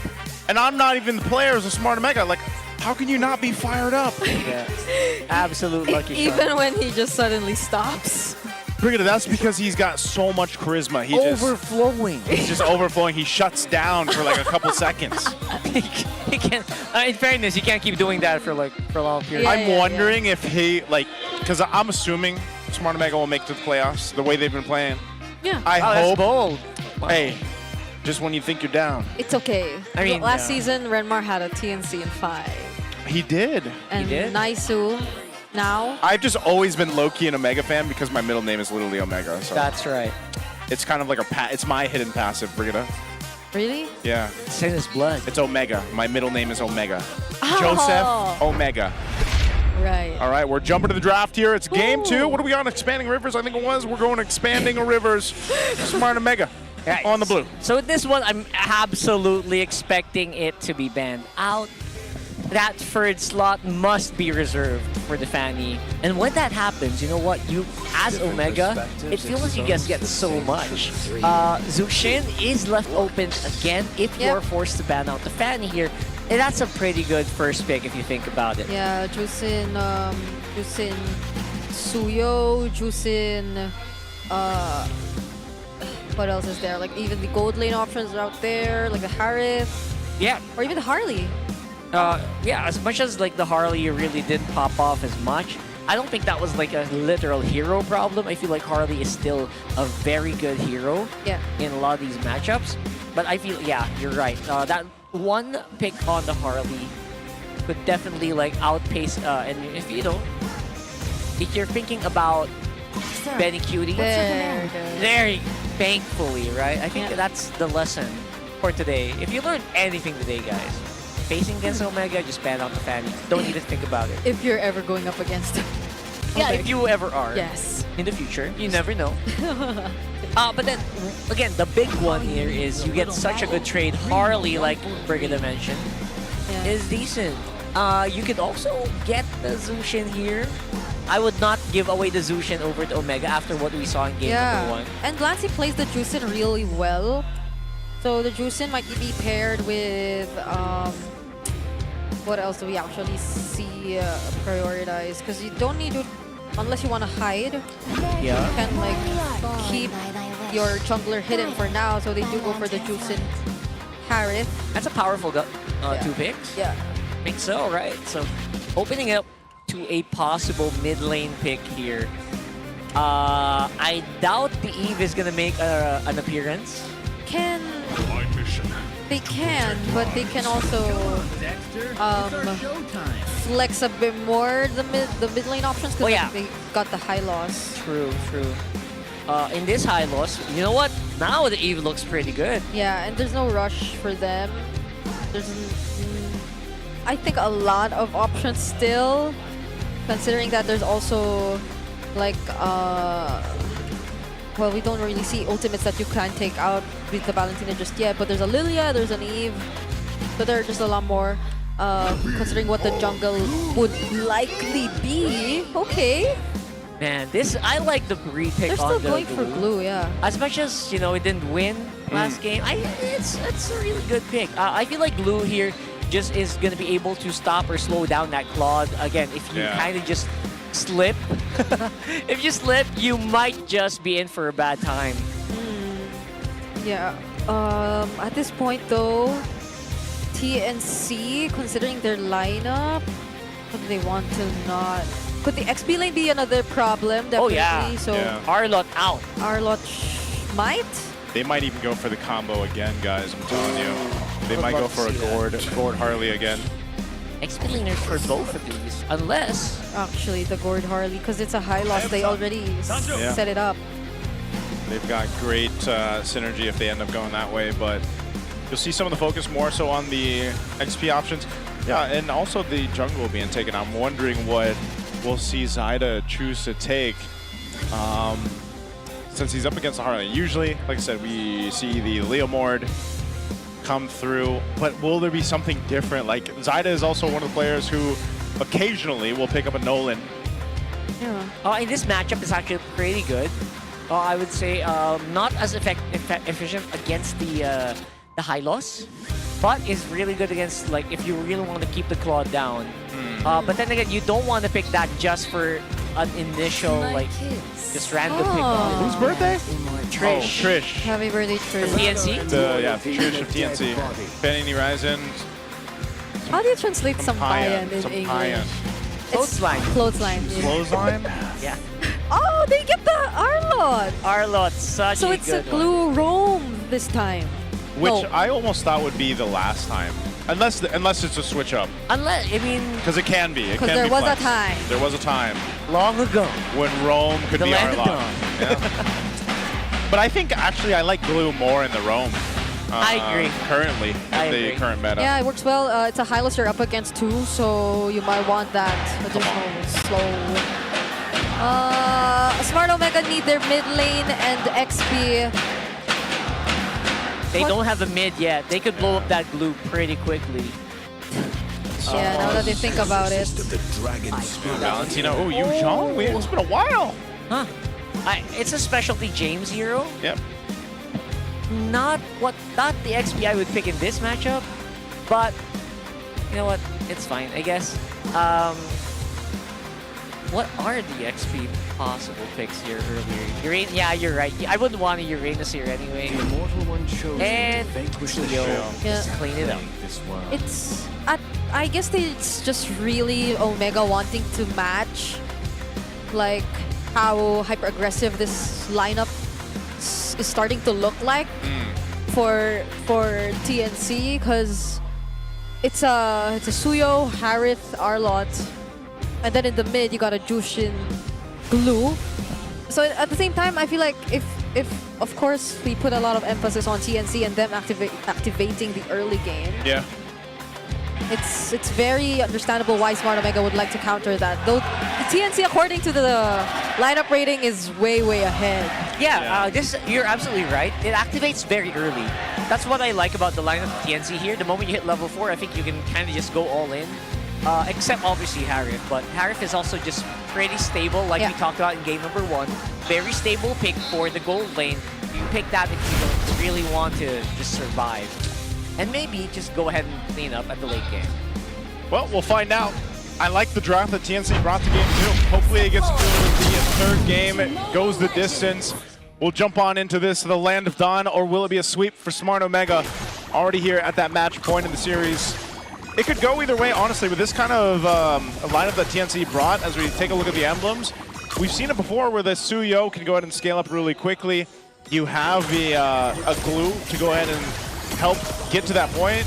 And the potential to snowball there is early on. I mean, even the mid lane, you can see the advantage of having this on your side. Whereas, you know, usually you see a Valentina comboed with another roam to be actually quite aggressive in the mid lane, but with a, you know, a Hylos, you're not really going to be able to do that. Yeah, the oppressiveness of a Zushin can really, you saw it, right? You saw how oppressive it can be. But they do have a really strong magic duo. Quick rotate. Oh, top side. Okay, that's a stun on James, and James cannot get out of that. Not with the Petrify on a Yu Zhong. Wow. Still didn't use it though. It's just, yeah, having to accept your fate. They literally just strutted up there, man. Like they had all the time in the world, just made their way to XP lane, boom, kill on James. Yeah, surprised how quickly they brought down James too. Without the dragon, just not that tanky. And maybe even Perxiva, because look, this is a high loss that's just getting bursted down, not able to walk at all. Also forced to use the Revitalize already. Great start for TNC. Exactly why the lineup rating was favoring them and the strength they have with this early composition. So Smart Omega on the back foot already under the 2-minute mark. Find themselves to deal with Zyda scaling up. Also Lancy on the Jushin, like we mentioned. Most likely just building on that Piercer eventually. And so this is something you really want to kind of keep an eye on, unless it's going to be Zyda. But the mid lane, again, Perks is in trouble. For the second time around, can they actually take down Perks? They do! He's not even able to get his level 4 just yet. Now it's TNC all over the turtle. James might not even use his Black Dragon form in this moment. Yeah, there's not much that, you know, Perks can actually do there. I can't understand what he's doing. Again, without the Revitalize, there's just so much pure raw firepower. Yeah. And which is the problem here, right? they don't have crowd control that much. Yeah. But why do you crowd control when your target's already dead? Look at this. Again, a fight for the purple. You know, Perks isn't level 4, and that's the biggest problem on being the high-lows with this kind of composition across from you. There's a Black Dragon form from James, though, uses the Petrify, and it's going to be 3 more. Targeted down. Ryzen finally picks up the kill, but the trade is going to be Perksiva. Gets knocked up here by Lancey on the juice in. James doing a great job at serving as the front, though. And at least Omega might just still get their hands on their purple buff. James still trying to go in, but that's about it. Oh, I don't know if they're going to look for more. Ryzen potentially wants to make a play, but yeah, this is the thing, man. That's what I was saying. Perks wasn't level 4. And being on a high-lows with a Revitalize, and literally all you can do is trot around. Like, you can't get away with the Glorious Pathway when you don't have it, right? So now he's finally level 4. So we should see a different decision, or at least play style from Perks, because he's just been dealing with it for the past 3 minutes. Yeah, you got to calm down, bro. You got to calm down. He died 3 times in 3 minutes. Which is crazy, and understandably so because of a Jushin and having Chaknu on the glue. You can't escape when you don't have any escapes, you know? Yeah, your only escape is a speed up. Which he didn't have. Which he didn't have. Oh yeah, he has the. Well, I guess he has first. the built-in speed up. That's the only thing. That's what I'm talking about. So aside from that, you're basically just going to be able to be raised up by the Lantern player. You can be just caught by Chaknu, what they're trying to do right here as well. And Zyda's just relentless. I love how Zyda's playing this game. Yeah, he's gotta. After what happened in the previous game, at least now he's able to go ahead and, you know, bring so much value to the early game on the Suyo, like we've seen so much mobility-wise. You can see him. He's actually behind in terms of gold, but it's just the way he's moving around the team. Perksiva dropping the Glorious Pathway. This is such an annoying glue, but Perksiva decides to fight right now. There goes the Glorious Pathway already. The Petrify coming from James using the Black Dragon form. Now they somewhat have control over the Turtle Pit. There goes the Zaman Force from Benny Cutie, actually punishing Perksiva, but it's Ryzen who successfully takes this turtle. Chaknu might be the next target here. Zyda still goes in, nobody gets bursted down! Ryzen, there's just so much damage from Omega! What in the burst was that? I mean, that's exactly what I was thinking. But then again, when you think about it, there's just so much magic, pure raw magic damage. Yeah. From the side of Omega, that if you don't actually dodge it, you absorb all of it. Those card tricks, yeah, like what Brigid is doing right now. Yeah, the card tricks, but I guess also because first item was Genius Wand, and then paired up with Mingwen on the Valentina, who already has good damage in her kit alone. True. You know, I mean, look at this. Even on the Valentina, it's not like you have a glowing wand yet. That's just pure raw damage based off of the Genius Wand. Oh! What? You see it? You see that? That was crazy. What in the burst? Ryzen and Mingwen are supplying enough damage for Omega. You know what, JC? That's actually a beautiful observation. JC? Yeah, sorry. Joseph. Joseph. You see how much the Genius Wand stacks, especially when your jungler, the one who's controlling it, is very relentless. You know, the stacks just keep refreshing and refreshing, so you're permanently minus 30, minus 40 magic resistance, which actually does add up. You're absolutely right. That's a very good observation. Especially in this early portion of the game, you know, at this point. But so TNC has found themselves with their Flames doused that they had built up in the early game, and Smart Omega has gotten control of things. Now, meanwhile, you have to go ahead and look at how the gold lane's been going, which has been pretty much just like it has been for every series so far. Like, let them just go ahead and farm up. But you see, Netsky, yeah, he's been way more proactive because that's one thing the Claude allows you to do. You know, rotate through these lanes, kind of side lane, double lane if you want to. And he's building up his second item. He's only got the Corrosive Scythe. You're not far behind for Benny Cutie, but eventually Benny Cutie might have to join these fights to turn the tide as they fight for the last turtle of the game. We'll keep an eye on exactly the positioning here. And there it is, Glorious Pathway drop down. Yep, Crimson Beacon used 2, but 3 more! With a 2-man final slash. Do they have enough damage to burst them down, though? Chaknu too, such an annoying... Oh, but the 3-man knockup! That's a beautiful knockup right there, brought to us by James, and now it's actually Smart Omega who might just get the upper hand, not unless Benny Cutie all alone using the Zaman Force is actually able to turn things around, but Mingwen and James are already working on him as Netsky takes down Chaknu, and there goes the knockup from Lancey, but that's all that it took. Big game, James.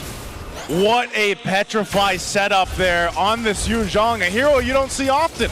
You don't sleep on James, bro. You do not lose sight of him in the team fight, or else you will suffer. And that's exactly what we saw there for TNC. I guess you don't really expect that much burst coming in from a Yu Zhang, but the crowd control that it provides, especially when all of you are grouped up together. We'll see that again. Look at this replay. Great final slash coming through from 3mar, but unfortunately they get set up. Look at that timing. Talk about a buff. I mean, they were alluding to it in the interview. James got it here. Man, what a setup with the Yu Zhang, and it was a great fight again for Smart Omega. Netsky pretty much untouched, other than, you know, Chaknew trying to do his thing on this glue, but they got separated, and Smart Omega runs away with that team fight.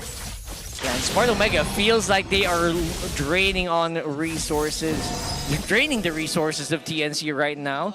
Just making it harder and harder for Zyda to make actually anything happen. Again, another victim! And even Chaknew being the choice right here. They're using the grab.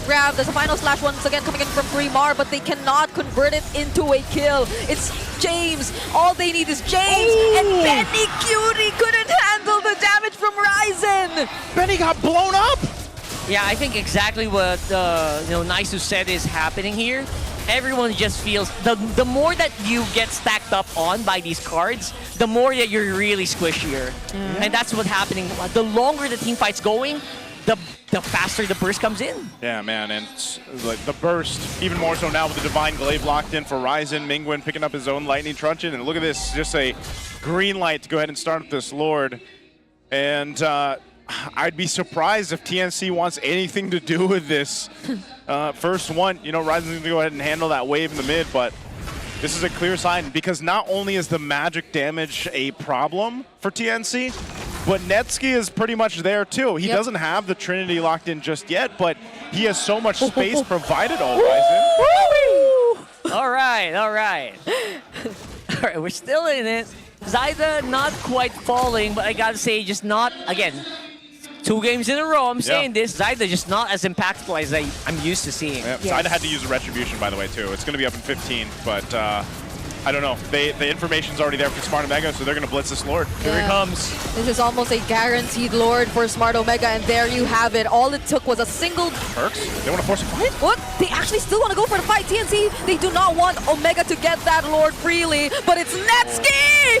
Unity placing do it from the backlines. He gets cancelled by that final slash, but was already able to deal enough damage. And now Chaknew's also isolated all alone in the territory. Mingwen has a final slash. Smart Omega! He's not going to be able to get back. He's still going to try to delay Zyda, I think. Okay, he doesn't. He gets away. He's got a final slash, but man, I'm still kind of flabbergasted there. TNC wanted to fight that? I get what you're saying, right? It looked like TNC could do it for a moment, but if we actually do a replay, Ryzen waited for a perfect moment. You know what? There's a 4-man comp from TNC. Yeah. He waited the perfect moment, looked for Benny, burst them down with Deadly Magic. I wish we could replay that because that was so difficult, but he pulled it off. Yeah. And right now, at least, you know, these Holy Defense Shields are going to keep TNC into this game for now. They lost the mid one, so it looks like Smart Omega's not going to push for much more. Right now, if they decide to go ahead and go for a fight, they're pretty much locked into winning it. You got the Trinity already for Netsky now as he locked in his DHS, Golden Staff, and Corrosive Scythe. Working on his defense item, depending on what he wants to go ahead and take here, but man, I don't know. TNC in a very tough spot at this point. They might even force a fight around a purple buff if TNC is willing to go ahead and take it. Yeah, they probably won't. They probably won't. This is in what they call the Hunger Games. The Hunger Games! For Smart Omega. Not allowing them to get a hold of their very own resources. It's tough. It's just a 5k gold lead that we're currently looking at. But at the same time, even when you want to rely on execution, TNC, whenever it does come to a point wherein they have to be really well coordinated, you just don't see it happening. It's either one of them gets isolated so far away in an attempt to actually zone out the other members of Smart Omega, which in a way actually works, but you don't get essentially what the goal is. You don't win the entirety of the team fight, and you don't get the objective you actually started that fight for. Now it's the Hunger Games, like you mentioned here. No way for them to walk out. And it feels like it's such a small lead, 5,000. Yeah. But we have to remember where we started. We started with TNC in the lead here.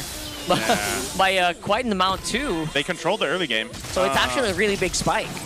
And it's funny because like the problem is it's been mostly the magic damage, the magic duo that we're seeing. You know, Imagine 2, Persiva, he was like 0-3 under the 3-minute mark, but man, has it been just a complete turnaround. Holy Crystal for Ryzen, so you're looking at just magic damage on magic damage, but even Netsky, he's 5-0-5, brother. Like, he's got a winter crown too, so he can just jump on into the chaos, pop that winter crown with the Blazing Duet, and be fine. So TNC, they have almost too many problems to deal with. Even with this Holy Crystal being locked in, oh, they're going for Zyda. That's problem number 1. It's Zyda and Lancey, but they're getting caught. The Black Dragon form catches up. Now it's Lancey and 3 are falling down too. They lost 2 crucial members, and they might just lose their roamer next. It's only Zyda and Benny Cutie, and they cannot go for the contest. Yeah, losing Mingwen there is just a small consolation prize. TNC just have no right to walk out of their base at this point. Omega firmly in the lead.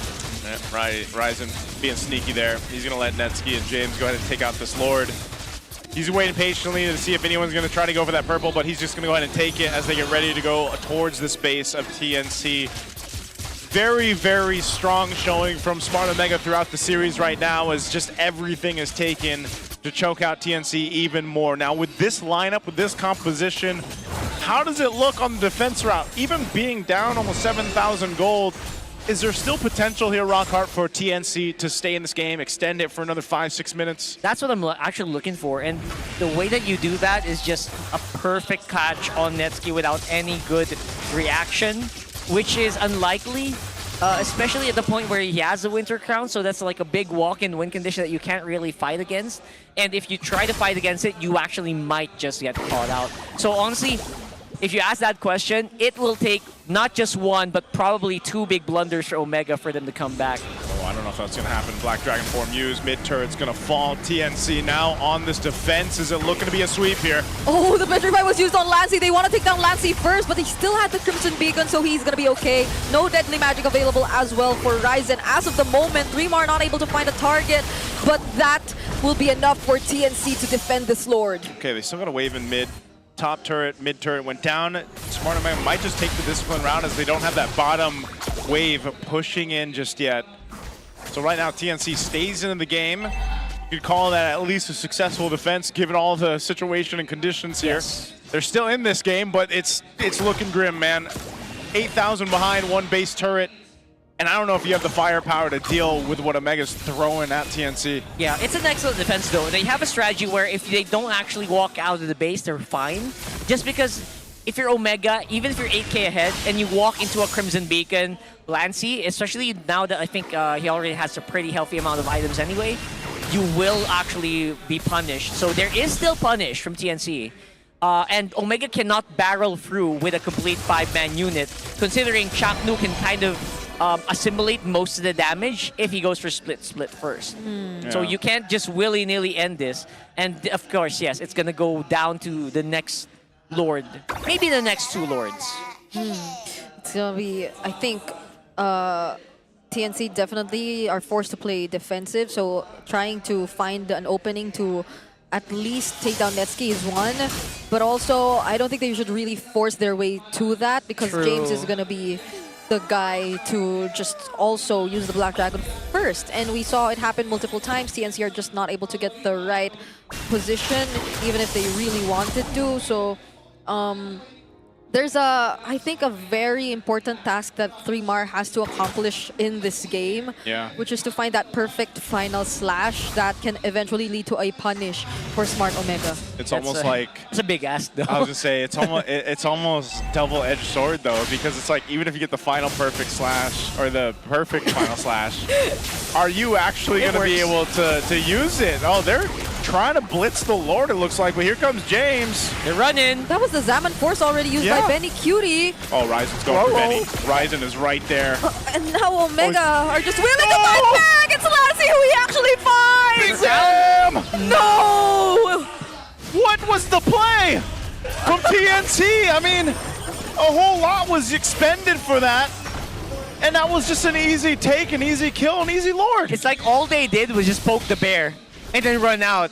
Was it just really a poking? Because they used ultimates for that. Yeah, it felt like, you know, the meme when you put the stick in the bicycle wheel and you're just like, oh, like that's what it felt like. Like, what happened? Why did he get wiped out? What was the move? I mean, even so, knowing that you have Ryzen on this Harley, your back line is so susceptible to exactly what happened to Lancey. At least he's going to be up for this defense. Could they have sensed that Ryzen wasn't around the area? But even then, right?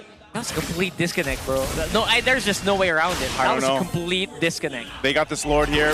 They're going to have to defend this. Let's see if they end it here. Oh, Ryzen finds Zaida, uses the deadly magic on him. Chaknu brought back, and he might just actually find a target here. There goes the final slash. They actually find Netsky, but Netsky just uses the Winter Crown, and the Omega will not allow a game 3. And there you go. It's a 2-0 for Omega. Tano number 1 knows what's up. Omega, again, just denying TNC's further flight into the playoffs, man. Yeah. It's starting to get grimmer and grimmer. Smart Omega on a roll now. Four wins. 4-0, baby. Back to back. Man, they have, I don't know what it was, if it was actually Tano number 1, if it was the new song, if it was the buff out there with the Capitiana, whatever they called. I completely forgot that Perks had that early game. Yeah. That's true. That he was 0-3 at one point, and like, I guess it just didn't matter because they know how to play around each other, and Smart Omega did that. And James, again, I'd be surprised. He's got to be the MVP of at least the game. I'm not sure about the whole series, but... And it's tough to see for TNC, man. The Phoenix Army is also probably just wondering what went on here. I mean, I think there was just a whole lot of questions on the way they approached the series in general. But tough to see if you're rooting for TNC, especially. I think a lot of us has mentioned after what we saw in the playoffs from last season, this just doesn't look the same. Yeah, completely. I feel like the moment that the reason why they got to playoffs last season was they started the first half, or sorry, the second half pretty strong, and then they didn't stop from there. They also started the second half strong, beating Aurora, but it stopped there. There you go. So it's just a weird. It's hard to explain. But it's obvious in the games, right? It's obvious in the games that they really do have a lot to work on. Some really weird situations where maybe they shouldn't have gone. Maybe the comms broke down. I mean, that was even from game 1. I was like, that looked messy, that looked sloppy. And you know, you hate to harp on TNC like that, but when you're seeing this kind of unfold in real time, you're wondering what they've got to do to adjust in the last couple of weeks. But Smart Omega makes it happen. Let's go ahead and throw it over on the interview for the winning interview for Smart Omega. Patuloy ang pag-ahon ng buong barangay.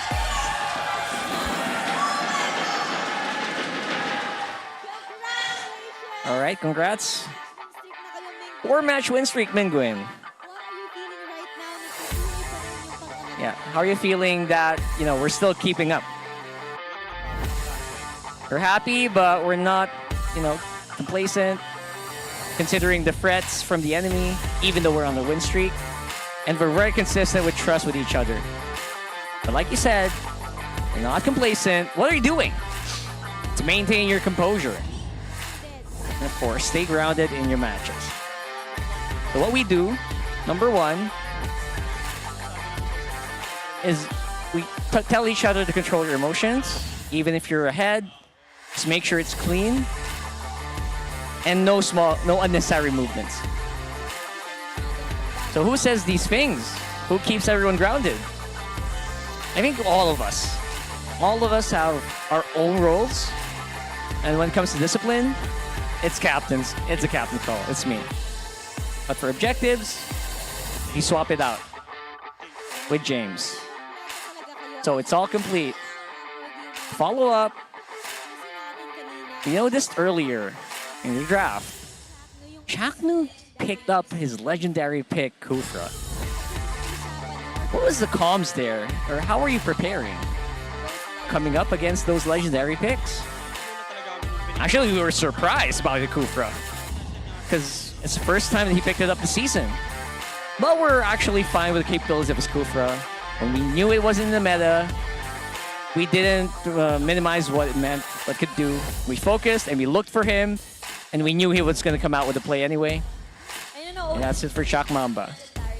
Speaking of legendary, Ryzen actually was able to get a hold of his Fanny.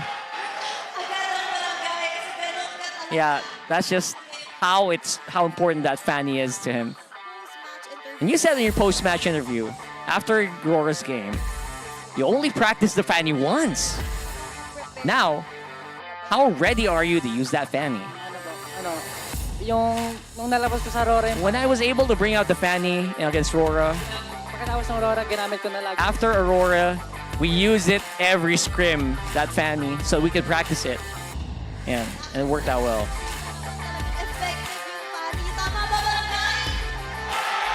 Looks like the Fanny worked, and the Barangay knows it. Why don't you invite them to your remaining games? Because that was insane support. Invite them to your remaining games. Yeah. Okay, invite them to the remaining games. Invite? Yeah, say thank you. Sa mga fans namin na... Thank you to your fans. Insane energy. You don't need to invite them. They're going over anyway, even if you don't invite them. And you know what, Netsky? You just came from a match yesterday. You said you manifested that your opponents become a little, less performative. Now, do you have any other new words of wisdom or new manifestations? I don't know. That's just my mindset. Just my enemies are just not that good. But you know what? You have a new team song. Said in the Barangay, when it appeared, your win streak happened until round 2. Is that your new buff? Yes, because it's so funny. It's very hype. And he thinks it's like, it's boxing. It's really funny when Netsky says it. It's really good vibes. Speaking of buffs, Captain Minguin, your buffs. Yeah. Of course, our fans.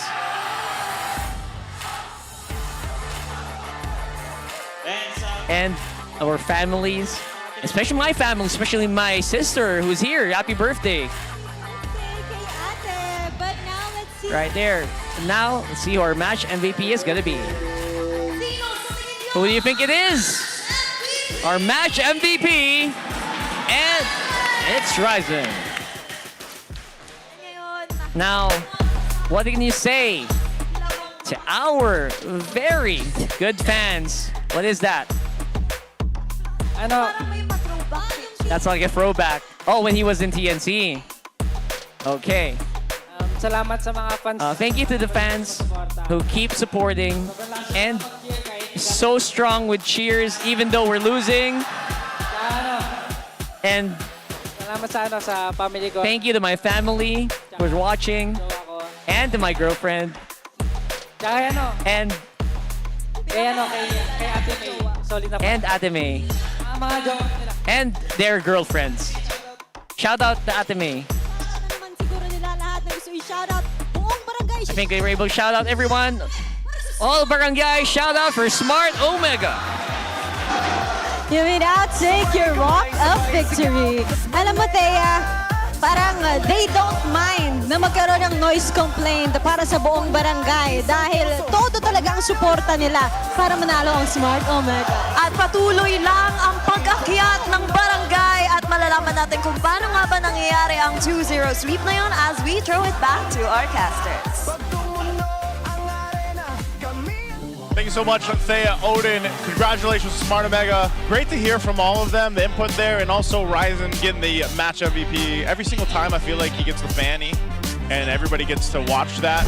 He has a good chance of getting the match MVP. Let's go to the MVP. Oh, he's also, Ryzen is going to go ahead and grab the MVP for Game 2 on the Harley, man. 609. 609. We didn't just... 2 more assists. 2 less assists, and that would have been so perfect. Yeah, that one play. That one play, though. Before they eventually ended the game, he was in that bush. He jump scared Lashley. Jump scares. Dude, I think it was all jump scares here for Ryzen. They need to give Harley an id skin.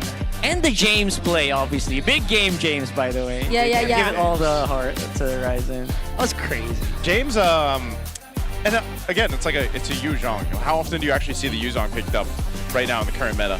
And work well. Yeah, like work like this.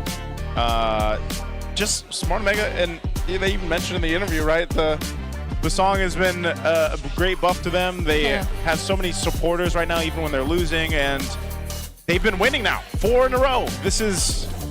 I just don't remember the last time we had Smart Omega on this kind of winning streak, man. It's been seasons now. 4-0 run, amazing. And this is definitely not the position you expect TNC to be in. 6 weeks into the season, where we initially put them all up there in our tier lists, but it wasn't played. It wasn't played. It wasn't played. There was just no way Lancey was gonna survive that. Yeah, we still have a lot of questions though for like TNC, the decisions they made, and the reason behind things. I think a lot, especially in game number 2. Oh, he's waving goodbye. The Cloud Prince, you know? Cloud Prince. Netsky obviously just having a great game himself on being able to go ahead and get online on this Claude and do his thing.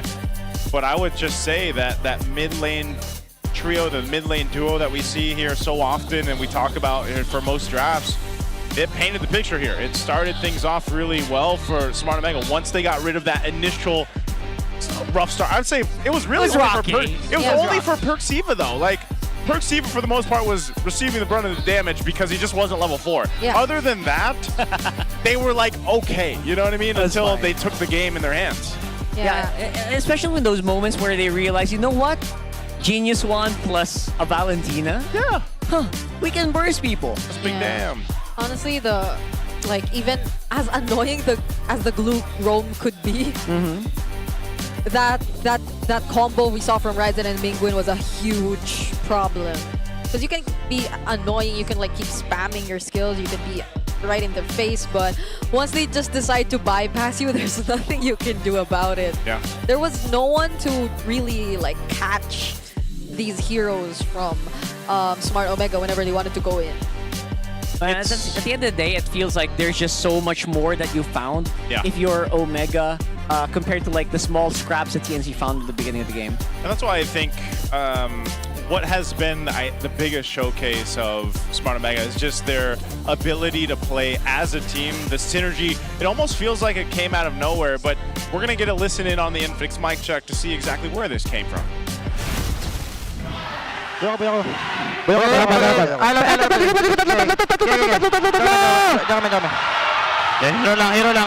lang mga pogi. Harita. Gloko. Tara, kaya nyo pa. Pick up, babot mo. Pwede ko pa i-clear mo. Nets. Papatay nyo. Dragon. Yung alot pre, walang player pre. Alot. Alakamar. Alakamar. Alakamar. Best lang. Alaya. Mangilaw kayo. Tulong. Ilawan ako. Tara, tulungan. Nagulti suction pre. Ay, sa akin na. Gary, patay mo ako Nets. Ay, pwede. Ano ko? Sa akin, Nets. Walang dash. Bring niya. Dragon ako na. Awali niya. Suction na ako. Suction ba eh?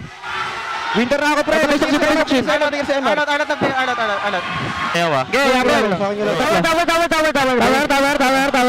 Tower.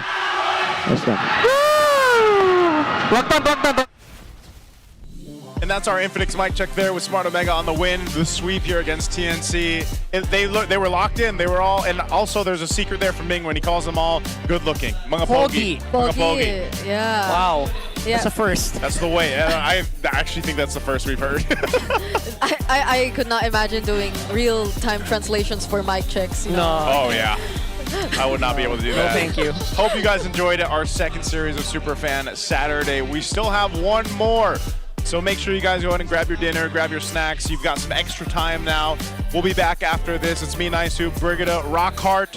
Sit tight. We still have match 3. We'll see you guys after the break. halfway through our Super Fan Saturday at patuloy lang ang pag-akyat ng Barangay Omega sa ating standings with them adding another win to their streak. But meanwhile, let's update you on the other happenings on the Land of Dawn because Athena Cup, an all-female MLBB league determined to highlight and empower women in esports, resumed its tournament earlier today with 4 teams clashing it on from Group A. Binigay ng Navi PH ang unang talo ng Minerva Empress. Nagpakitang gilas ang gold laner na si Rian gamit ang heroes na Harit at Kari. Samantala ang Bren X-Touch Esports dati na roster ay Team Falcons Vega PH na buff ang binigay ng bagong bandera dahil winalis nila ang RVFE main. Dahil sa panalo ng dalawang koponan, sila ngayon ang nangunguna sa standings ng Group A with 2 wins and 0 losses.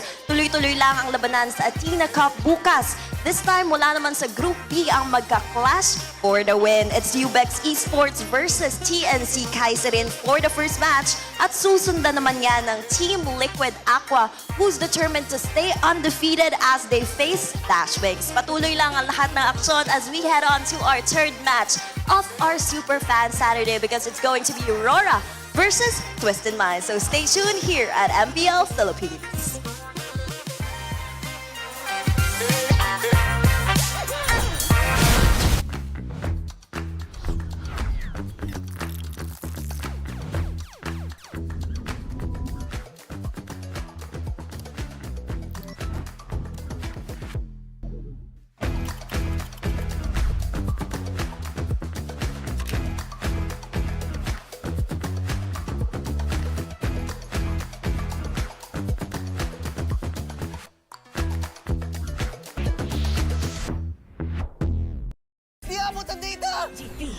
GG bro! Don't worry! The Unli with Smart Power All 99. Hindi bitin with 10 gig data to power your games plus Unli Facebook or Unli TikTok. Load now! Foul! You know your scalp can get up to 5 times more dandruff? Get triple anti-dandruff power. Supercharged with Clear. Hey, you! Did you know men have 1.4 times weaker scalp? Get a shampoo that's 100% made for men. Supercharged with Clear. Enemy alert. Your scalp gets 1.5 times greasier, causing dandruff. Get triple anti-dandruff power. Supercharged with Clear. Stop and pull over. Your scalp gets 1.5 times sweatier. For cooling power, supercharged with Clear. Hey, where's your safe place? A place where ideas ignite? Where laughter lingers, where work feels light. This is mine, and I'm not gatekeeping it. A chair isn't just a chair. It carries me through wins, through setbacks, through every step forward. And a desk isn't just a desk. It rises with me, stands tall when I do. Through triumphs, through trials, this space keeps me growing. This is my safe place. Home, playground, grounds where I stand. This is TT Racing Home Grounds. For every dream I chase, every battle I face, TT Racing has my back. So I'll ask again, where's your safe place?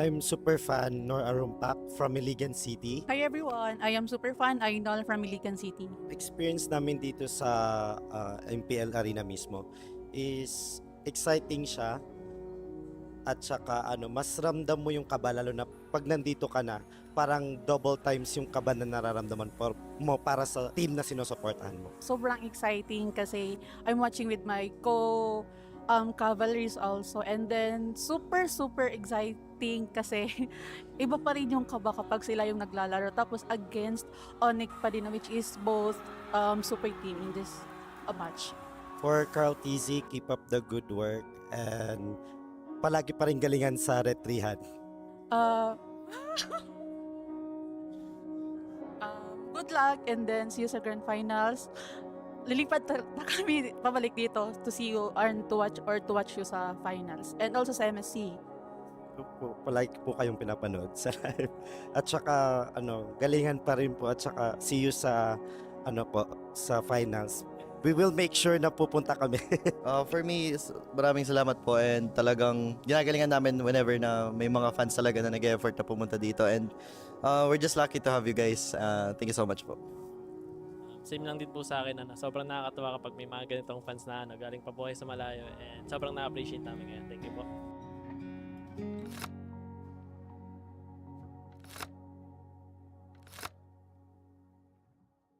Hey there everybody, this is your very own Odin, and right now we will be joined by a super fan na kasama natin dito sa MPL Arena.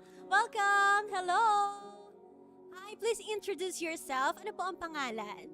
Ako po si Saimiel. Saimiel. And Daniel po. ang iyong papa. And galing pa kayo saan? Mindoro po. Mindoro! Yes po. Okay, so medyo malayo ang Mindoro from here. First time niyo ba na makapanood sa MPL Arena? Hindi po. Third time na po namin. Third time. So, Sir Daniel, bakit niyo po sinusuportahan si Saimiel sa panonood niya? Bale, ito yung kanyang bali gift ko na rin sa kanya and then kasi with high honor siya. And ito yung request niya sa akin. Then last time, kahit last year nung nag-graduate siya, ito din. Nakakatuwa naman na talaga nakikita natin yung parents na sumusuporta sa pagiging fangirl ng inyong anak. And Saimiel, congratulations for bagging the high honors. At obvious naman siguro kung sino sinusuportahan mo. Anong team ba yan? Onyx po. Onyx. Gano'n ka nakatagal na fan ng Onyx? Since season 14 pa po. Okay, so ilang seasons na rin ang binilang at ikaw ay isang avid fan ng Onyx Philippines. Sino bang favorite mo? Si King Kong po. Si King Kong? Para sa kanya ba to? Opo. And ginawa mo ba to? Opo. Wow, handmade flowers for King Kong. Hindi pa po siya natulog dyan para magawa niya lang yan. Oh, nakakatouch. Hello. Hindi siya makapagsalita. Ano nararamdaman mo ngayon? Na-stun po siya, na-stun. Na-stun ka, na-stun. Ano nararamdaman mo ngayon? Masaya po kasi na-meet ko po ulit yung idol ko. Oh, familiar siya sa akin. Naaalala ka niya, Saimiel. Nagpa-video greet po ako sa kanya nung birthday ko po, no October 12 po. Tapos ngayon, si King Kong ang may birthday. Ano ang message mo sa kanya?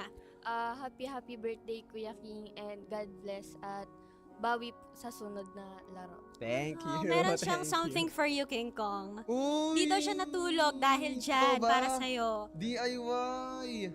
Grabe. Okay, pati ikaw ay na-stun na rin dahil sa binigay niya. What's your message to Saimiel? Wait lang, na-stun pa ako dito. Super nakakatuwa na galing pa sila sa malayong lugar tapos para lang panoorin ako tapos knowing na birthday ko, pupunta sila dito para supportahan ako and ayun, magbigay ng mga gantong gift which is nakakataba ng puso. Natas siya talaga, Saimiel. Pero alam mo, King, kasama din niya ang kanyang papa. Hello po. Just like your supportive dad, supportive din ang kanyang papa, Daniel. What is your message to the whole Onyx Philippines na sinusuportahan mo since season 14? At sana po tuloy-tuloy pa rin po yung panalo nila and good luck po sa mga ibang laro. Kumusta po yung biyahe nyo papunta dito just to see King Kong and Onyx Philippines? Bali ma'am, ganun kadali kasi maraming pasahero kanina. Then, yung barko, papuno na rin. Kami na yung last na tatawagin. Tapos, ayun, pinalad naman na makarating dito. So muntik pa kayong hindi makasakay.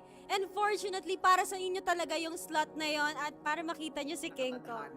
Nakatadhana. Grabe ka naman. Thank you so much po. Maraming salamat. Kaya ako nag-i-stay pa rin dito kasi syempre unang-una as a player, isa pa lang yung achievement ko tapos wala pa talaga akong parang nakukuhang champion like MPL, trophy, gano'n. So, parang hanggat hindi ko talaga siya nakukuha, hindi pa rin ako titigil. Kasi parang marami rin akong sinakripisyo sa sarili ko para dito. So, parang kung susuko ako, parang sayang naman yung mga sinakripisyo ko. Message ko sa past self ko, huwag kang mag-doubt sa napili mong desisyon yan. Kumbaga, although hindi mo nakukuha pa rin hanggang ngayon, huwag kang sumuko kasi lahat naman ng kung nasan ka ngayon is ibig sabihin, dinala ka para doon. So, huwag kang sumuko, huwag mong bitawan. Hindi ka naman mapupunta sa sitwasyon na to kung hindi yun yung will ni Lord para sa'yo. Message ko kay Carl na maganda ka na, boy. Yari ka sa akin. Rar! Rar! Andito na ako! Andito na ang halimaw! Papakita ako sa'yo na miss na kita, baby. Wala akong masabi kay Flap Pre. Tropa ko yan eh. Kampi kami yan sa ENC ni Flap Pre. Babawi kami sa Liquid. Hindi pwedeng maka 14-0 sila ngayong season. Kasi maiinggit ako. Kaya tatalunin namin sila. Guys, yung preparation lang namin against Falcons, gagalingan lang namin sa scrim. Message ko sa Clash of Titans, sobrang angas. Heart rate ko mamaya, mga 6-7. Guys, gusto nyo ba ma-reveal ko, guys? Ang i-reveal natin. O to the N. O to the N reveal. Yeah, gagawin daw ng MPL yan, guys. Nakaarang sa screen yung i-reveal. O to N, i-reveal. O to. Guys, pag napanood nyo to, mag-spam kayo ng O to N. Alam nyo na kung ano yun. Alam nyo na kung ano yung ini-spam ito ko, spam nyo din sa MPL Live. Kung ano yung i-spam nyo sa live ko, spam nyo din sa MPL. Kakausapin ko muna yung pinakamayaman dito sa barangay. Sabi kasi ikaw daw ang pinakamayaman eh. Who is most likely naman libre lagi sa team? Ako. Ikaw talaga yung mayaman, oh. Tama yung sinabi ni Mingwin eh. Who's most likely na puyat lagi kaka-RG? Dati ako eh. Pero ngayon, minsan na lang. Pag-trip lang. Wala eh. Ano na kami ngayon eh. Sabay-sabay na kami matulog eh. Okay, kailangan Healthy na. matulog. Who is most likely na magtipid kahit may pera? Yung kuripot? Si James. Nakakotse? Kuripot? Kuripot. Sa amin, di talaga na yun eh. Kahit 10 piso, wala. Who's most likely to be the pinakamakulit sa team? Dahil si Bunak din eh. Ano na, laging full charge dyan araw-araw eh. Di nalalobat. Oh! Who's most likely na ma-addict sa K-drama or series? Ayun, si Bunak din. Pag bedtime na. Naririnig ko din eh. Naiyak din ako sa songs eh.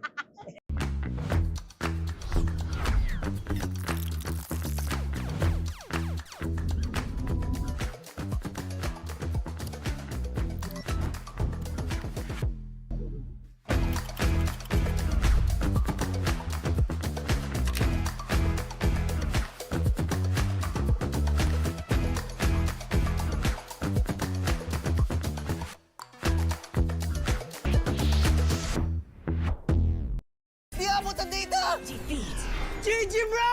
Don't worry! The Unli with Smart Power All 99. Hindi bitin with 10 gig data to power your games plus Unli Facebook or Unli TikTok. Load now! Foul!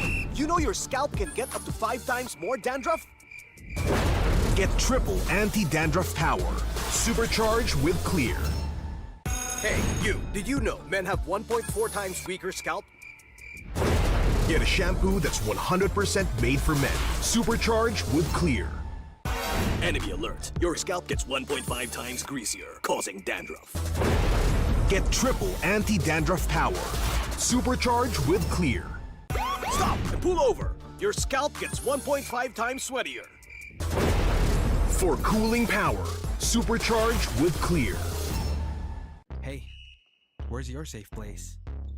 A place where ideas ignite, where laughter lingers, where work feels light. This is mine, and I'm not gatekeeping it. A chair isn't just a chair. It carries me through wins, through setbacks, through every step forward. And a desk isn't just a desk. It rises with me, stands tall when I do. Through triumphs, through trials, this space keeps me growing. This is my safe place. Home, playground, grounds where I stand. This is TT Racing Home Grounds. For every dream I chase, every battle I face, TT Racing has my back. So I'll ask again, where's your safe place?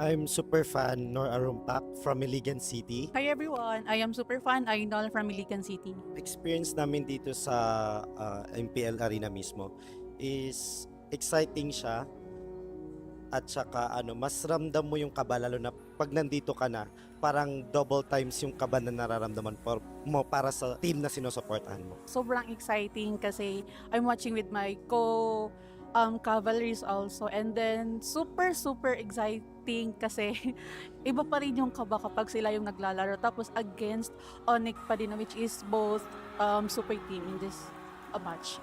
For Carl TZ, keep up the good work and palagi pa rin galingan sa retrihan. Good luck and then see you sa grand finals. Lilipat na kami pabalik dito to see you and to watch you sa finals and also sa MSC. Palagi po kayong pinapanood sa live. At saka galingan pa rin po at saka see you sa sa finals. We will make sure na pupunta kami. For me, maraming salamat po and talagang ginagalingan namin whenever na may mga fans talaga na nag-effort na pumunta dito, and we're just lucky to have you guys. Thank you so much po. Same lang din po sa akin, sobrang nakakatuwa kapag may mga ganitong fans na galing pa po kayo sa malayo, and sobrang na-appreciate namin ngayon. Thank you po.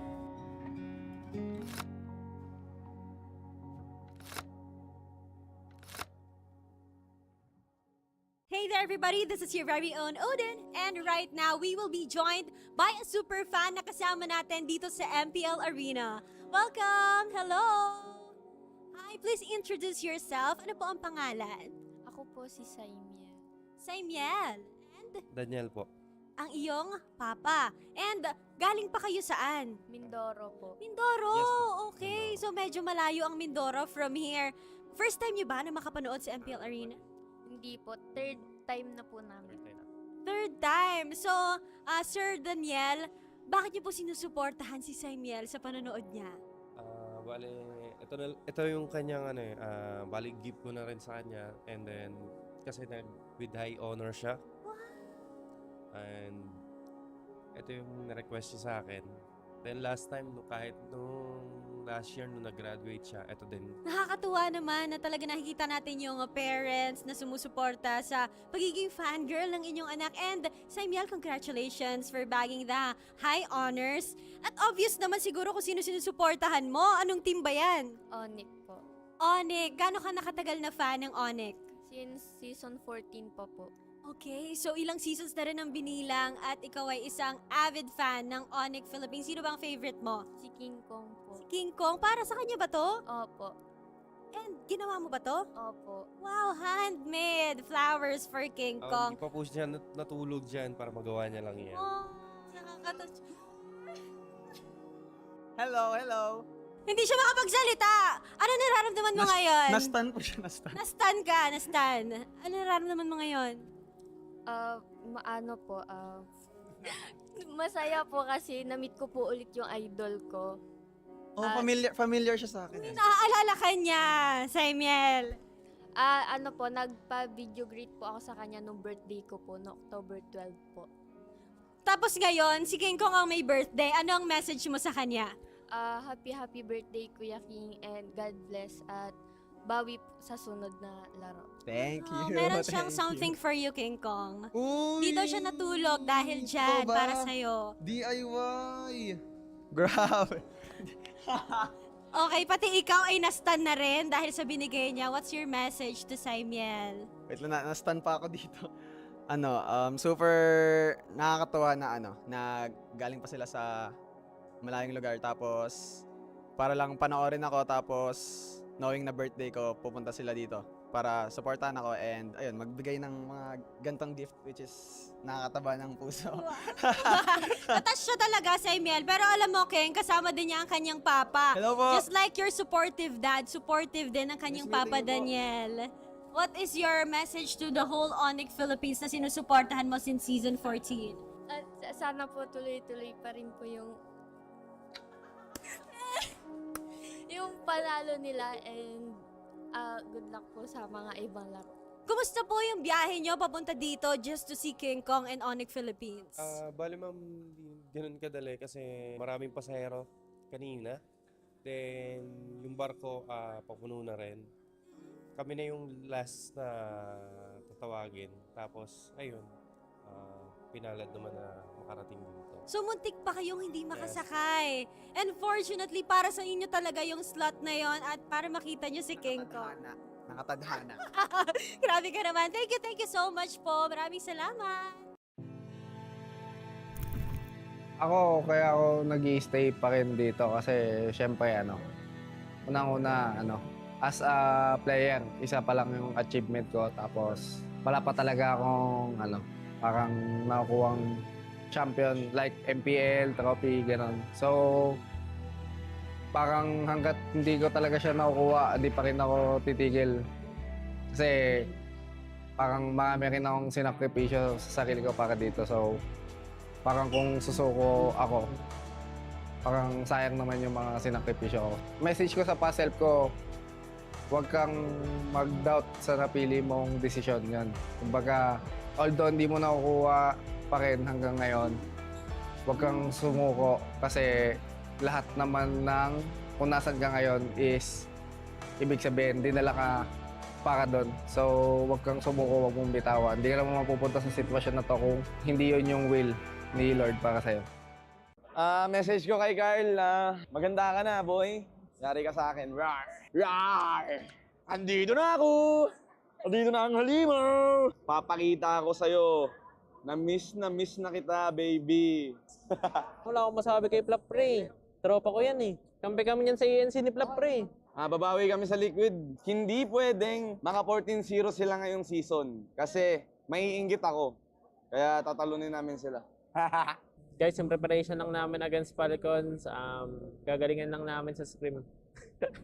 Message ko sa Clash of Titans, sobrang angas. Heart rate ko mamaya mga 6-7. Guys, gusto nyo ba ma-reveal ko guys? Ang i-reveal natin. O to the N. O to the N reveal. Yeah, gagawin daw ng MPL yan guys, nakaarang sa screen yung i-reveal. O to N, i-reveal. O to. Guys, pag napanood nyo to, mag-spam guys ng O to N. Alam nyo na kung ano yun. Alam nyo na kung ano yung ini-spam ko, spam nyo din sa MPL live. Kung ano yung ini-spam nyo sa live ko, spam nyo din sa MPL. Kakausapin ko muna yung pinakamayaman dito sa barangay. Sabi kasi ikaw daw ang pinakamayaman eh. Who is most likely naman libre lagi sa team? Ako. Ikaw talaga yung mayaman oh. Tama yung sinabi ni Mingwen eh. Who's most likely na puyat lagi kaka-RG? Dati ako Pero ngayon, minsan na lang. Pag trip lang. Wala eh. Ano na kami ngayon eh. Health is Sabay-sabay wealth. na kami matulog eh. Okay, kailangan Healthy na. matulog. Who's most likely na magtipid kahit may pera? Yung kuripot? Si James. Nakakotse? Kuripot? Kuripot yun, kuripot. Sa amin, di talaga na ano yun eh. Kahit 10 piso, wala. Who's most likely to be the pinakamakulit sa team? Dahil si Bunak din eh. Ano na, laging full charge dyan araw-araw eh. Di nalalobat. Oh! Who's most likely na ma-addict sa K-drama or series? Ayun, si Bunak din. Pag bedtime na. Naririnig ko din eh. Naiyak din ako sa sounds eh.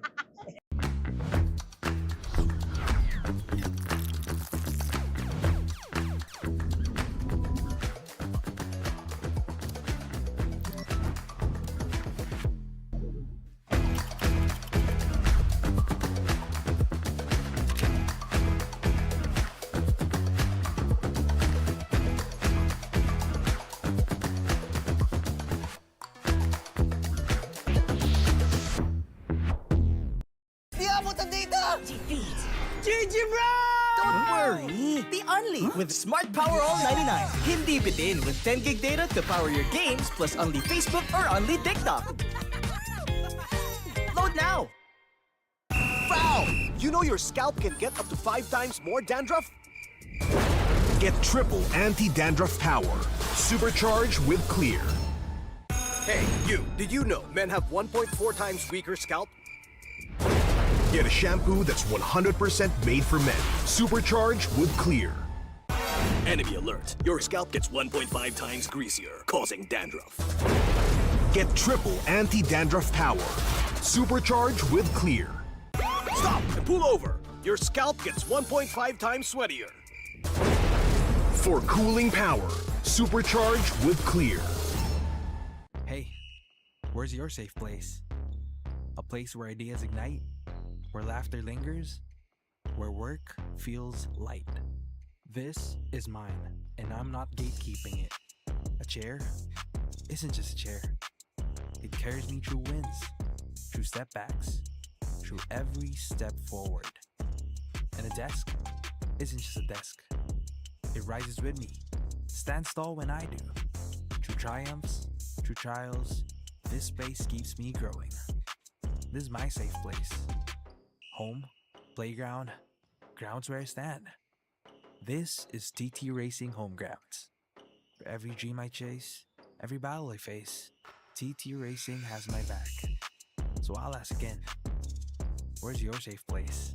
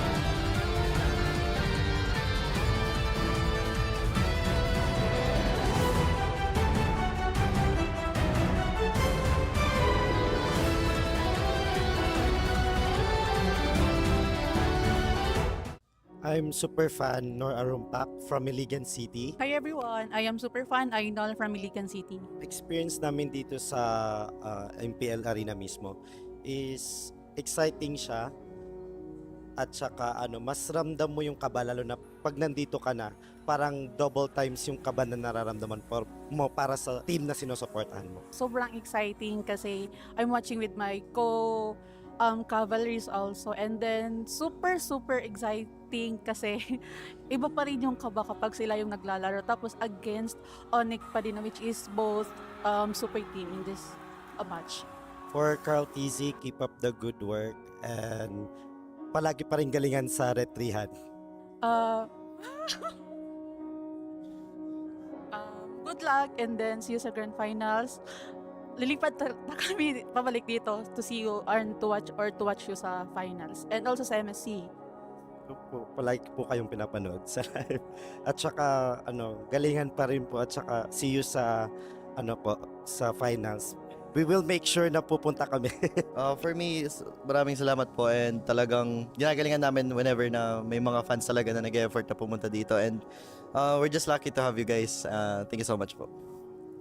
Same lang din po sa akin, sobrang nakakatuwa kapag may mga ganitong fans na galing pa po kayo sa malayo and sobrang na-appreciate namin ngayon. Thank you po.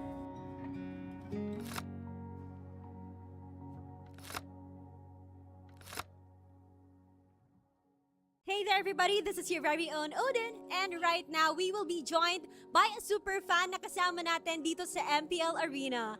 Welcome! Hello!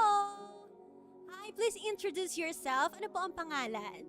Ako po si Saimiel. Saimiel. And Daniel po. ang iyong papa. And galing pa kayo saan? Mindoro po. Mindoro! Yes po. Okay, so medyo malayo ang Mindoro from here. First time niyo ba na makapanood sa MPL Arena? Hindi po. Third time na po namin. Third time. So, Sir Daniel, bakit niyo po sinusuportahan si Saimiel sa panonood niya?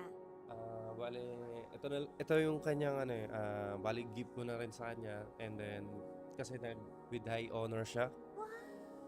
And ito yung request niya sa akin. Then last time, kahit nung last year nung nag-graduate siya, ito din. Nakakatuwa naman na talaga nakikita natin yung parents na sumusuporta sa pagiging fangirl ng inyong anak. And Saimiel, congratulations for bagging the high honors.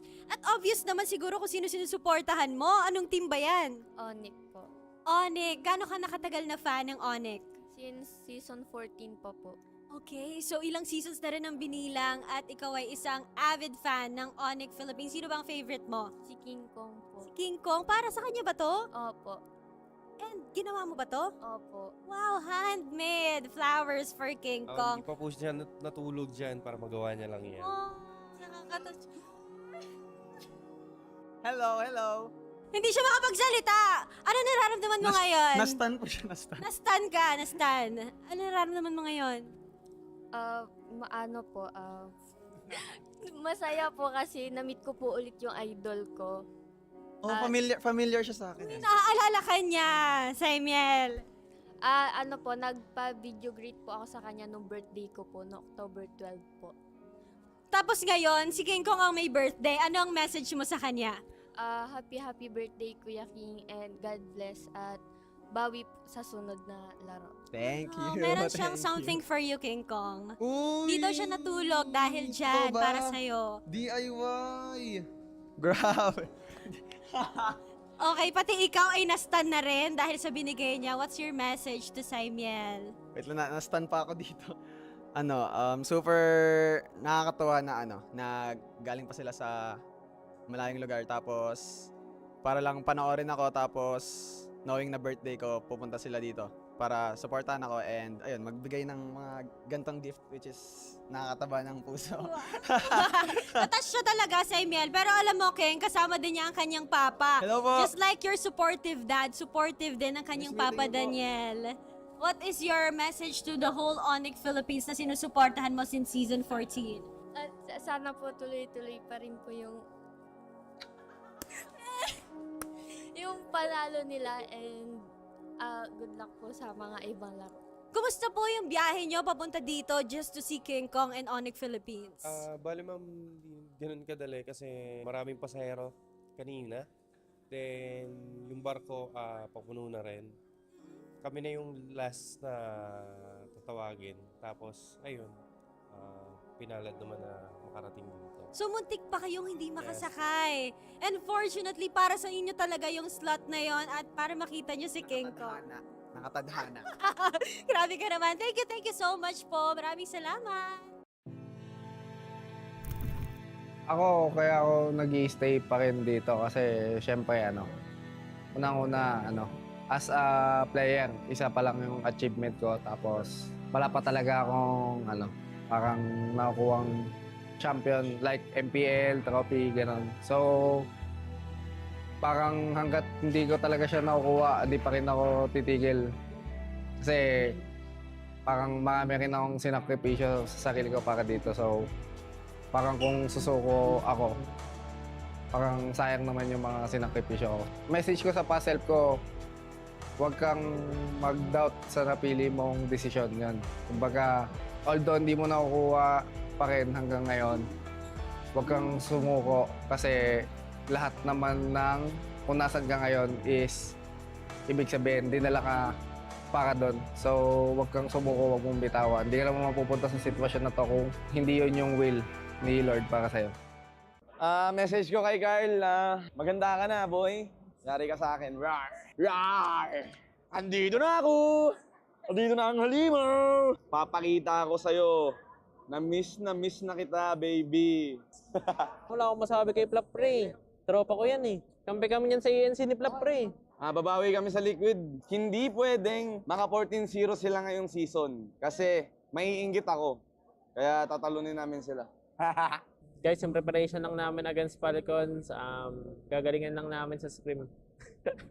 Message ko sa Clash of Titans, sobrang angas.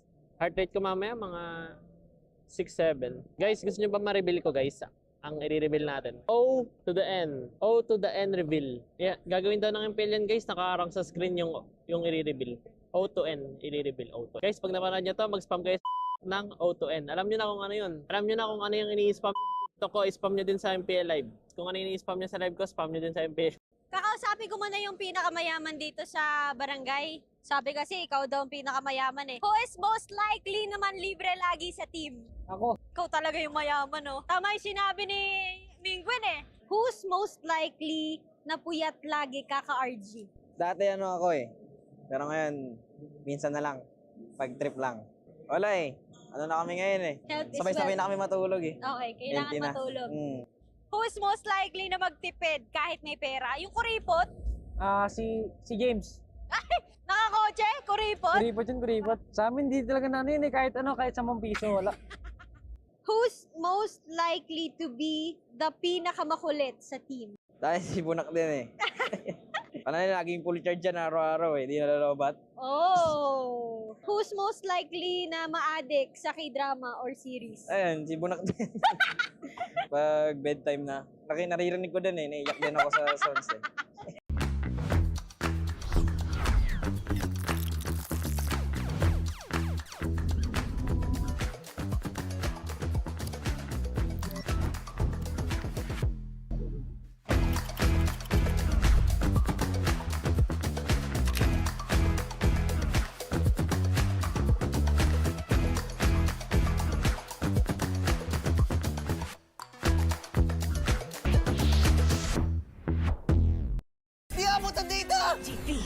GG bro! Don't worry! The Unli with Smart Power All 99. Hindi bitin with 10 gig data to power your games plus Unli Facebook or Unli TikTok. Load now! Foul! You know your scalp can get up to 5 times more dandruff? Get triple anti-dandruff power. Supercharged with Clear. Hey, you! Did you know men have 1.4 times weaker scalp? Get a shampoo that's 100% made for men. Supercharged with Clear. Enemy alert. Your scalp gets 1.5 times greasier, causing dandruff. Get triple anti-dandruff power. Supercharged with Clear. Stop and pull over. Your scalp gets 1.5 times sweatier. For cooling power. Supercharged with Clear. Hey, where's your safe place? A place where ideas ignite, where laughter lingers, where work feels light. This is mine, and I'm not gatekeeping it. A chair isn't just a chair. It carries me through wins, through setbacks, through every step forward. And a desk isn't just a desk. It rises with me, stands tall when I do. Through triumphs, through trials, this space keeps me growing. This is my safe place. Home, playground, grounds where I stand. This is TT Racing Home Grounds. For every dream I chase, every battle I face, TT Racing has my back. So I'll ask again, where's your safe place?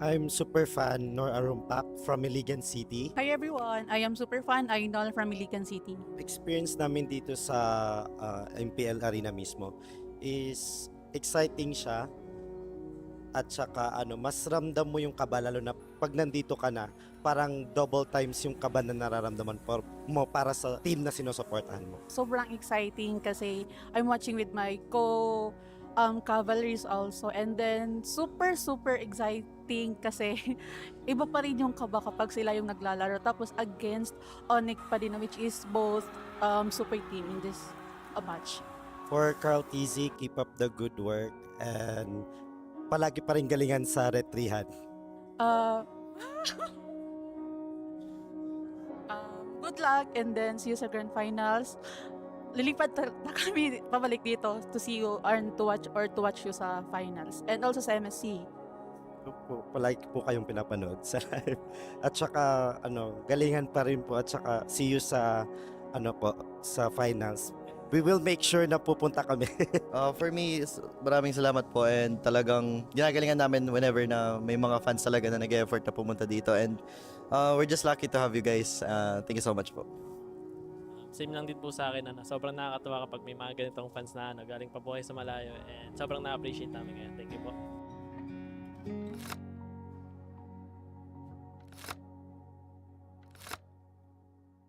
Magandang gabi from MPL Arena! Kami ang inyong mga host. This is Thea and your very own Odin. And right now, we are joined by 6 MPL superfans to play a game. And before the matches later start, meron syempre tayong very quick game with our 6 superfans. And guys, napakadali lang ng gagawin nyo if you're familiar with Happy Birthday. But this time, ang sasabihin nyo, palag na to. So guys, understood? Okay, palag na to. Yeah! I love the attitude. And of course, among the 6 players, we will have one winner and they will receive merch from us. So guys, are you ready? Sino ba yung huling umakyat sa stage? I think si Kuya. Yes. Dahil dyan, ikaw ang mauuna. Please take the center stage. Okay. Dalawa pa lang sabay. Okay, kayong dalawa. Okay. So if one guy stops, the other must continue. Tignan natin kung sino ang mas matibay sa inyong dalawa. Okay, feel ko kailangan ng dalawang mic para dito at magbibilang ka, Thea. Okay. Ready? Okay. You may now hold the mic, guys. So the word is palag na to. Pahabaan at paramihan ng hangin sa lungs. Okay, in 3, 2, 1, go! Palag na to! 1, 2, 3, 4, 5, 6, 7, 8, 7. 7 seconds! Maraming salamat, Kuya. What's your name? Aaron James po. Aaron, maraming salamat. And Aaron will be receiving a Get Out keychain as the Okay. consolation prize. So 7 seconds pair. to beat. Next pair. So are you guys ready? Ready na? Palag na to? Yes, palag na to. Okay, in 3, 2, 1, go! Palag na to!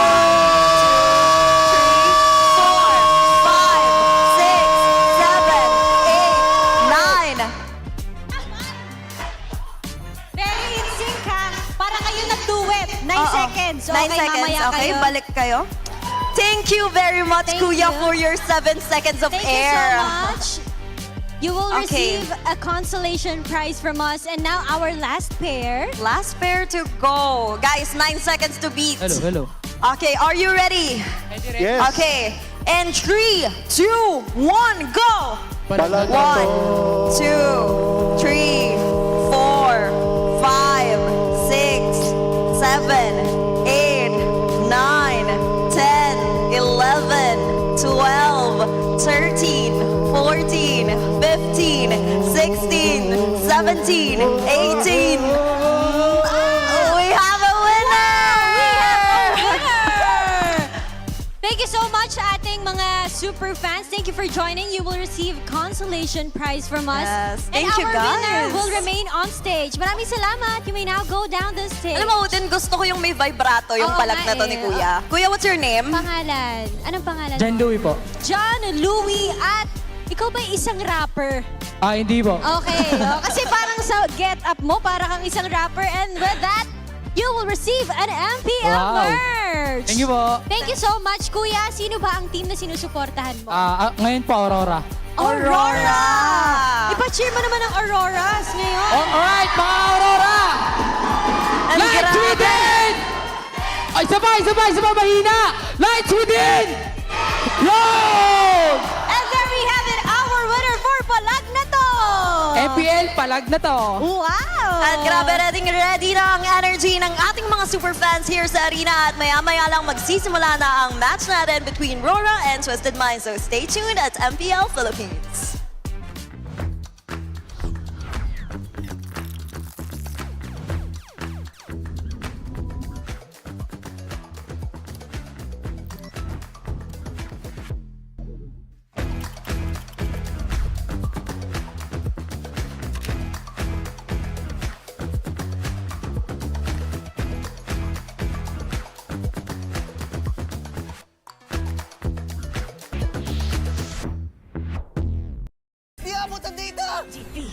GG bro!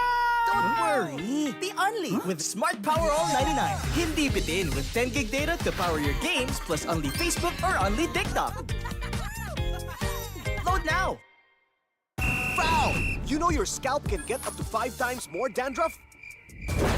Get triple anti-dandruff power. Supercharged with Clear. Hey, you. Did you know men have 1.4 times weaker scalp? Get a shampoo that's 100% made for men. Supercharged with Clear. Enemy alert. Your scalp gets 1.5 times greasier, causing dandruff. Get triple anti-dandruff power. Supercharged with Clear. Stop and pull over. Your scalp gets 1.5 times sweatier. For cooling power. Supercharged with Clear. Hey, where's your safe place? A place where ideas ignite, where laughter lingers, where work feels light. This is mine, and I'm not gatekeeping it. A chair isn't just a chair. It carries me through wins, through setbacks, through every step forward. And a desk isn't just a desk. It rises with me, stands tall when I do.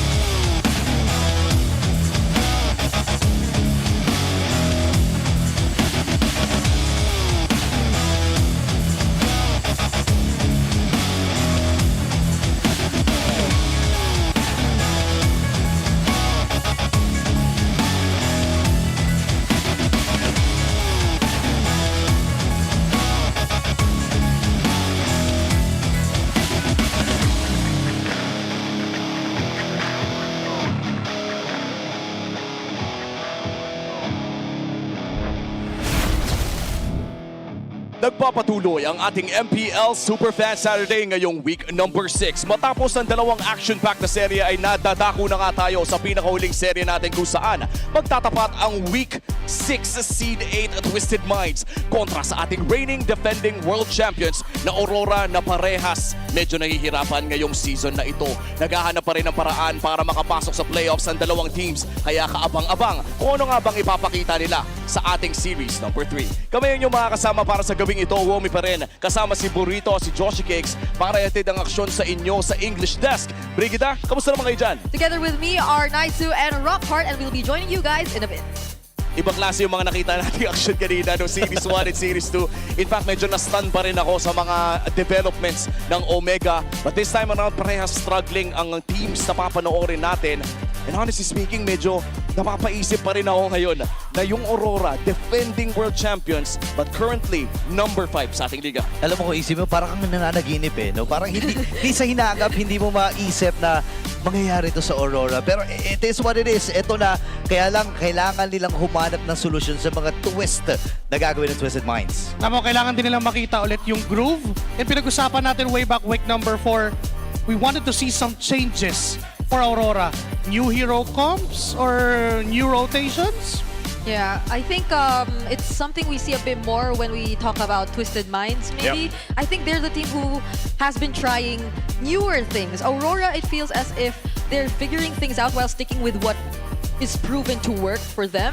And maybe a huge part of it is the people behind the scenes. Yeah, I think part of that is just what RORA's been able to show us, and hopefully they have more here. We're going to take a look at this quote from Khalid. You have to translate this. Translate! You gotta translate this. I can't do it, man. Okay, ang sabi niya dito ay kung hindi kayo manalo, kailangan nyo na talaga mag-think outside of the box. And Taglish to, no? And they already said that if you can't win right now, you have to think outside of the box. You need to be creative. And if you focus on it, and may magagawa kayo para sa amin gumaan nga. And I think at this point, you want to think about Khalid in a way na hindi lamang siya creativity. It's not just a man of creativity, but also a man of grit.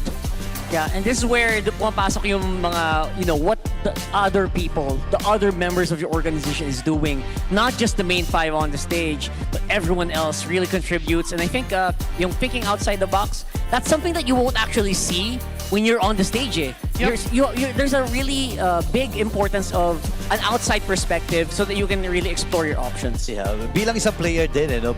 Kumbaga yung iniisip ni Khalid, bilang isang player, dapat makita ko yung kabuuan ng mga nangyayari. And andun siya sa mismong sa mismong punto na yun, bukod sa, of course, sa mga coaches, sa mga analysts, makakapag-input siya sa kung ano man yung pwedeng adjustment na gawin ng Aurora or nung buong team na naglalaro doon sa punto na yun, di ba? Yeah, and basically Khaled's been a part of that, team for a while now, so he's going to go ahead and see a different perspective, just a different outside perspective as the sixth man to be able to go ahead and help them, hopefully even find a win here in this matchup. Yeah, and it's possibly during times like these wherein you're required to step up a bit more, because definitely when you're winning, when you just need to expand, let's say, your strategies a bit more, then it comes with, I guess, less difficulty. Like, it demands less of you as an outsider. But now that you are more familiar with the players outside the game and you know what happens behind the scenes and you see what can be done as a viewer, then that's when your input matters a lot more. Oh, and ito si Khalid, no, alam natin na marami nang naiambag to sa success ng Aurora Gaming as of now. And now that they're struggling, kailangan muli mag-think outside the box dito ni Khalid para makita muli ang ilaw for the Northern Lights. And Aurora Gaming as of now, hindi pa naman ganun kasama. We are currently at number 5 para kay Aurora, which means na hindi sila safe, pero hindi rin sila yung sobrang okay sa loob ng ating regular season. There are still multiple games to be played para dito. May mga chance pa na makabawi ang koponanan ng Aurora. Oo. And bukod pa dyan, of course, Twisted Minds ang kanilang kalaban. Medyo mas nagsa-struggle pa with the number 8 seed as of now. Kung may isang makakaisip ng paraan para makawala dito, walang iba kundi ang coach. Panoorin natin ang video na ito. Ang importance ng isang 6 man sa isang team, una-una, depende kasi yung iba more on contribution sa kung anong may improve sa team. Yung iba naman ginagamit nila yung 6 man as threat dun sa kapagitan niya nang sa ganun hindi magpabaya. yung kasab niya. Siguro hanggat nakikita ko silang nag-i-stay sila in shape, na nakikita ko pa din na nag-grind, talagang binibigyan ko sila ng playing time or opportunity na pakita kung ano man yung mga nag-grind nila. Kasi hindi natin alam, baka sobrang ganda na pala ng laruan, sobrang laki na pala ng in-improve kung di natin itatry. At mukhang yung playing time nga na yun ay na-deserve na rin ni Nosha dahil naglaro siya sa last game ng Twisted Minds, and this time around ay sa pagkakaalam ko ay maglalaro muli si Nosha against Aurora Gaming. Yeah, ang ganda nito no kasi actually kahapon, to be fair, ay okay naman yung naging performance niya, no. Nagkataon lang talaga na inaaraw-araw siya nung Omega, nung pagkakataon na yon. Pero let's see, for sure may mga adjustments na gagawin dyan. And speaking of adjustments, kailangan na rin natin malaman kung ano nga ba ang kailangan gawin ng parehas na kupunan. Bisitahin na natin ang ating Infinix Keys to Victory analyst. Take it away. You know what? We've said last time, Aurora needs change sa kanilang ginagawa. And that could be in a form of new hero compositions na hindi pa nare-review o hindi pa familiar yung mga ibang teams. And also, non-stop rotations can win versus Twisted Minds. Yung mga showstopper heroes na ginagamit ni Kaloy, kailangan nilang ma-overload o ma-outpace. Yeah, and for Twisted Minds, I think picking up high uptime, low cooldown heroes is actually very crucial in making sure that you have a lot of control in those team fights. I think Alice is a big specialty here, and it's pretty flexible as well, right? It's not just gonna be an XP lane pick. We've seen players like MP that can actually pick it up on the jungle. And of course, play the map versus Aurora, basically just control. It's easy to control when you have more confidence, and I think for Twisted Minds, just be confident, play your play, and don't be too, what do you call that? Don't be too rattled. Oo, medyo napansin natin yan during their Omega game na para bang hindi sila makalaro ng tama, but this time against Aurora, sana nagising-gising na. Guys, we saw 3 games ng ating second series. Do you guys think na tatagal to muli ang ating huling serye ng Superfan Saturday? Total nandito na si Brigida. Sagad na natin, game 3. Sige, laban na. Nalipat na daw yung sumpa. Nalipat na. It's with It's me and Renmar. Renmar and Naisu now, but I do miss seeing game 3s. Yeah. I also wanted a long game earlier today, but games kept ending in less than 15 minutes, so hopefully in this series we actually get one. Well, sana sulit ang ticket ng ating mga MPL Superfans at this point in time dahil ang dami na natin nakitang aksyon ngayong gabi at madadagdagan pa nga. Maraming salamat sa ating English desk. Makikita tayo muli mamaya. Malapit na po magsimula ang Aurora Gaming kontra Twisted Minds, kaya welcome na natin ang mga players.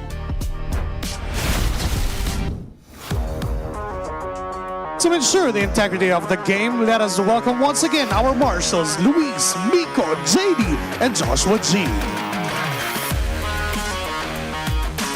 They may struggle to find the light, but they won't give up without a fight, showing us the world champions might. Make it up for Aurora Gaming Philippines.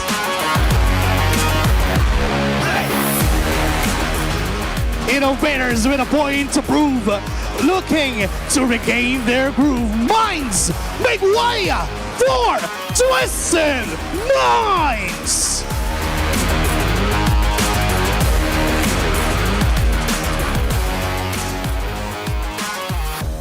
Join, of course, with our head referee, the Chop Master.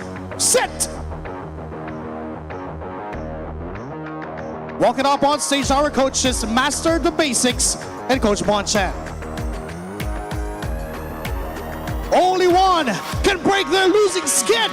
This is Aurora Gaming versus Twisted Minds. Ang huling laban sa inyo, Superfan Saturday.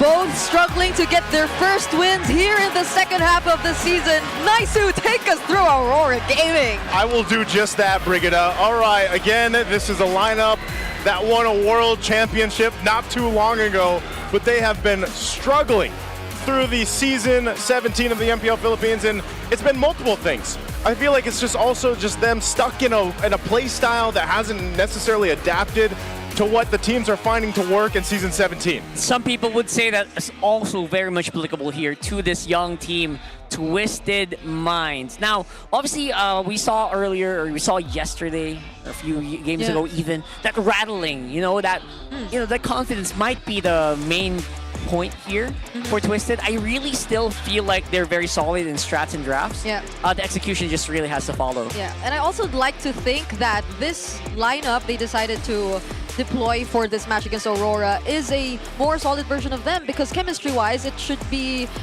very clear that they've been playing with Nausea for a much longer time and that they've been more familiar with each other's tendencies. But at the same time, if we take a look at this graph, it's somewhat close, still favoring Aurora, but I guess what really could be the difference maker here is, despite we seeing Aurora leading in terms of hero pool, how else can they make themselves a bit more unpredictable? Because it seems like teams are a lot more used to the way that they actually draft and play around, and now I think it's about time we listen to what their thoughts could possibly be before heading into this match.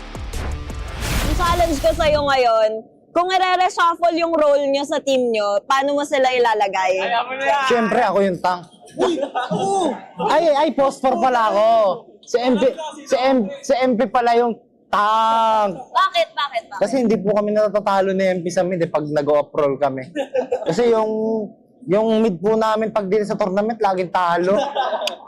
Sa room po, si Demon Kite po. Bakit si Demon Kite? Feel ko po kasi kaya niya po lahat gawin eh. Sabay session, gold namin yan. One trick boss ka yan. Sino gagawin ng gold laner?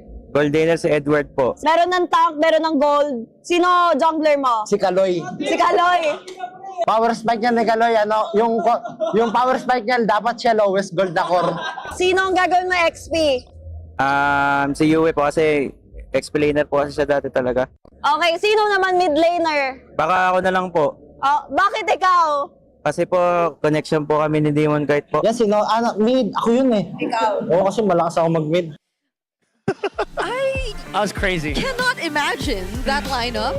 I could not picture Kaloy in the jungle. I could not picture UNDXP. In another world, maybe. But you do see that sometimes. I don't know if everybody's caught their, sometimes their streams for the professional players. They sometimes go off role. They switch up roles, and it is fun to watch. Yeah, if you put Naisu in a different role, where would you put him? Well, I am a... He's mid.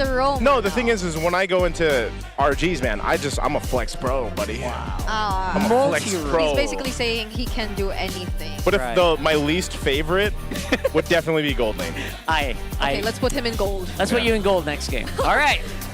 Okay, so here we're seeing some stats for Kaloy. Actually, rank 1 in terms of total CC time. Crowd control time, 191. I'm not going to be surprised at all. I feel like, especially with games that you have the Marcel, that just buffs you up so much. Not to mention, like, it's all Marcel, by the way. Well, yeah, this is all Marcel, apparently. Because that's all he does. Yeah. Or most people. He just CCs everyone. I mean, that's not surprising. I feel like the Kalea has also significantly contributed to the stats we're seeing for Kaloy, because we somehow already call him Kaloya. Kaloya.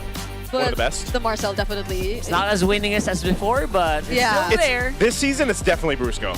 Yes. For the Kalea. Yeah. Earlier, Ogwen too, I think there was an argument, but Brusco definitely. But when it's the Grok, you gotta give it to Light. That's a Light hero. That's just no one else comes close, to be honest. Rock with the Grok. And if you're looking at the Khalid feels like it just does so much. Yeah. I think maybe the CC I was time. Like, wait, who? Khalid? Khalid? I was like, we were talking about Khalid earlier. Khalid. Sorry, Was that the correct pronunciation? Khalid? Are you talking about like the Khalid? Yeah. The hero? Khalid, I thought. I thought you were talking about the sixth man. No. Yeah, Khalid. That's Khalid. Yeah, this is Khalid. This is Khalid. Okay, fine. Khalid. What are you hearing? What are you hearing, bro? Khalid, I think adds that. No, it's unfair. I'm sorry. Does the slow from Quicksand Guard count as a CC? Technically, it should, right? When they're counting. It should. Under CC, like the umbrella term, and then there are like multiple. Slow should be there. Slow should somewhere. be considered under. That's probably why. It's probably CC time, but just no one's gonna beat a Marcel, man. Yeah, because like CC, you have like stuns. You have Every slow. little minor Everything. snapshot is like 1 second worth of That's why. crowd control. So imagine if it's like a long. Oh, so that's one too. Twisted had one of the longest games this season. With Omega, right? Was it with Omega? Yeah, I gotta double check if they were on the Marcel during that game, but imagine if it was 30 minutes and then you were on the Marcel just stunning people nonstop. So that's gonna pad your stat. Yeah. Nice padded stats there, bro. Yeah. But weirdly enough, I think the Marcel is going to be banned out in this game. Feels like there's just no way around that, especially when you see these roamers play. Yeah. One of the good counters, though, that we saw, was it just yesterday? I think it was in the hands of Chaknu. He had the Marcel, and then there was a Garak across from him. So that could be an answer. I don't know if we'll see that actually contested in the draft here, but what we are seeing is how important the draft trades are. Because again, I think certain teams, like I said earlier, they really have a different priority from team to team. And then you see how even down to the roams, certain teams like to go ahead and draft certain heroes in the roam alone. But look at this. This is the difference here already. Aurora's going to be on that blue side. They're 6-3 over here. Yeah, and they already took out the Kalea, so Twisted don't get their hands on it. But the Marcel you mentioned earlier, Rockhard, is actually still open to this point. Yeah, that's fun. That is so fun. Auto lock. Auto lock. Don't even think about it. What are they going to auto lock here? Marcel. Is it? But do we really see Light go for the... Yeah, because if it's Light, right? Yeah. Oh, you want the flexibility. You want the flexibility for Light. I'm thinking Light on the tankier setup heroes is the more probable go-to, so that's why Twisted locking down Marcel once again. And regardless of whatever Light decides to pick up, I think the Valentina too can respond well. Especially for this Marcel matchup, I think Light can actually Cho. Most of the Marcels that I've seen fail actually were against a Cho. Displacing and just making it so hard for him to cast that Golden Hour in the proper spot. And I guess they would, with the Cho, you could almost go for that pickoff really quickly, take out the Marcel, you know, or at least force the Golden Hour so then it's not there, you know. Or do the -1, less heroes to work with the Golden Hour. That's a 4v5 most of the time. Because technically any hero that could just force out or bait out reactions from a Marcel just to, let's say, even keep his teammates safe is already really worth it. But they decide to save that roam pick for later. They instead reveal the Claude and the Farsa. We're having such quick responses, in the draft. Yeah, OG on the Leomord for MP. He's definitely one of the first players to ever bring it out in the jungle. He was also one of the first to bring it with the Marksman emblem before the Marksman emblem got buffed recently. There you go. Yeah. Expect to see him on that. We've seen a couple junglers now do that actually ever since, so let's see. Okay. That's a lot of... It is rowdy out there, man. That's a lot of Roras. Shout out to all the Roras out there. They're jumping up and everything. Look at them.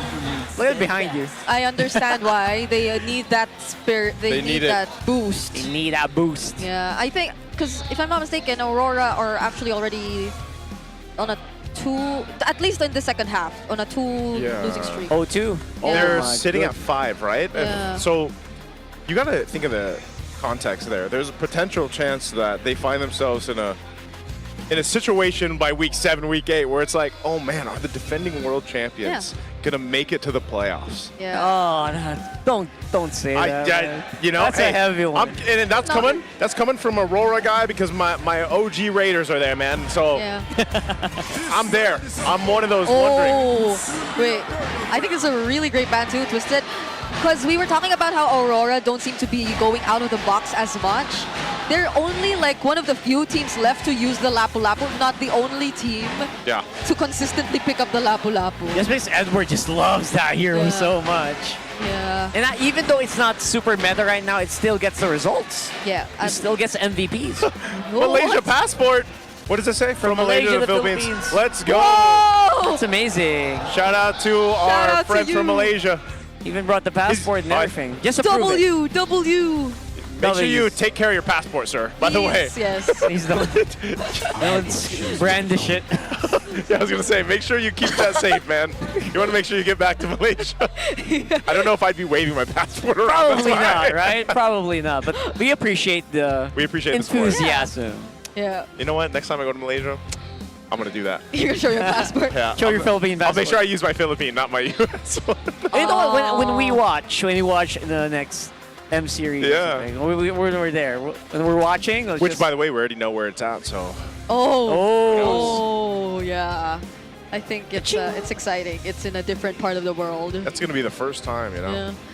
Hopefully the defending world, I know it's a while Here we away. go We still again. have a whole nother season. Hey. By the way, we still have a whole nother season, guys. Yeah. All right, let's not get ahead of ourselves. Yeah, so gold click maybe. Terizla right away. Still trying to gauge if they need a carry or I don't know. What else do they? Their gold lane is going to come down to, against the Claude, it's probably just going to be a Harith. It's not by the way. He is the guy from last season that was really, really good, obviously, on the Harith. Nasha sat out for some time, though, in Season 17. If you guys didn't catch your game yesterday, that was something that we were talking about. On the desk, we were actually asking, is this the right time? You know, you bring out Nasha now here in Week 6, you're in this position here for Twisted. And like Brigitte said, it should work. This should be the team that has the mix of synergy, because it's what we saw from a previous season where they actually did relatively well, but I don't know. Yeah, Bonchan did mention it in the interview earlier too. He does let the players still play. Thamus! What do we say about going outside the box? Wait, here's a question, pronunciation question. Is it Thams or Thamus? It's Fam. Or is it Thumbs? It's Fam. Thams. Yeah. We tried to just not say the U. Thams. Thamus. The U is silent. I just like to say Thamus. Okay. Thamus. Oh, by the way, Nasha locking in the Granger too to wrap up the draft. Yep.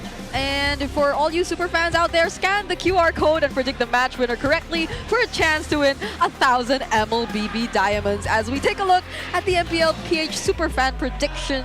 85%. Oh my goodness. Favoring Aurora. Still got a lot of trust in our current world champions. I mean, look at them. Look at them. That's right. It seems about right. Like, even if you look at here, the chance, it seems about 85% in favor of Aurora. But it's good to see that support is still there for Aurora, but also for Twisted Minds. You know, this is a team that has, I felt like, proved a lot of people in the way that they play, the way that they draft, but can they win in the series? Yep. Because this is a match that will seemingly either keep them and their hopes of making it into the playoffs a bit higher for both Aurora and Twisted Minds as we head into game number 1. Taking a look at the emblems. Do we see anything that stands out here? I think this is very usual for MP the King. All right. So at this point, we are very happy to see, Granger coming back at least, adding more of that variation to this draft. Honestly, feels like there could be more, but this Fams is gonna be Fam. No, without the U. All right. Fams. Say Fams. He's definitely gonna bring a new flavor. Now, matching up against the Terizla is actually pretty good, because the taking damage is just crazy to deal with, and your Body of Smith just can't really completely deal with it. Body of Smith is great against like big burst. Yeah. You're removing a big portion of your damage, but what do you do if it's like burning you? Yeah. Right? Because you're getting infernoed, man. You're getting cauterized down, and also, mind you, Edward's running the Warcry emblem, so his damage, I feel like, will actually surprise Twisted when they actually join into a team fight. Just because, again, he's not only is he tanky, but he's also just kind of doing this little bit of AoE damage and also proccing the Warcry. Yeah. As long as you can keep your attacks going. Yeah. Now that's a challenge for Twisted. Can you stop the attacks of the Fams from connecting? And I was about to say, Twisted Minds and the way that they drafted seems like it's a very all-in type of draft. You have to close in to your opponents, and that's exactly what the Thamus wants for himself. He wants you to be close, so you could really feel the passive, you could really feel the damage that's really just not burst, as you mentioned. It's just a slow build-up that you eventually feel the longer that you stay in contact with the Thamus. So let's see how Aurora are actually able to make this work. Oh, they're gonna burst down Sean. He does get enough HP back. Popping the flicker too. Meanwhile, Twisted's working on the turtle. MP secures that. So no kill either side, but an objective going to Twisted unless a feathered airstrike's gonna fall down right on Kaloi as first blood goes to Yue. That's gonna be a turtle for a kill. I don't know if you guys saw that. He literally got frozen mid-air. Edward going down and attacking Kaloi, but taking him out in the end just feels so satisfying for me, to be honest. It's usually so hard to take down a Marcel, but they were able to do it really, really efficiently. Yeah, and the fact that it was only Kaloy left to do that, or at least show up for his team, because again, Aurora were successful enough in making sure Sean had to retreat. Oh, does Dominkite want to stay here? You look at the rotation already happening from Twisted. They've got the information. He's going to go pop the regen. Have to give the gold crab over here to Nasha. I don't know if he's going to stop the... Okay, he does get out.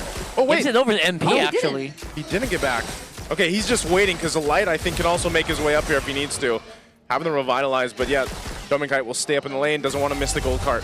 Yeah, at least he, I think, has enough information to know that there won't be any surprise ganks with him whatsoever. Even MP the King, he just finished taking his orange buff. So now we're about to set up for the next objective. But so far, at least, there's a very slight lead just in the hands of Aurora. They're also playing it relatively safe compared to how we possibly or probably expected them to make use of this draft so far. Which I kind of expected, especially since their primary damage dealer in the early game is basically Dominkite and US. So if they're still stuck on, like, you know, clearing the minion waves duty, you can't really depend too much on Dominkite quite yet. So we have to wait a specific time. And I think they should give this a go, despite playing passively for the past few minutes. I think they will definitely contest this turtle. Yeah. Gonna have to. It's up here in a couple seconds. Both XP laners just going at it. I don't know if you're gonna be able to beat a Warcry though. You're seeing how much damage Edward's able to pump out. So that's a low Lansu. Yeah. He still has Flicker. And again, this passive with the body of Smith keeps him good position to fight for if he has to defensively. Light will go ahead and charge up. Fighting for the turtle. He's going to go for the Tom with the Unbreakable. Feathered Airstrike comes down too. Kaloy gone again. Lansu jumps in with that penalty zone. But now they're dealing with Dominkite. They do get the turtle secured for Dominkite, and MP will fall as well as another kill gets picked up. And now looking for more. UA flickers forward. They want to take out Sean. And Sean goes down too. Man, RORA comes in swinging. Such great timing from Dominkite and his entries. Yeah, that entry was just phenomenal. Not to mention, they cut severely into the attack of that turtle. I really like that we actually saw like multiple people just zoning around, and they were able, in fairness to Twisted, they were able to slow down Edward, but not quite enough. Yeah, the thing is, Edward right now on this Thames feels like it's something Twisted Minds are yet to address. He brings in such an unexpected hero. Right on cue, the Abyss opens for Thames' return. 372 days have passed since the last time we saw him. And the last person or player to actually play this hero was Flap. Wow, yeah, I think this was skin that didn't long ago? exist. I don't even remember the skin, to be honest. This is the, is it Collector? I know it's one of those skins where you had to like, you know, have to roll draw for for it. Yeah, I think so. I believe so. But it's great to see him. Again, I like to see the lanes shaken up, man, especially the hero pool. You know, bring out different XP laners, bring out different mages in the mid lane. I think the most stale lane right now is actually gold lane. Yeah. We just see so much of the same. You know, Claude Harith and even this Granger is a little bit different than what's usually picked up. But it's great to see actually in action for Edward here. You know what's so funny? Flap actually kind of called it. He says, wait, penalty zone, and that's what they're going to be going for. Dominkite actually gets away, utilizing the flicker. Not sure if he's going to get chased down. No one falls just yet. Feathered airstrike from Sean. Meanwhile, Dominkite up top. He'll push this in, but they might just have to trade the turtle here as Twisted is just near that side. They look to get this tier 1 too. Not sure if they're able to get it, but they're in position. That's a decent split. They're not letting go. Yeah, they're not letting go at all. Now this turtle definitely looking like it's a Twisted one. Yep, they're starting it up. We don't get to see where Dominkite is. Oh, there you go! MP will secure the turtle, but they're going to fight anyway. Light jumps out defensively, and they'll just disengage. They wanted to see if they could actually contest the turtle, but Twisted does get it. They still have plenty of ground to cover here. Down 2,000 gold. Yeah. Somehow they can minimize it through that. And what I like about this is that we're seeing Twisted Minds playing a much coordinated game. We were talking about chemistry earlier on. You could see how the rotations are actually working out for them. It's always either a 3-man or 4-man rotation. So far, it's been heavily towards this bottom lane, and we might see them go for it once more. But at least Aurora are a bit more prepared this time around. Yeah, the one good thing that Twisted Minds are doing is definitely keeping this Leomord in the loop. He's 0-1-1, but he's actually been doing a majority of the damage in these team fights. He's always in the middle of it. So, while some teams will actually just play the Leomord and just kind of fall off. I think we saw that earlier as well. This Leomord is actually still pretty much in the fight. Although on the side of RORA, Dominkite, he joined the fight so much earlier. He has more gold than usual on this Claude. I feel like that just means that Aurora has a stronger fight. 2.6k gold lead will actually prove that. Yeah, because at this point, it's really mostly going to be MP the King. You kind of can depend on Sean, but not unless Nausea can actively participate, then Twisted Minds would really have to group up together just to ensure that they will have the damage that's necessary. If not to get some pickoffs, at least to really poke Aurora to make them uncomfortable to go for fights. And so far, at least they're keeping it less than 5k. We're not really seeing the snowball potential come out just yet. And even Demonkite, he's being very careful. Oh, that's a whole lot of magic damage to MP the King. He goes down, but there's the counter punch as 2 fall for Rora. A nice pickup for Nausea, as he does have the Sky Piercer on the Granger. Yeah, I think we're seeing exactly the reason why MP the King is just having a hard time getting hunted down by this Harley. That was the only time he wasn't together with the other guys. And Aurora really made sure that they took advantage of that moment. So it was I think initially it could have looked really good for Aurora. Nonetheless, it's great that Twisted Minds are able to clap back. Now we are seeing that 1.8k gold lead. Let's see how they deal with this in this upcoming Lord. Yeah, this is going to be a bit of a tough one, especially positioning-wise, where your only positional advantage is probably going to come over from the Gatot Gacha. FAMS is going to be a very straightforward threat. They'll know where it's coming. There's just not much surprise factor on the side of Rora, except for the Harley and, again, the AOG from the Gatot. We'll see if they can make it work, maybe with the conceal play somewhere. Yep.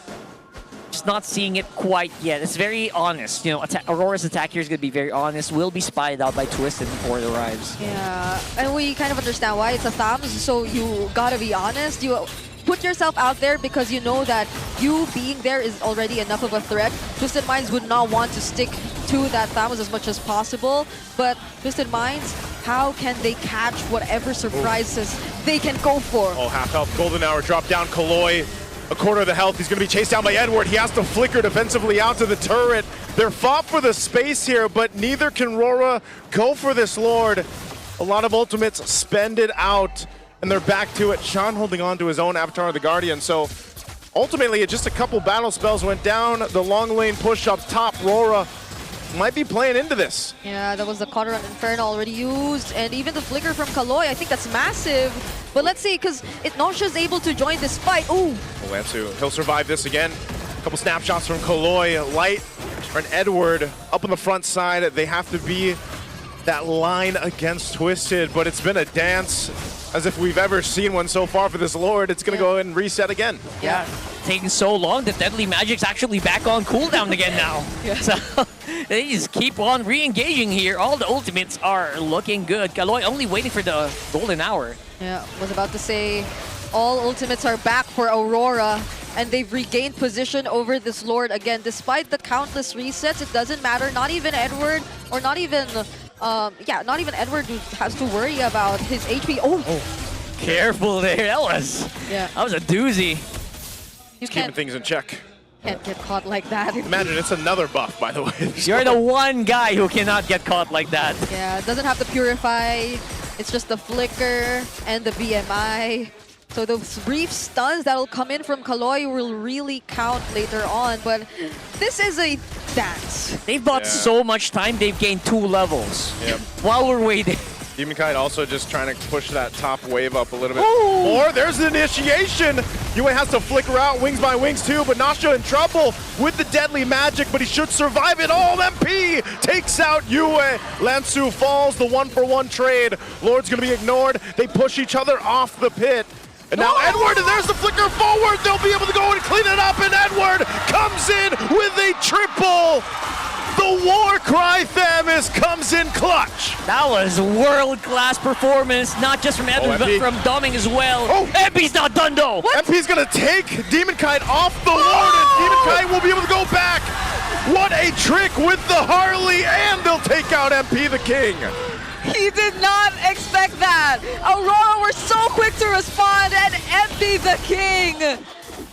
Demon Kite just literally danced around him. Yeah, that was a very nice attempt though. I was surprised he was there. That is literally MP the King trying to activate that superstar trigger. Just doesn't really have quite the momentum. I think he was just literally one skill away from stealing that lore, but unfortunately the attack, skill 1 just not hitting the right angle. And I think it's something he didn't really expect for Aurora to continue. Yeah. Because he was going for hero, and Aurora might have not wanted to risk that, but they just kept throwing their skills at the Lord, and by the time that the retribution was necessary, then Demon Kite was there to finish off the job.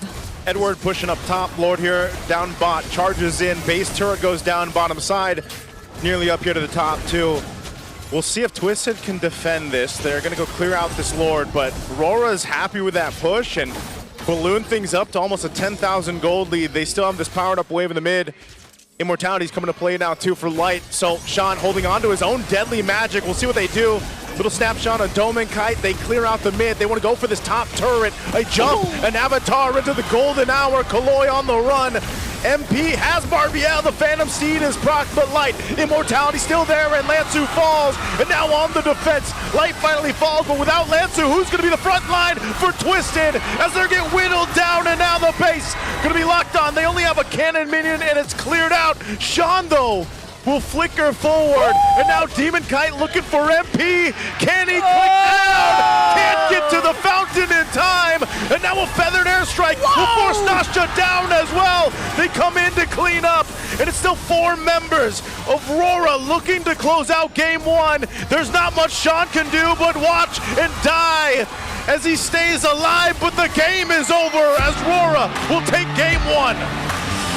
With a 10K gold lead to close it out at that, Aurora, they definitely feel like they've wanted to get that victory for a very long time. I know about you guys, but man, I could barely breathe while all of that was happening. So many clutch, switch in, switch out. I mean, where it got to the point where Deadly Magic was stolen, they tried to go for this clutch assassination on the back end, and it just didn't work out. So many back and forths in that last one. It was such a beauty to watch. I gotta say, though, Demon Kite was very specific and was very on point with that Harley. Every single time you see him using the Deadly Magic, it was always either on Nosha or in those last few moments after he found Nosha, maybe on Sean or whoever could be the more reliable wave clear for Twisted Minds. And even in that last moment, or in that one moment where we saw them going for the Lord Dance, he was very keen on making sure that it was Nosha who would be the receiver of the Deadly Magic. And even in this moment, I know they were willing to lose Light in that sequence because he willingly went in with the Immortality still up. But even if there could have been a chance that they might want to back out, no, Aurora just wanted to end it right then and there, and this guy has got to be the MVP. Hey, I'm just glad a different XP lane not only won, he dominated and he got MVP. Dominated, absolutely. I think we got to a point where I think most people maybe forgot how to deal with the FAMs. Yeah. I mean, even I was looking up the skill names at this point, right? But basically, the way that you actually have to deal with this is very early anti-heal. We didn't see that as much. You have to stop the basic attacks. The basic attack is where the health actually regen comes from, majorly. And of course, you try to stay away from it because it is burning you. It is Cauldron Inferno. So all of that, or less, not all of that were actually remembered, I think, in this game. A lot of people were trying to dish it. I think that was the best way to do it. Just do it from a distance. But for a majority of this game, right? You kind of forget that you cannot trade properly with the FAMs. No. It's just impossible. Yeah, and it's always like Edward just being ready for... Because I feel like even in this moment, it was in this moment, Aurora weren't the ones willingly starting the fights. It was like they were just ready to respond if ever Twisted Minds decided to go for it finally, because that's what the Thumbs wants after all. He wants you to be close up front. And even in this moment where he got the triple kill, just look at him. he had all the more reason to just keep going because Doming Kite was there. You just don't fight against it, man. I think not only because it's been, what, 350 plus days since the Thamus has been More seen. than a year. Yeah, since season 15. And also you see it in action with a Warcry emblem. It's like, brother, this XP laner is shredding through us, and he's tanky as hell. Yeah, and there's no one in Twisted Minds who can burst him down. I think that's another problem because you do need the anti-heal, you do need the damage, but there's no hero or combo designed to just really take him out. Yes, except for the Freya. Except for the which we didn't really see here. It was banned out, right? It was banned out, out. yeah. So honestly, I think this is just thinking outside the box. What we're talking about. Yeah.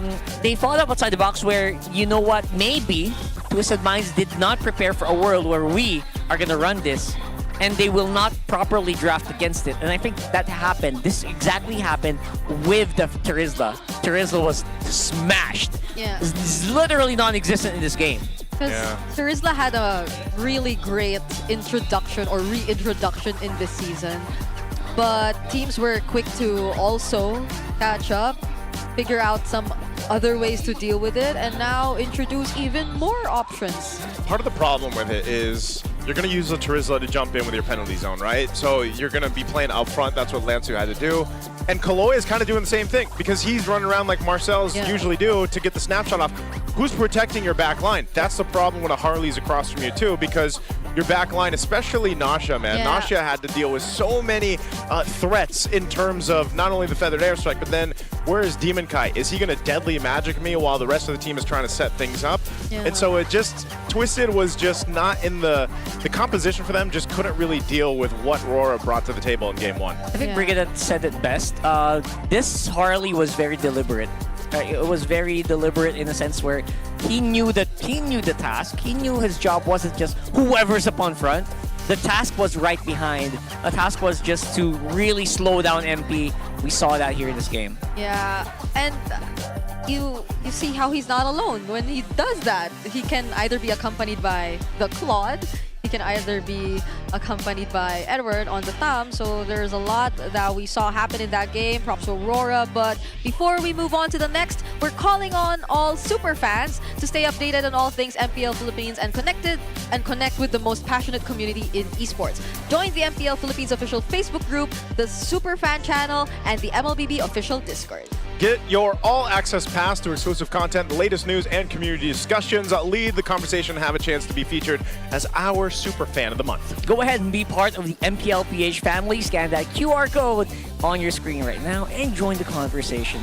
We'll see you there. It's right over there. You can see it, and we're always seeing the posts that go around there, so just feel free to share your thoughts. And if you also think that you have what it takes to run a show, you can check out eProject Esports for everyone, because we're giving you the power to bring the MPL energy to your own local community. That's right. You guys can participate by getting exclusive access to tournament modes, free in-game items, and even diamonds.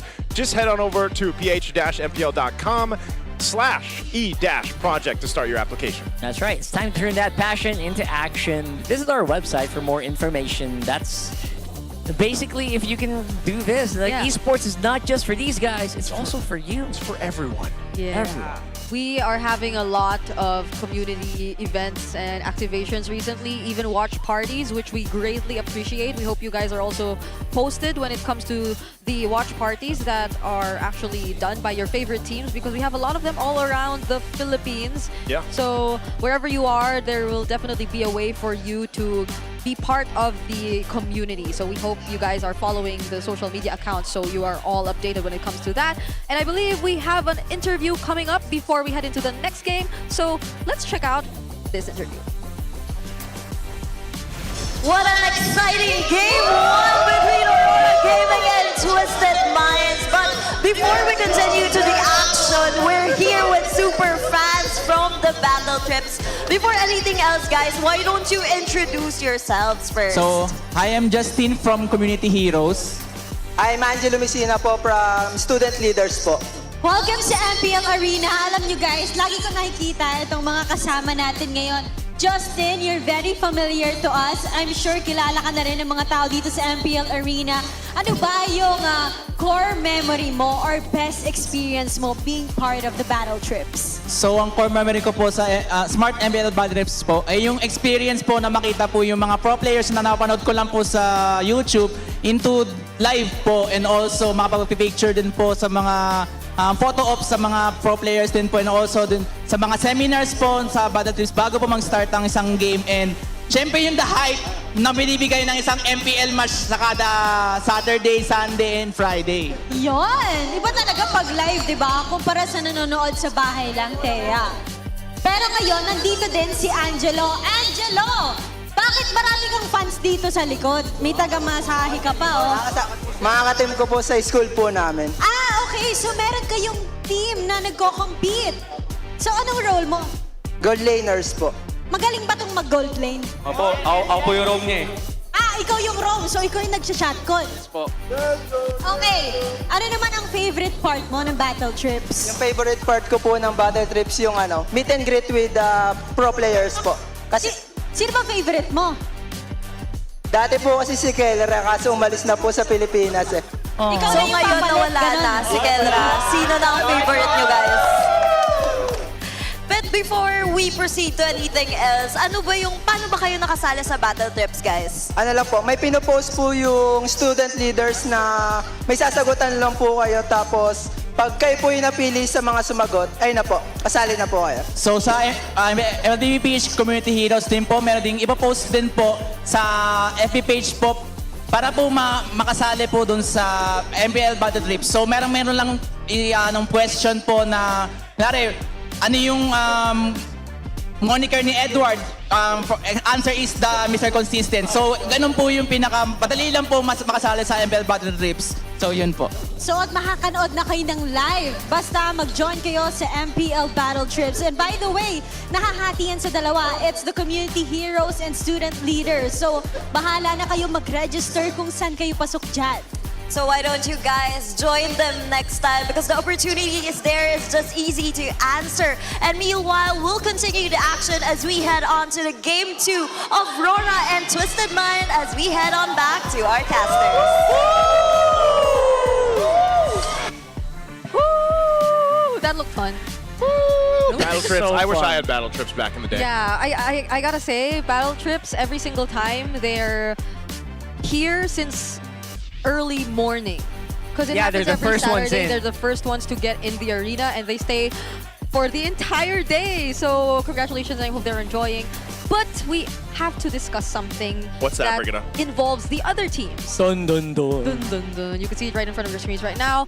UntiTLPH will actually be affected by the outcome of this match. Wow. So if RORA wins this, and they're very close to that, Onyx will secure the playoff spot. So that'll be 3 teams. Yeah, so that's why I saw some Sonics here earlier. They want to know. They're cheering on. They're cheering on. So they sat in the Aurora crowd. Yeah. Undercover work. Undercover. Wasn't it I the see other? a few. I think it was like yesterday where we had like Smart Omega play, and then some of the Smart Omega barangay stayed for I think it was TNC. Yeah. They took off their Tano jackets and then they put on TNC jerseys. You shouldn't do that. Keep that jacket on, bro. It's very Why not wear both? That's what I would do. Wear it over a TNC jersey. Yeah, I'd wear all the merch. But like you said, TNC fans and Omega fans are very similar. That's true. So it's. You said that. Did Yeah. I? Yep. I wasn't here yesterday. You said it in your mind. Yeah. I heard it from you guys. Oh, and whoa, here's another whoa. update, guys. Tracy in. No way. Whoa!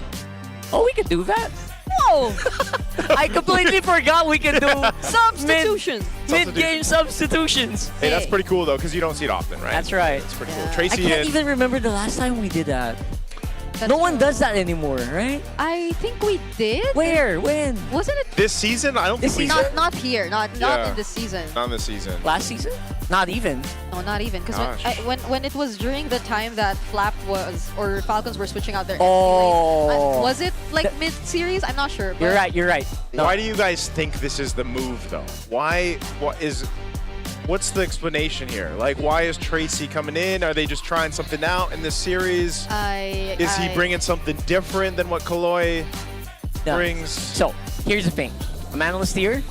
I'm gonna be straight up. I've never seen a Tracy game, so I'm sorry.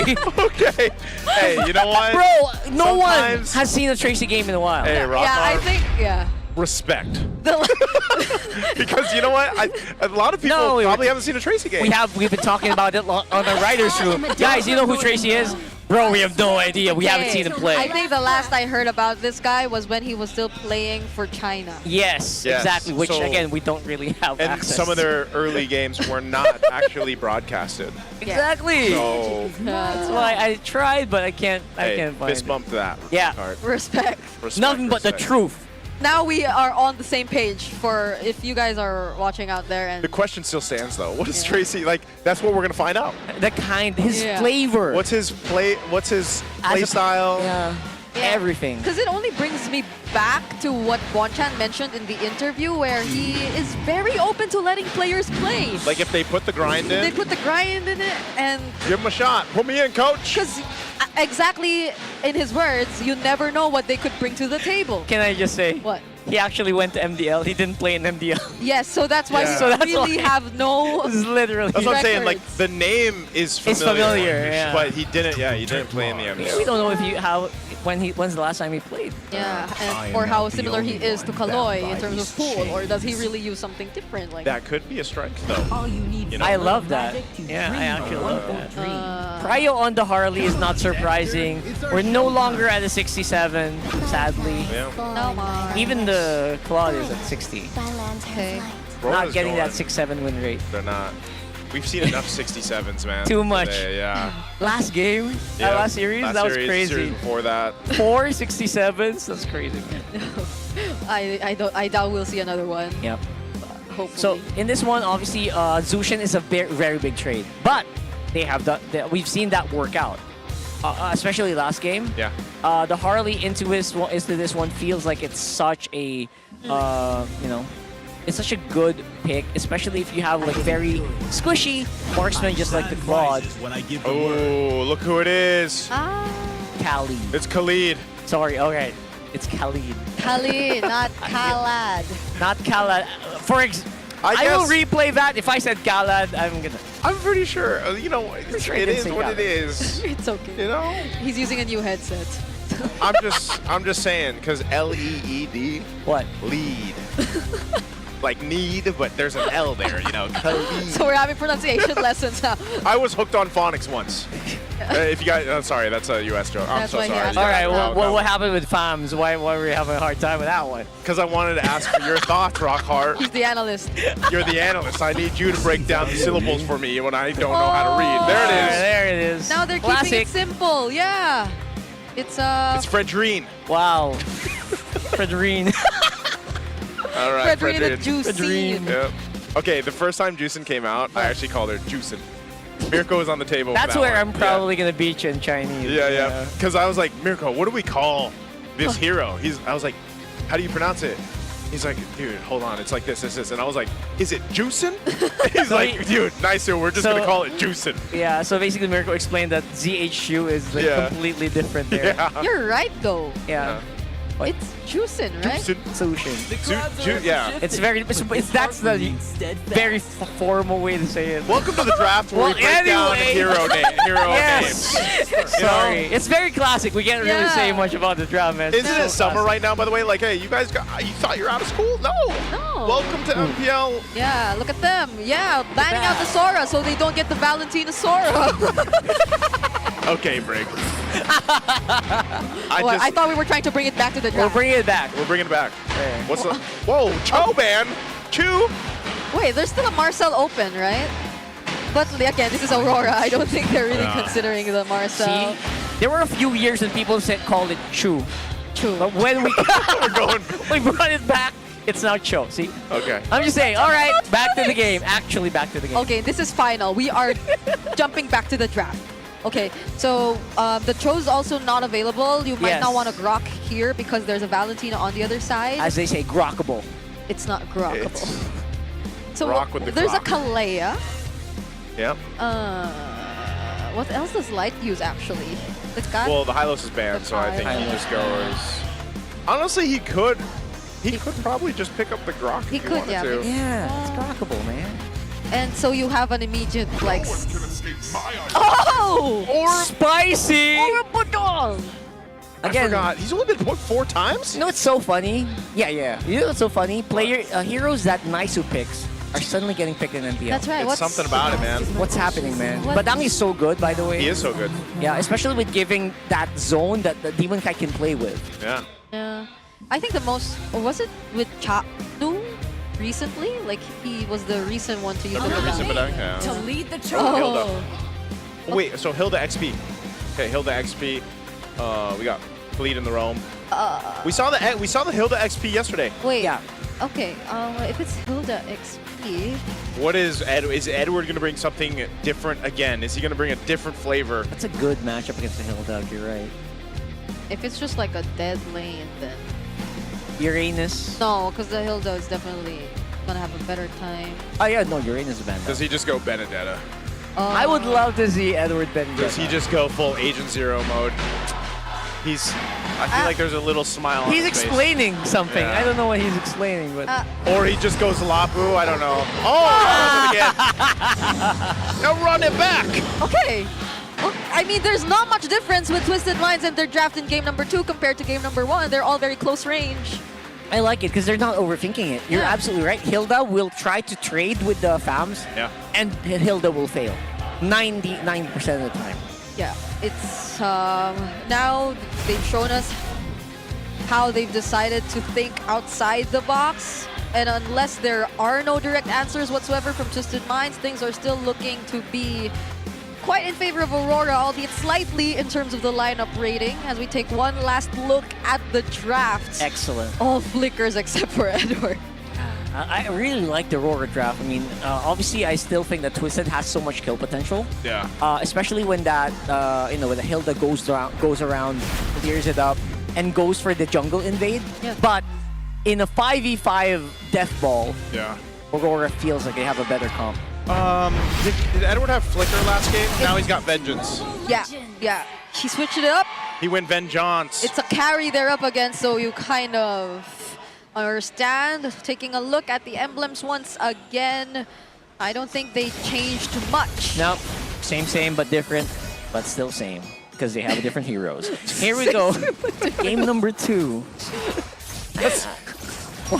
Same but different, but still same. That's the mood right there. Like that's people hoping for global ban someday. You know, like that's basically how they feel. I feel like, But hey, we've had some switch ups. We've had a lot of debut picks, especially in the last couple of weeks. It's amazing. It's nice to see the shake up. Edward definitely could have started something here. Whoa! Whoa! Careful there, buddy. Careful there, buddy. Oh, they are testing the limits here. Both having the flickers. Dome and Kite just recalling. Oh, here comes Tracy. Tracy to the rescue. Okay. He saw you. Yep, he's out. He's still got a flicker. He's fine. All right. Yeah. So, Notion not losing out. Light. Light's not fine, though. Light's not fine. He gets down. First blood to Sean. What? He was alone there. Yeah, he was so far out without any backup, just going for the initial individual scout. He used the flicker and still died. That is a big blow to Aurora. Yeah, and to think that Tracy wasn't really there, but he decided to rotate towards that area wherein it was a Hilda EXP. Yeah. So you could expect no less from a Hilda EXP. It's such quick rotations. Wow.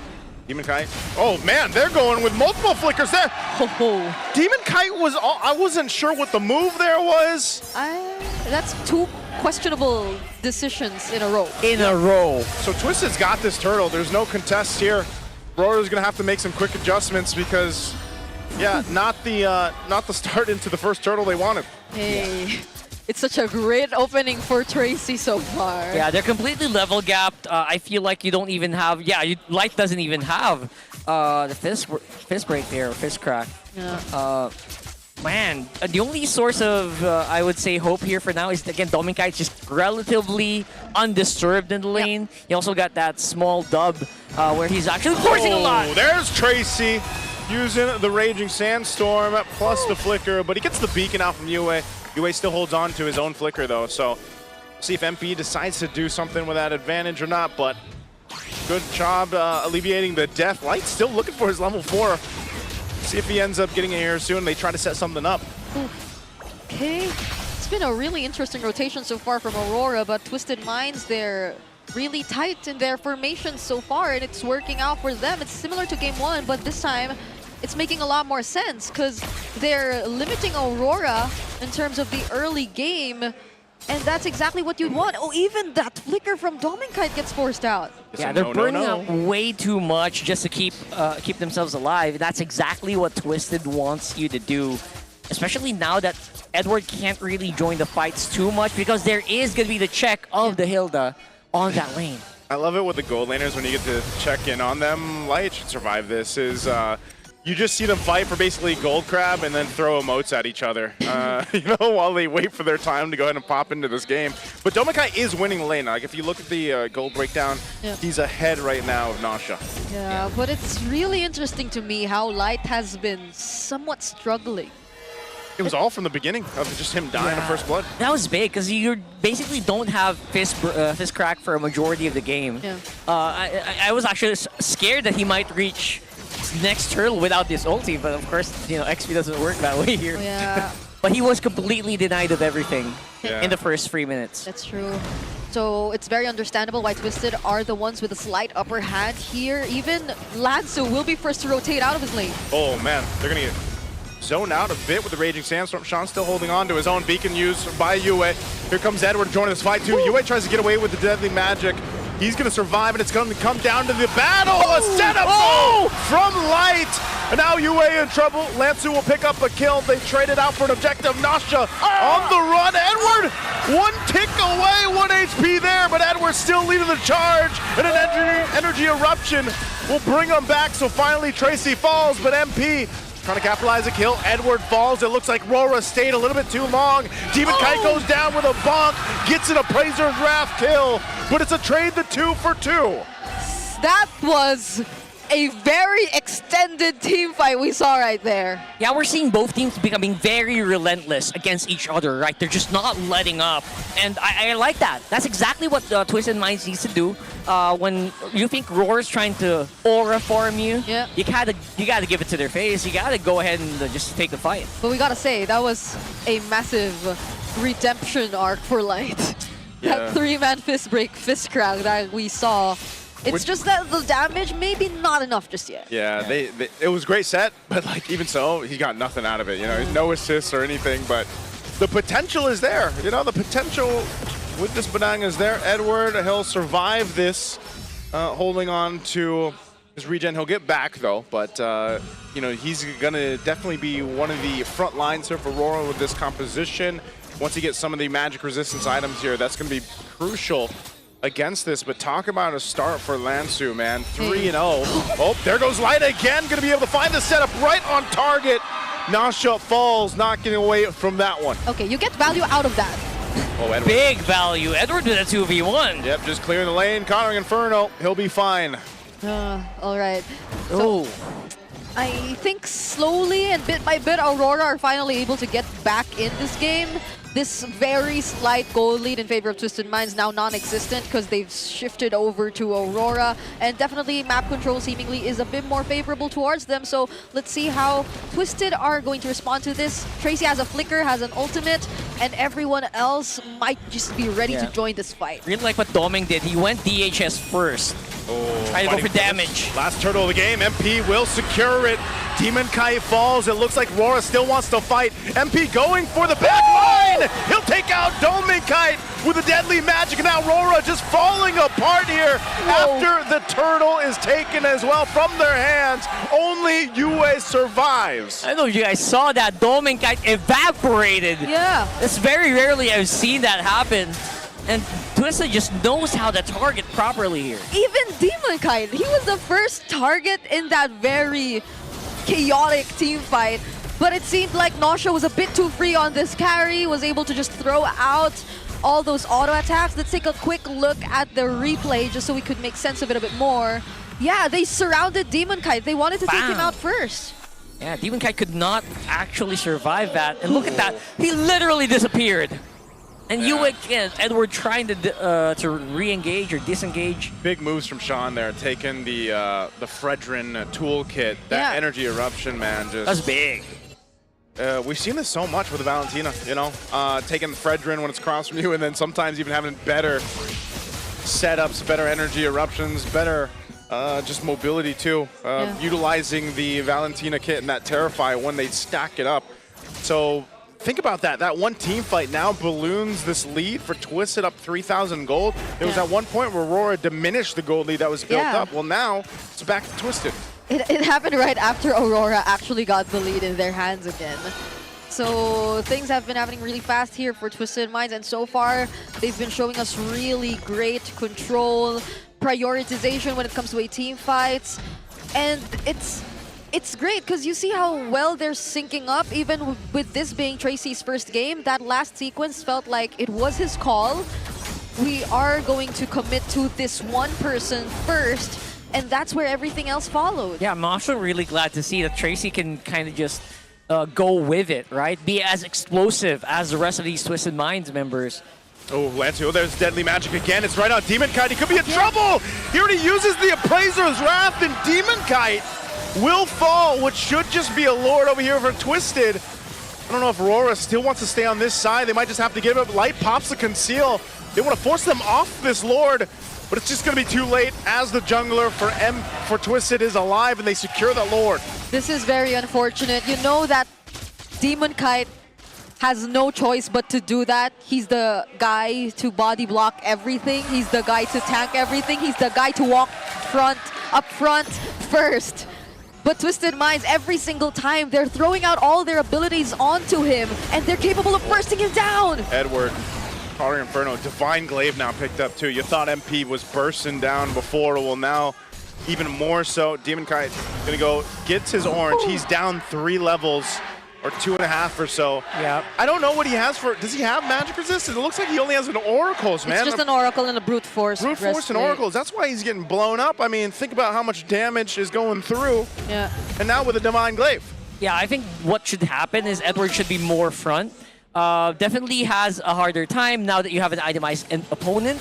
They all have complete anti-heal. I saw that earlier. Yeah. It's making it so hard for the fans to actually extend. Edward has the Radiant Armor at least. So in contrast to Demon Kite, he might be a bit more Light picked it up too. capable of tanking the damage. I don't know, man. If Demon Kite, that's twice now that where he's gotten hit with the Harley damage, man, and it's just, you know, you need some more time to build that defensiveness. So some of these Holy Shields are going to pop now. Bottom, mid, top. So Twisted in full control of this game, looking to take us to game 3. Yeah, usually when this happens, like you have someone who's really good on Deadly Magic, someone gets Deadly Magic and usually goes down. Yeah. That just means the team that's behind it just has extreme communication, right? Yeah. They're just so good at prioritizing, so good at focusing. And again, Twisted just flourishing here with Tracy. He's still able to regroup with his team. Could have been a maybe pick off for Twisted Minds if only they had the abilities to deal with it. But so far, everything's working out really well for them. It's a 6K gold lead still. Even if you take a look at the damage dealt ranking, you would understand why Aurora are struggling to deal with this lineup. It's, again, a very similar scenario to that entire Genius Wand, where the Harley and the Valentina together in the early are enough to just provide damage. Yeah, providing damage is all you need to do at this point. Right now it's just so much split being done here by Twisted that's a little bit harder for Aurora to actually deal with. So right now the big play is obviously onto Light. I think there's so much burden on Light now compared to earlier. That's why he's not pulling the trigger instantly, right? You saw that, like the past free conceals he didn't use it. Because he knows how crucial he is. When he's gone, Edward can't really completely tank, and obviously Demon Kite has to kind of just survive until the end, especially around this Lord. Demon Kite is gapped in terms of gold. He just picked up the Radiant Armor though. 3K. Yeah, just trying to catch up at least to get to that level 15. Ultimately, Aurora needs to get themselves through this Lord, potentially get it to buy themselves some more time. But you know, how do you make sure your backline doesn't get destroyed?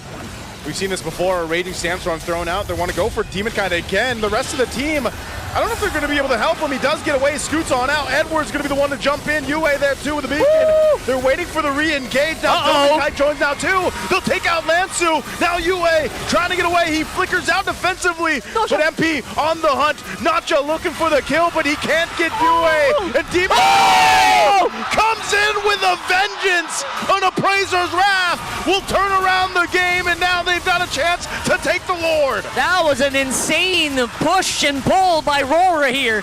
Just making it so hard for Twisted to actually secure those kills. And while you're chasing them, that's when they strike. In the only moment, the decision to take out Demon Kite did not work.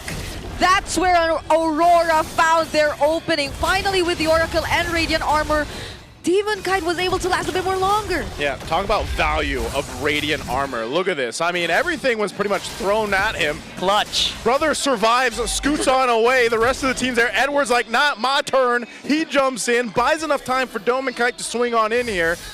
And then just great job of responding. How does Yue survive too? Yeah. Yes, he flickers. Nasha's right there. Yeah. I'm surprised Yue survived. It all boiled down to the clutch factor, right? And Brave Smite. The fact that you're so hell-bent on getting the kill that you kind of forget your surroundings. Yeah.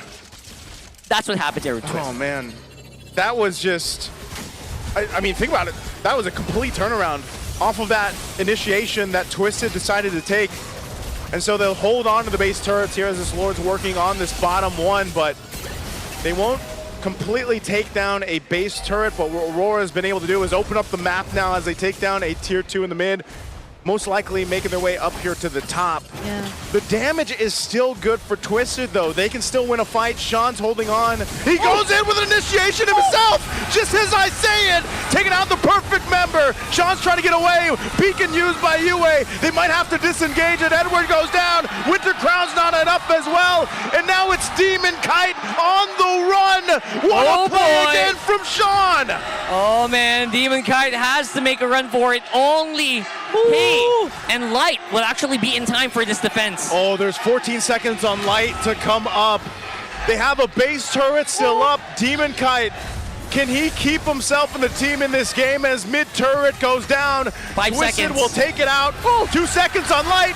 Demon Kite, what can he do? Nothing as we're going to a game 3. Unbelievably so. Just when you thought they were out, they got pulled back in. We got a game number 3. What a play from Sean. Sean MVP. Sean MVP, dude. It already felt like a potential game-ending angle for Aurora, who were being very disciplined through that last siege, or potential last siege. Okay, thank you for the blankets. Let's go. Oh my goodness. It, again, clearly was such a great start. Tracy had a spectacular debut here in this game. We cannot count that out. And for a moment, we thought Aurora finally turned things around. I thought that was it, honestly. There's just so many things that actually happened there that could be broken down easily. But the baseline of it is Tracy really also just worked well with this lineup, right? They were keeping Nosha alive for a majority of these games long enough to take down these threats. And again, a carry against the FAMs, that's the reason why he had to go Vengeance. The FAMs actually can't really deal that much because the way that the FAMs actually provides more tankiness is the health and the regen. That's all cut when there's a carry on the lineup. Yeah, that was... I mean, think of how fast the pendulum swung there, man. From a great team fight of RORA winning to just getting smashed by Sean and Twisted in response when they tried to go for the base. I'm almost surprised that RORA stayed that long after the recovery they made because they diminished. Tracy MVP. Okay. Welcome to the MPL Philippines, Tracy. Welcome and congratulations on your debut game, immediately resulting to a win. And I must say, like early on, you could feel how present he was. How present? Yeah, how present he was. I'm trying to think of a term, but even when it seemed like Nosha had to or required a bit more help, he immediately showed up in the bottom lane. and every single rotation following that just felt very in sync. That's all I could think of. That's one of the reasons why Khaled is actually so good with Tracy, especially if your comms is to make sure that Nausea survives. That's the movement, right? The movement speed you get as a Khaled, just make sure that you can actually answer. Not to mention you also have the Hilda, which can kind of just pseudo. You can kind of cover for the mid while you're busy rotating on the other sides. Yep. I think it's so crucial to make sure that Twisted had a good grip of that early game. I really like here's the thing. We all asked the question, what is Tracy going to be able to do for his introduction into the MPL Philippines? We had some thoughts about him. That's a beautiful set, by the way. And it was both of them. It was really started up by Sean there, but Tracy also followed through. But nonetheless, a great game introduction for Tracy into this lineup. And like we heard from Coach Monchan, man, if someone's out there, they're grinding, they're putting the time in, you can go ahead and put them in, give them that opportunity. So Tracy gets the MVP here on that Khalid pick. Again, it all started from these really great decisions and priorities by Twisted Minds. Even when it came down to the more chaotic team fights, they were always set on just focusing on Demon Kite. And for a huge part of that game, it was a struggle for Aurora. Demon Kite could not do his job. Demon Kite was always taken out first. Light, of course, had to wait a bit longer because he cannot be the guy to just show up. He needs to come from a surprise angle. And Edward, I think they've found an answer to him. It's not entirely by putting in all your attention to Edward, but the fact that you eliminate a lot of the help. I saw that. He was running. Stomping in the back. But yeah, no, I get your point here, Brigitte. It's still great to see the Thamus come through. Yes, it won game 1. Game 2, it seemed like it was figured out. But not only that, it can't even all just put it on the Thamus pick. I think Demon Kite, well, first off, the beginning, Light died too early, right? Yeah. That set them behind even into the first objective. And then Demon Kite himself, he went Brute Force and then he went Oracle. He was getting blown up by MP the King and Sean's magic damage. Yeah.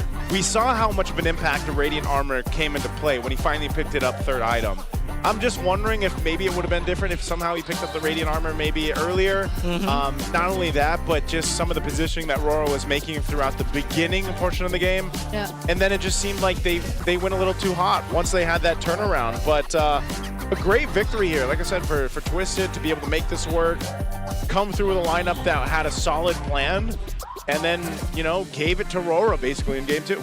Yeah, I kind of completely agree with that one, especially since you're thinking about a lineup that I'm just trying to recount in my head how the draft happened, and it feels like it was just you drafted into a carry. What do you expect? Yeah, so after what we saw in game number 2, Tracy in, could it be equal to a TWIS win? Ooh. Could that be the Tracy recipe? in sees the win? Oh, hey! Whoa, sorry. Hey. That was foul. That was foul. Hey. I don't think. You're not supposed to say that. Hey, you know what? It's okay. This was a. I'm wondering if we'll see more from Tracy now, because it's weird. It's like, oh yeah, this happens, but then now it's week 6. Bring Tracy in, they get a win. Maybe we can say that, solidify that, if they win the series. Yeah. Series, take the series. Series, yeah. 100%. If there's one thing for sure though, based on a game, they definitely solidified their mid rotations through Tracy being slotted in the lineup. But I think we have something prepared for you guys before jumping to the next game, so let's all watch this video. MPL Superfans, this is your host, Denise, at makakasama natin ngayon one of Aurora Gaming's fan from day 1. Tama ba ako doon? Yes. From day 1. A guest here. Can you tell us about yourself? What is your name? My name is Brandon Dwayne Balatbat, and this is my second time in the MPL stage. Yes. But I've been watching in live from my home. So, when did you start na maging fan? Since the very start of the release of the Team Aurora in the Philippines. Can you share us how was your experience today? You saw them firsthand. It was fun, but it was sad to see that they lost to TNC. But I hope they will be better next time and keep practicing to be better. And we have already established you're a fan of Aurora, pero sinong player doon? I love all the players in Aurora, but there's one person that stands out, and that is Light. Really, Light? Bakit si Light? Light inspires me to become a great roamer because my main role is roam, and my main hero is also Grok, and I really admire Light. And do you know that he's with us today? Joining us is Light. All right, Light, let me give you the microphone. Brandon here is a fan. He is also a roamer. Ano nga masasabi mo kay Brandon? Unang-una, gusto ko thank you syempre. I'm just doing my best and playing. Tas na-inspire ko siya, and yun, inaanga niya ako, so I really appreciate it. Thank you so much, Light. And Brandon, what do you want to say to Kuya Light here? Kuya Light, it's really nice to meet you for the first time. Since you joined Aurora, I really admire your ability to play Grok, and the fact that you carried the team to win the world champion. I really admire you playing Grok. Okay, what a heartwarming moment here for Brandon and for Light. But for the meantime, no, balik muna namin sa inyo. Thank you so much, Denise. That was such a cute interaction we got to see once again between a super fan, and he idolizes Light so much. Deserve. I idolize Light. Even his haircut is similar to Light's. Yeah. He's right. There's something about Light and his ability to go ahead and play the roam that inspires a lot of people. Honestly, it inspired me to play roam. Oh, it Really? inspired you to play Badang. Real story? True story? Yes, because Badang is my highest played roamer, actually. He's bragging. Amazing. Oh, Okay, this here is we what go. we need. This is what we need, okay? So we are taking a quick look at TWIS Tracy's history. So he's been previously with KBG, I think for the longest time with KBG, but he also had an appearance at MPLKH under Team SV. But yeah, you don't get to really see like the heroes he plays. Yeah. And also when they played in M6, I'm trying to recall. Same. I'm trying to recall Tracy, and maybe we would have seen him play in one of their matches, but again, it's nice to see him here in the MPL Philippines, back here on home ground. Had a great game one. I want to say that if Tracy's able to go ahead and, bring a different flavor, but we've seen Kaloy play Khalid, now we've seen Tracy. I'm wondering also how that works, let's say back at boot camp, when the players are all practicing, scrimming. I'm wondering how much time Tracy gets to go ahead and practice with everyone as you swap in and out between him and Kaloy. I would say very high. I do not believe that Twisted Minds will throw him into a game without that much practice, right? I feel like that's one thing that I want to get into everyone. I feel like, all right, you saw Fams played here. Yeah. That's probably not the first time they used that hero. Aurora probably used this hero like 100 times in their scrims and just don't see it. Yeah. So yeah, don't be too hard on him when stuff like that, doesn't play out the way you want to. Fams right now with 50-50 on the win rate. So He got 50% win rate in his first day. His first introduction. day. I'm just That's saying. okay. Yeah. And Tracy definitely feels like he is a good slot, right? He's a good slot because you don't see him slacking off onto any weird plays. He's not doing stuff on his own. Yeah. That's what I want in my Romans. Yeah. Well, even when you look at the team entrance, not the entrance on the stage, but the entrance into the venue. Like earlier on, Tracy was up front. I don't recall seeing him the last time, or at least not in that position, but I think he didn't walk in, but I think he was watching. I think I saw Tracy last. I feel like there was a chance from the very beginning that he could potentially be slotted in. I wonder if we'll see any other teams do that, by the way. Like in the next couple weeks, Mid-game. Yeah, mid-game little Sub. substitute, yeah. Ref sub. Do that X thing. Yeah.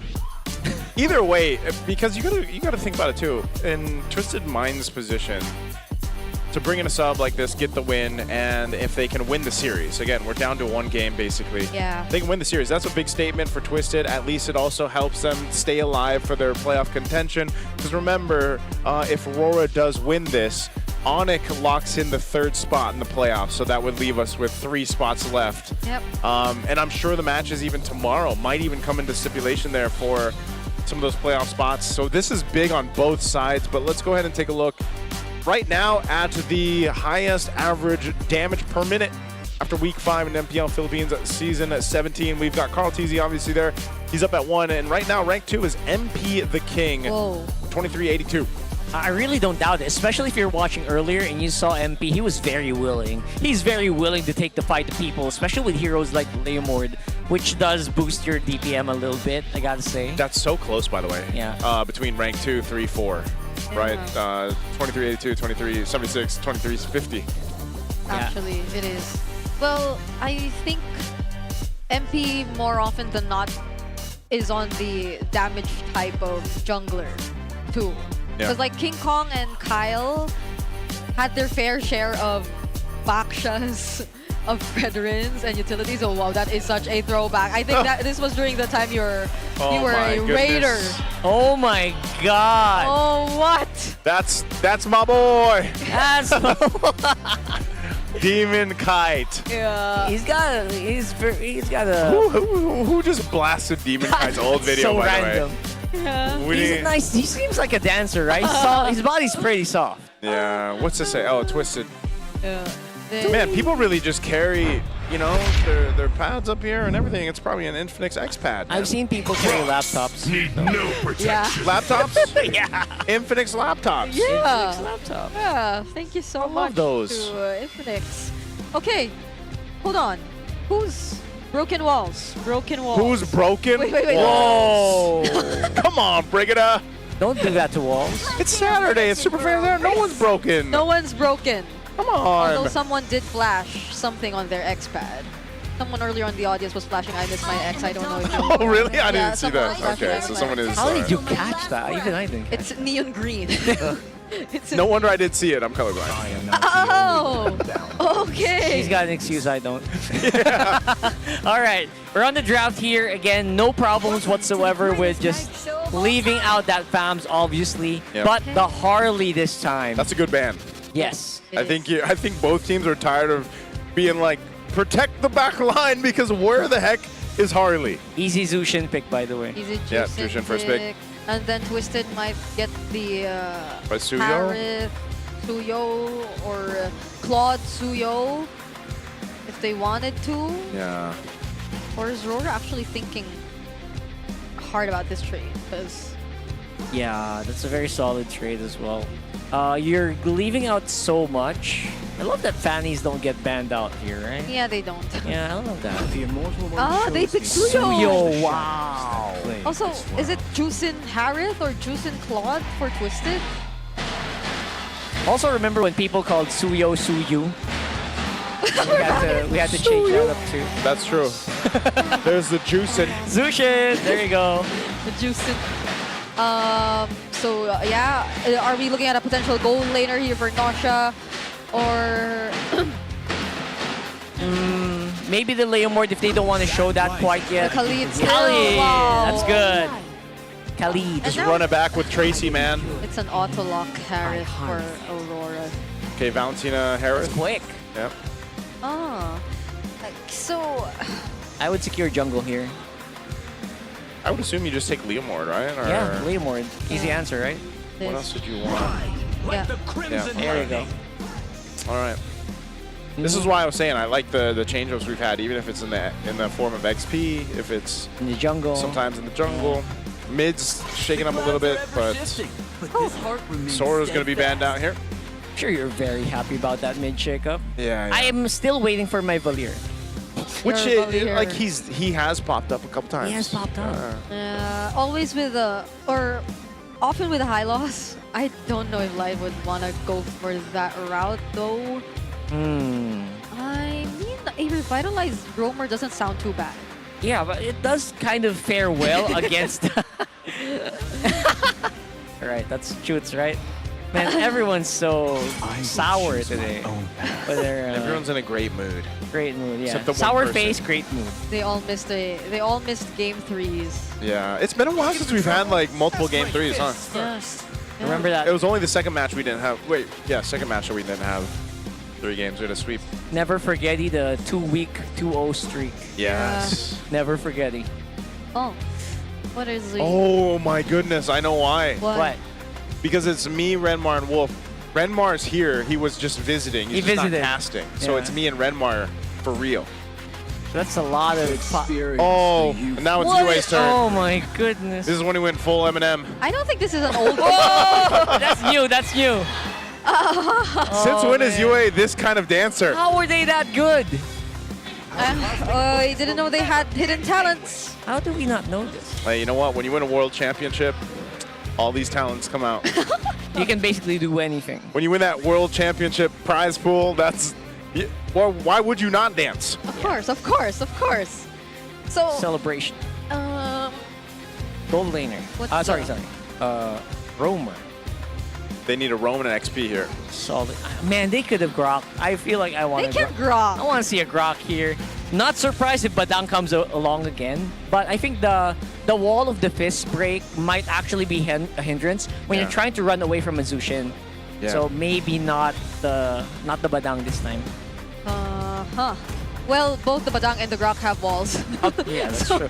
Good point. Frizzla and the Hilo. Oh, just as Swiss That's mentioned. better. That's better. Yeah, so that's a revitalized You did say revitalize, so they grabbed that. Class is in session. And there you go, Alice. So do behave.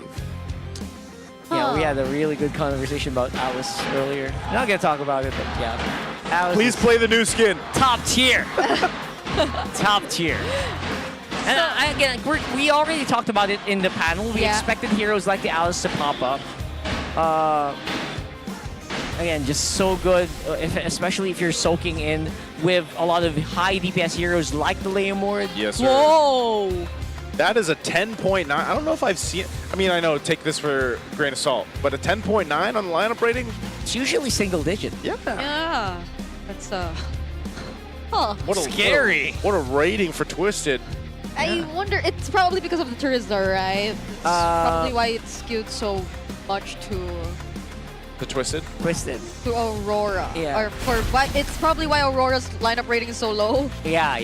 It's probably because of the Terizla, but we proved how the Terizla is not necessarily just a placeholder anymore. He can be more than that, and we'll see if he's able to do that here as we head into game number 3 of Aurora and Twisted Minds.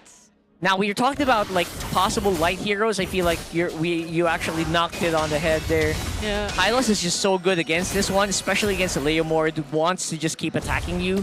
Again, being soaked into that ring of punishment slows you down, slows down your attack speed so much. You can't really go head to head against it. And Nosha also has to remember that, especially since a Claude is hyper dependent on attack speed to make sure that the damage sinks in. Yeah, and I guess this will be a much careful start for Aurora too. It's not like Light could just keep going for the invades all by himself like he did on the Badang previously. So it's expected to be a bit more stable, and they have to acknowledge the fact too that this early game threat of Twisted through the Khalid and Jusin is a lot to deal with already. So they just have to really make sure that Demon Kite doesn't get as disturbed in the farm. Yeah. Because Tracy's already trying to do this now. Yeah, this is also just a little more passive for Aurora to start with because, again, Light can't really do much to get away, you know? So it's better, like we just saw in the previous series, you don't have the level 4, you don't have the Glorious Pathway, you're going to kind of be stuck there, especially against this. So taking it slow and steady, at least for now. We already know that they want to play into this first turtle. Demon Kite will go ahead and do a little bit of counter jungling right now. It's happening on the other side of the map too. He's going to go for Nasha. Nasha taking a couple shots. We'll get away with that BMI. And they'll set up. Turtle's coming up in a couple seconds. He had to pop the Purify as well, so they'll rotate on up. Yeah, in that sense, definitely very worth it, especially now that they're Twisted Mind's actually in full control of this turtle pit. Let's see if the TWIS is going to join in. Yep, MP, he's got control of the turtle right now. I'm not sure if Edward's actually going to jump on in. He does with the penalty zone. Throne of Ruin to answer. Now Edward quite low. Even with the body of Smith, he falls down, but it's going to be a trade right now, the 1-for-1. But here comes Yue coming through with his own Sandstorm. And now Demon Kite gets dragged back with the lantern, and he can't escape it. Tracy will make it happen and survive to tell the tale. How is he still alive? I thought there was a basic attack that could catch up to him. But I saw that. I guess the damage was just not enough to finish off the kill, but nonetheless, it was Twisted Minds who actually got the better trade there. Yeah, they really did. Again, Edward did his very best to make sure he could equalize after the turtle. I mean, they were probably going to miss out on the retribution, so it was a very good attempt. But again, just the survivability of this lineup, those small regens, those ticks of health, just really can catch you by surprise. Yeah, Tracy, man, playing out of his mind now, back-to-back to lead games. I guess they weren't really able to fully calculate what could have happened after that, because again, it was a fight where both the XP laners were no longer present. The trades were both Lansu and Edward. So I understand if Aurora just kept fighting with the remaining firepower that they had, but at the same time, Twisted Minds, they had just so much ways to stay in the game, the sustain. This Alice being an Alice, and the Khalid just having that quick sand guard. Actually, even Sean, right? Even Sean on the one is going to be able to sustain so long. So I don't mind that they're able to just keep fighting. But that, you know, Aurora has to be very aware of that. Again, building that anti-heal, you have to know when to fight into it, especially against Lansu's Alice. Yeah. Okay, so far, we see that there's a very slight lead in the hands of Twisted, and I also like how Lansu is really keeping hold of Edward, which is very crucial as we take a look at this upcoming objective. We'll see if it starts with another penalty zone or Throne of Ruin. Yep, Dominkite might actually be part of this fight. Meanwhile, Nasha will stay down bot. Half health on Turtle. Yue's got his own Raging Sandstorm. They're going to go for it, dropping it down. Barbiel's called Phantom Steed, but Turtle's already secured. There's a Raging Sandstorm from Yue, but Sean comes in with his own beacon, and now they're forced to fight as light falls. Edward's going to be next, a double for MP the King. This is just excellent movements here. Again, commending Yue for a very nice attempt. Basically fighting a Raging Sandstorm with a Raging Sandstorm of his own, but just not as good if you have like an Alice soaking that in with that Khalid as well. Yeah, because even if you take a look at Aurora and the members who were present in that fight, mostly it's just really going to come from Demon Kite. And his damage is a bit more explosive. It's more one-time, big time. That's right. More focused. One time, big time. One time, big time. And you don't really get to see the sustained damage output come out just yet, not unless Dominic Kite can really be part of it. Oh, and I mean, he's feeling the 4-0. You know, he's not looking for a kill there on against a Terizla, but he's pretty stacked up, man. At 4-0, he's already got what? He's got a War Axe. He's built into the Fury Hammer now at this point.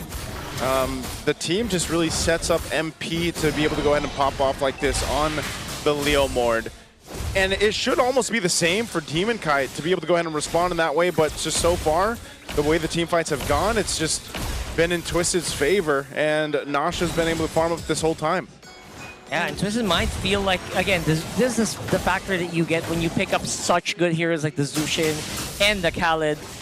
Just has so much priority in the team fights, and they're willing to do this. I like that Tracy is actually so willing to join these and to dive in alongside like very, very veteran players like MP the King, right? Yeah. But when you think about it, Tracy's also like a year-long veteran. He's been playing for years. Just elsewhere. Internationally. So I guess I kind of get it. Yeah, although I guess Aurora might want to be a bit more cautious about these dives that they go for, because even despite all these starts or these Raging Sandstorms coming in from Yue, which he copies, it's only been one kill for Aurora. True. He's got his own Phantom Steed now. Half health on the Turtle. 1-for-1 on both sides. It's going to break down, and Demon Kite will secure it. Once again, the fight breaks out. Throne of Ruin dropped down to the Zaman Force, and now Yue with his own Phantom Steed goes through, but Light's going to fall, and Domin Kite is forced back, and Demon Kite tries to run away too. Yue is there to help cut him off, but has to burn a flicker on out. So Twisted, they'll fight back. They lost Tracy. Both roamers went down, and Turtle goes to RORA. Yeah, it's a 1-for-1. Definitely small steps here, baby steps for RORA is all they need. Again, your gold laner has the guy to make stuff happen like he's doing now. Just to get more gold into that favor. As long as Dominkite's fine, I feel like they should be able to just slowly get into equilibrium here. Yeah, I agree. That's all that's probably going to matter. And it's looking really good for Dominkite, up by almost 2K. 2K. Against Nausea. Damn. So things are working out for them at least. And when it comes to the latter portions of the game, when you get to see the team fights break out, the 5v5s might actually be quite in favor of Aurora this time around. That's true. Compared to the first few team fights, Dominkite wasn't really there. So even if he had to go for the more extended fights, all they had was Demonkite. Yeah, here's the thing, right? You have Dominkite who's very happy to take them. And even though the gold is equal, imagine more of your gold is on the gold laner. On the guys who actually can use that. Yeah, I agree. Because I think recently Yue, or at least in the past few team fights, has taken more of like an initiator role. Yeah. It's either he steals away the Raging Sandstorm, or even in that moment where he got the Phantom Steed, because in a way the Phantom Steed kinda also starts things off. It alleviates some of the pressure also from Edward, and then Light can kind of decide where he wants to put this down. Edward jumping on through defensively. Penalty zone used, but here comes the Lantern into the Phantom Steed. Another kill going to Twisted in the hands of MP. That's a lot of pressure on Edward, though. Right there, he had no one else. He probably wouldn't also pop the penalty zone. 5v4. Half health on this Lord here. Can Demonkite make some moves happen? Glorious Pathway drop down, tries to get a raid, but won't get it. Now Light's going to be in trouble. He falls. And there you go, Twisted once again, just winning a fight against RORA. Yeah, that was a very nice attempt from Light. A small disconnect at the very end there, where I don't think they actually dove in quite at the same time. Yeah. Or maybe if Light did want to go in by himself, he just wanted to probably land that stun on MP the King. Right, I think he wanted to just give maybe that also small chance that Demonkite could get the Lord, the retry. Yeah. But it just didn't happen. And so far, it's Twisted Minds leading together with the Lord, pushing all sides of the map so far. And this lead will probably balloon a bit more towards their side. It's been a 6-0-2 game for MP the King on this Leomord. And you could probably officially say that it has been snowballing. It's massively been snowballing. So much standing gold on the map, by the way. You're right. It's going to balloon Twisted so much. Zaman Force already used down too. A flicker as well from Dominkite. So turrets are all falling down. Twisted, that might be all they get off that Lord, but still, they're in control of it. It seems like they're just waiting for RORA to either overstep or they want to go. Nasha's actually the one to get caught out. Even using the Purify, he'll go down. So a quick turn of events there now for RORA. Let's see what they can do with it. Right. Nausea is able to actually close that gold gap a bit. But he should not have went down at that moment, I feel. Absolutely. Again, those are like small unforgivables. Like you should not be able to get picked off. I mean, he's going to be back in time for the next Lord. But you're already having the advantage. You already have it. You don't let go. And that's usually the call. But then again, you know what? RORA's just pretty good at pickoffs as well. Especially since Demonkite is just already max level. Yeah, that's probably what they really are going to specialize on at this point in the game, where I feel like Demonkite has a much more reliable output in terms of damage when he gets to find those isolated plays, or even these players from Twisted Minds. And it's not just that, it's quite understandable in the sense that Nausea would definitely want to, as we mentioned, close that gap, so he had to look for the farm elsewhere. And it wasn't really a point in the game where you were expecting a team fight. It's just that Aurora were able to really capitalize on that moment where they were trying to manage the lane. So let's see how things actually turn out from this point onwards. Twisted Minds still in the lead, but definitely Aurora, they still have their chances. Yeah, for Twisted Minds, I feel like we should not do a redo of that. Just make sure you stick together as much as possible. You already evened out those other lanes, those long lanes. Don't go ahead and bite off more than you can chew. And if you do this. You know, you have Tracy on the side, just ready to bail you out anytime. Yep. And you should have a pretty even Lord fight. Yep, you got Trinity 2 here locked in for Nasha. So he's going to go into his defensive item now. We'll see what he decides to go in and take. In this case, too, with this Lord being up here, this is probably one of the big times we see actual full 5v5 set up in this way, because there's usually been pickoffs or leading into it, and UA's been holding on to this Throne of Ruin from the Alice. We'll see what they end up doing. Demon Kite's going to make his way up here. It's already under half health, though. They're going to have to stall this out a little bit. They might be a little bit too late. Lansu gets the Lord. There's the fight. Nasha tries to get away, and MP will go down. It's a shutdown, and Lansu could be next. Won't be able to get away with the Gleam. So RORA picks up 2 kills, but the Lord goes to Twisted. Massive shutdown gold you got there from taking down MP the King. Yeah, you got so much gold. You also have like massive tempo. Although, of course, Twisted, it did end up getting the Lord at the end, but you lose out 2, you will lose more towers because of that. Yeah, Aurora are looking to even out the map. They probably also do not want the Lord to get any further. But this is still Twisted Minds with 3 members on the top side of the map. Tracy? Does he want to Raging Sandstorm into this? I think he wants to. They're going to go in. Edward keeping Nasha at bay, already using the penalty zone. They're trying to get out of here, but they could be in a bad position if they get caught out. Tracy still has the ultimate. He's still got the Raging Sandstorm. He might look to give it a go. Doesn't have a flicker, though, so he goes Quicksand Guards, heals up, Lord's still up. RORA might want to go ahead and reset and just deal with this Lord here. Yeah. All right. So just keeping tabs. That is the conservative play. I know Twisted had that Raging Sandstorm. They could have engaged, but they decided, you know what?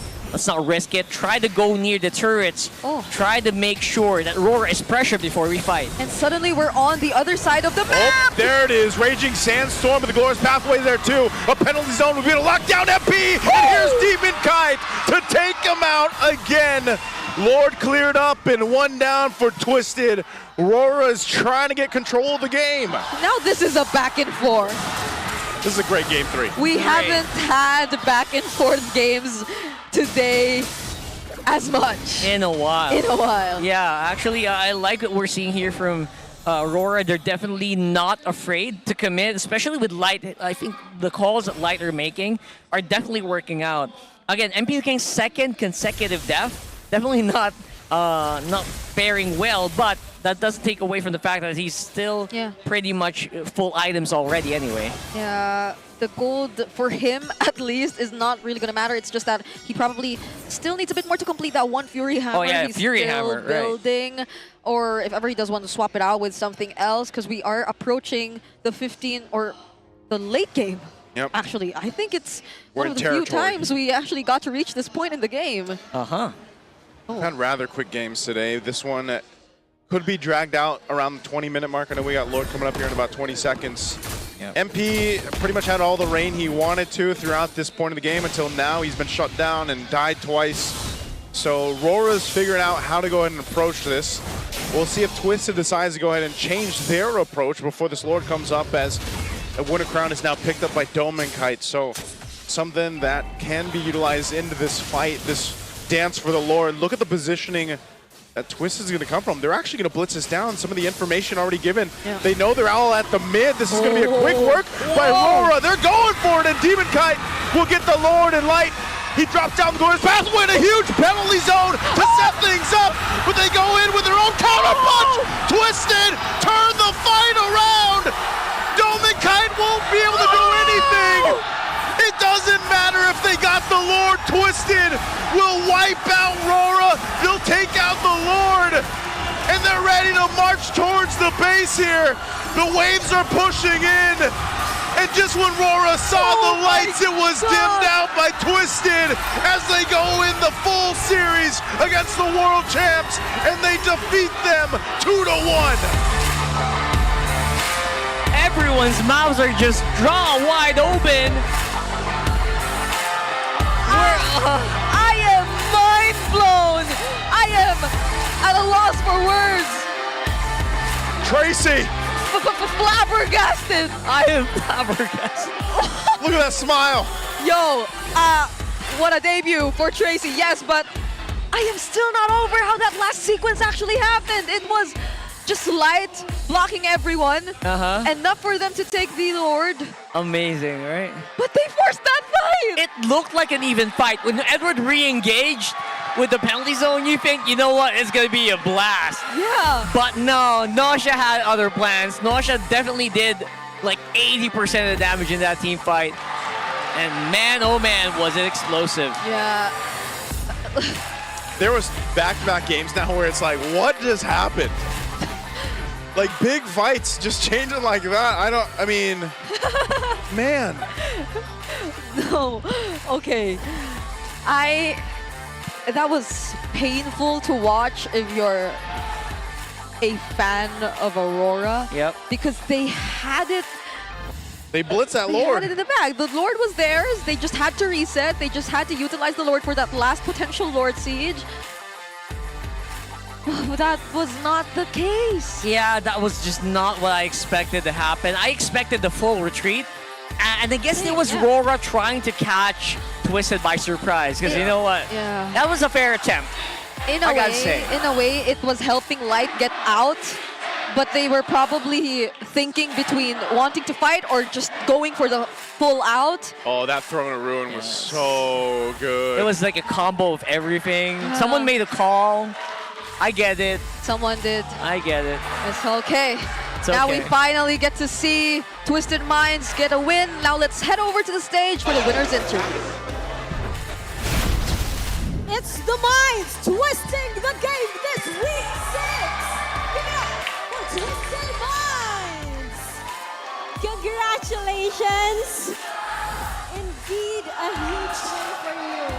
Coach Bonchan. Napakagandang panalo ito para sa It's such a beautiful win for you guys. And you previously mentioned,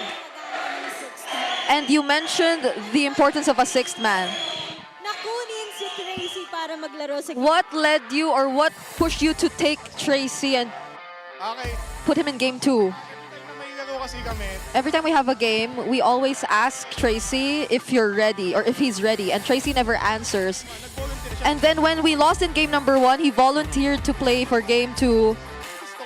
So Bonchan finally decided to put him in, and he considered him as a Superman.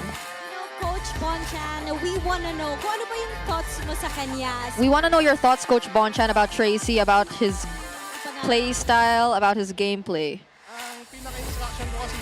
My instruction for him was to give direction to the team. Oh, we don't wait for blessings. We take charge. What? Tracy, Okay, we talk to Tracy. forward ka muna. Tracy, Marami mong fans. you have so many fans. Can you see that? Nagsisigawan sa'yo. So many people are screaming your name. Anong nararamdaman mo ngayon? How do you feel right now? Sobrang masaya po. I'm super happy because Nanonood lang ako dito tapos I used to be a viewer and now I'm finally playing on stage. And for those who don't know, Naging guest natin si Tracy. back in the first half, Tracy was a guest here in MPL. And who would have thought that he would actually be playing here eventually? And in your first game, you went up against the world champions. Did you feel nervous before this game? wala eh. Sa mindset ko kasi No. gusto kong maglaro kaya No, because my mindset was I just wanted to play. kasabihan ko si Coach na maglaro ako. Tas So I told coach I wanted to play, and earlier I just really felt like playing, so I played. Tracy, obviously, we loved your fighting spirit. Okay, Tracy, we loved your fighting spirits. And when coach slotted you in, what did you tell your team? I told them, I told Sean, naglalaro kami ng because our routine is usually nagbabalorant mobile kami. Tapos sabi ko Sean, pag natalo is usually to play a different game, yes. And then he was confident before he started playing today. And Sean, since nabanggit ka naman na ni Tracy, Okay, Sean, Tracy mentioned you, so what can you say about his performance earlier? ay Hindi ko na-expect magiging I did not expect him to perform that well because in scrims he doesn't perform like that. But I guess it's different when you're in the actual tournament because you're able to bring out your potential. Able. Oh yeah. Wait, what? Okay, Twisted Minds are very happy with this win. Do you think you could keep this momentum going? What's your mindset moving forward? Our mindset for the next few matches are just to play our usual game last season where we just played confidently. Expect niya mas magandang laro natin next time. And you can expect that we will play better next time. But Sean, being one of the guys from MDL. Being one of the guys from MDL, like Tracy, what did you share with him? Or what tips did you share with him heading into the pro scene? I just told him to be confident. And I know you're strong when it comes to pressing buttons. And he finally showed up today, so I'm proud of him. And to know who else showed up for that match, sino sa tingin nyo ang match MVP? Tracy. You have your mic on. Tracy, Tracy, Tracy, Tracy, Tracy, Tracy. I'm on the Tracy train. Our mics are on. That's okay. Tracy train. Tracy train. Dami mong fans ngayon. What do you want to say to the Minds? What do you want to say to the Minds? Thank you po sa pagbandadaas pa. Thank you for coming and please continue to support us. Malaking potential yung team namin. Because we actually have, and you trust that we have a lot of potential. Today, once again, congratulations, Twisted Minds! You may now take your walk of victory. Grabing match, Odin. It was 3 games, 2-1, and Twisted Minds came out on top. Para bang naging tug of war yung series na yon, and we'll learn how that win happened as we throw this back to our casters. Tracy Train! Yeah. Tracy Train! Tracy Train! It's the Tracy Train. Yeah. We have 3 passengers here. I don't know if the Pano desk is also on board with us, but yes, it was a really inspiring story. And I liked how confident he really delivers himself. Yeah, I like that he is confident. He also got words from Sean, by the way. So Sean gave him a bit of pep talk, you know. I also like that he said, Sean's MVP, by the way, for that game 3. But I like that Tracy is the one that was like, Coach, put me in. Because I was like, I said that as a joke earlier when we got to the draft, and apparently that's literally what he said. Actually happened. He's that was actually so like, funny. Put me in, Coach. Put me in, Coach. And that was the first time he said that, according to Bon Chan, because he was always asked on whether or not he was already ready. Yeah. Like, do you want to play? But he never answered. It's not that he says no, he just doesn't say anything. It's not my time. Yeah. At least that's what he's thinking, maybe. Yeah, it's not my time. I'll come in at week 6, day 2, two. in game 2 of the game against the world champions. I'm gonna take it all. That's his inner dialogue, basically. Yeah, it's such a great feat, and I can't imagine how he's feeling that in his debut match, it's up against the world champions. Yeah, that's a statement, right? He made a mark. He technically 2-0'd him. He was the key to the reverse That's sweep. true. Yeah, that's true. In his mind, you know. I mean, this is the last set again.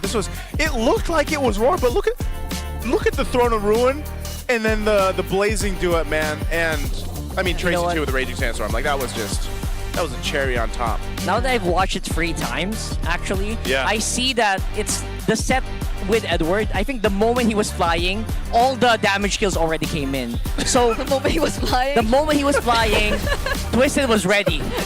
They already. I'm so sorry. Lancey went for a chest bump and he did not get a chest bump. I'm so sorry, Rock. I know, that was funny. I know. Okay. I was just explaining why. Yeah, he was flying. It was weird. He was flying. He was flying. So was Lancey, by the way, but okay. Lancey was flying. Edward Amazing. was flying and then boom. I mean, they were both firing their guns at each other, basically. But Twisted went off like half a second earlier. That's what I'm trying to say. Yeah. And that's why they got ahead on that team fight. Yeah. We were just saying that this could be the 20-minute game of the day, but still no. Almost. Because it became like a one-way push for What was our fastest game time today? Wasn't it 11? 11. Game 3 of Falcons Liquid, I Yeah, think. Clash of the Titans. Yeah. An 11-minute game. And That's then, the one you guys were hoping for, like 20-minute game, right? I mean, you know, I will say this. We had 8 games today. I'm not going to complain. That's great. Yeah, actually. I thought we would have 9. Feels good, though. I It feels thought we good were going to watch. have 9. You but thought? we didn't. Yeah. I'll take 8, though. On a Superfan Saturday, I'll take 8. Because Wolf is not here. Tomorrow he will True. be. Tomorrow he will be, though. Wolf will be here. I won't be. Will Renmar be here tomorrow? I think so. Renmar will be here tomorrow. I think so, yeah. Because Wolf's on the English desk tomorrow. Oh, he's with you. He's with you. All right. That's true. So it's just Wolf. Okay, let's see if we get to see another 3-game series tomorrow. But before that, let's listen to the mic check of Twisted Mind. Pre, kung di natin kaya, wait lang tayo dito, disiplina tayo, pre. Yung tap, pre, yung tap, ha? Okay na, disiplina tayo. Kinig rin kayo, pre. Alam ko rin kung saan purpose yan, ha. Kinig rin kayo minsan sa akin kung sasabihin ko siya, pre. Kalma lang. Ano ha? Gusto nyo unahan ko, ha? Pwede siya. Kung ano ka sa medya ka, bat? Ready? Yeah. Ah, huli ka. Nice one, Sean. Ay, tara, busto. Sige, palo lang. Harap. Kaya, bulto. Ayun, may tayo. Kalmado, wag engage, ha, pre. Patuloy na.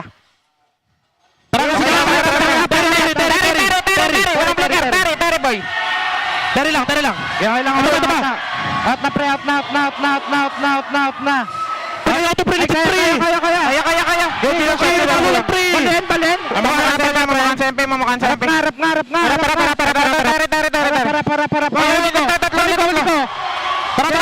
lang. Tara. Ito, kapit ko lahat, ha. Basta, boy. Suyo. Dito. Suyo. Ulti ka sa pitnot, ha. Okay.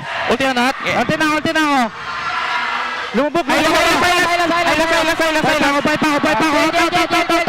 Ay, naglulag sila, pre. Binaburst mo na Maxet. Tira. Light.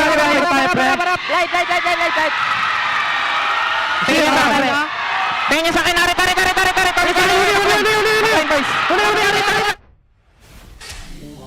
Coach Bonchan's only instruction to Tracy was to give the team a direction. And in that mic check, I think He gave more than he direction. gave more than just direction. Yeah, I didn't ask for the win. He took the win and with conviction. Brother's happy to speak Tagalog, man. Like, I think, you know, because he's been around the world. Yeah. And now he's on a team like this, and he's the most vocal one. I feel like I was actually a shock there. That sounded like a Tracy mic check. That's true. That was a Tracy mic check, man.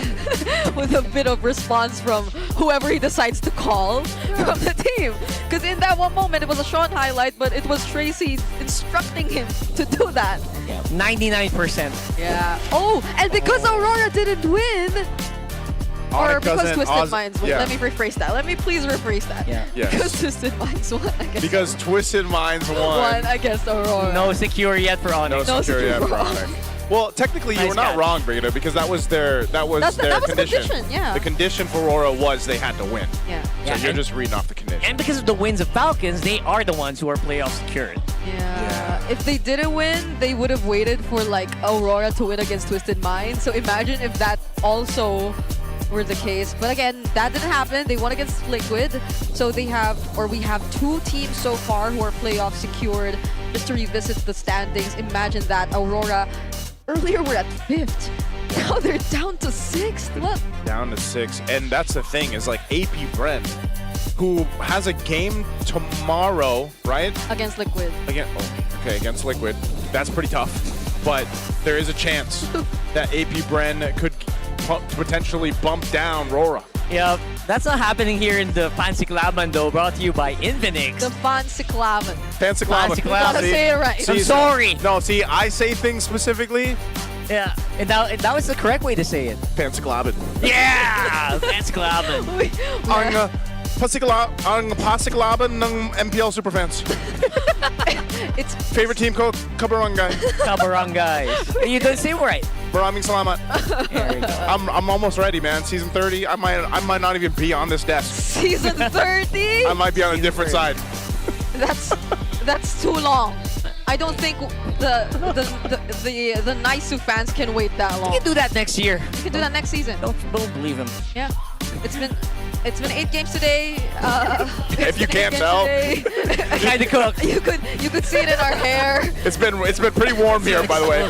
It's like it is summer. It's summer, man. I've been wanting to point out your bangs for quite some time now, but it's been a pleasure to deliver the games to you guys. Thank you so much. It's Brigida Nice and Rock Hard. We'll see you guys tomorrow. And that wraps up an absolutely legendary Superfan Saturday. What a day, Odin! Wow! Talaga naman, Thea, I agree sa'yo. Talaga namang undeniable na isa to sa mga special days that we had here sa second half ng ating regular season. Lalong-lalo na, tatlong matitinding bakbakan ang ating nasaksihan, especially the one na inabangan talaga natin, the Clash of Titans. Pero bago tayo mag-sign off, matanong ko lang, Odin, sa lahat na nangyari today, what was your favorite moment? Well, medyo naging mahaba ang ating araw, but my favorite would be the third match, Twisted Minds putting a plot twist sa ating Week 6 and Tracy coming in to save their team. Sabi nga ni Coach Bonchan, siya ang Superman. But how about you?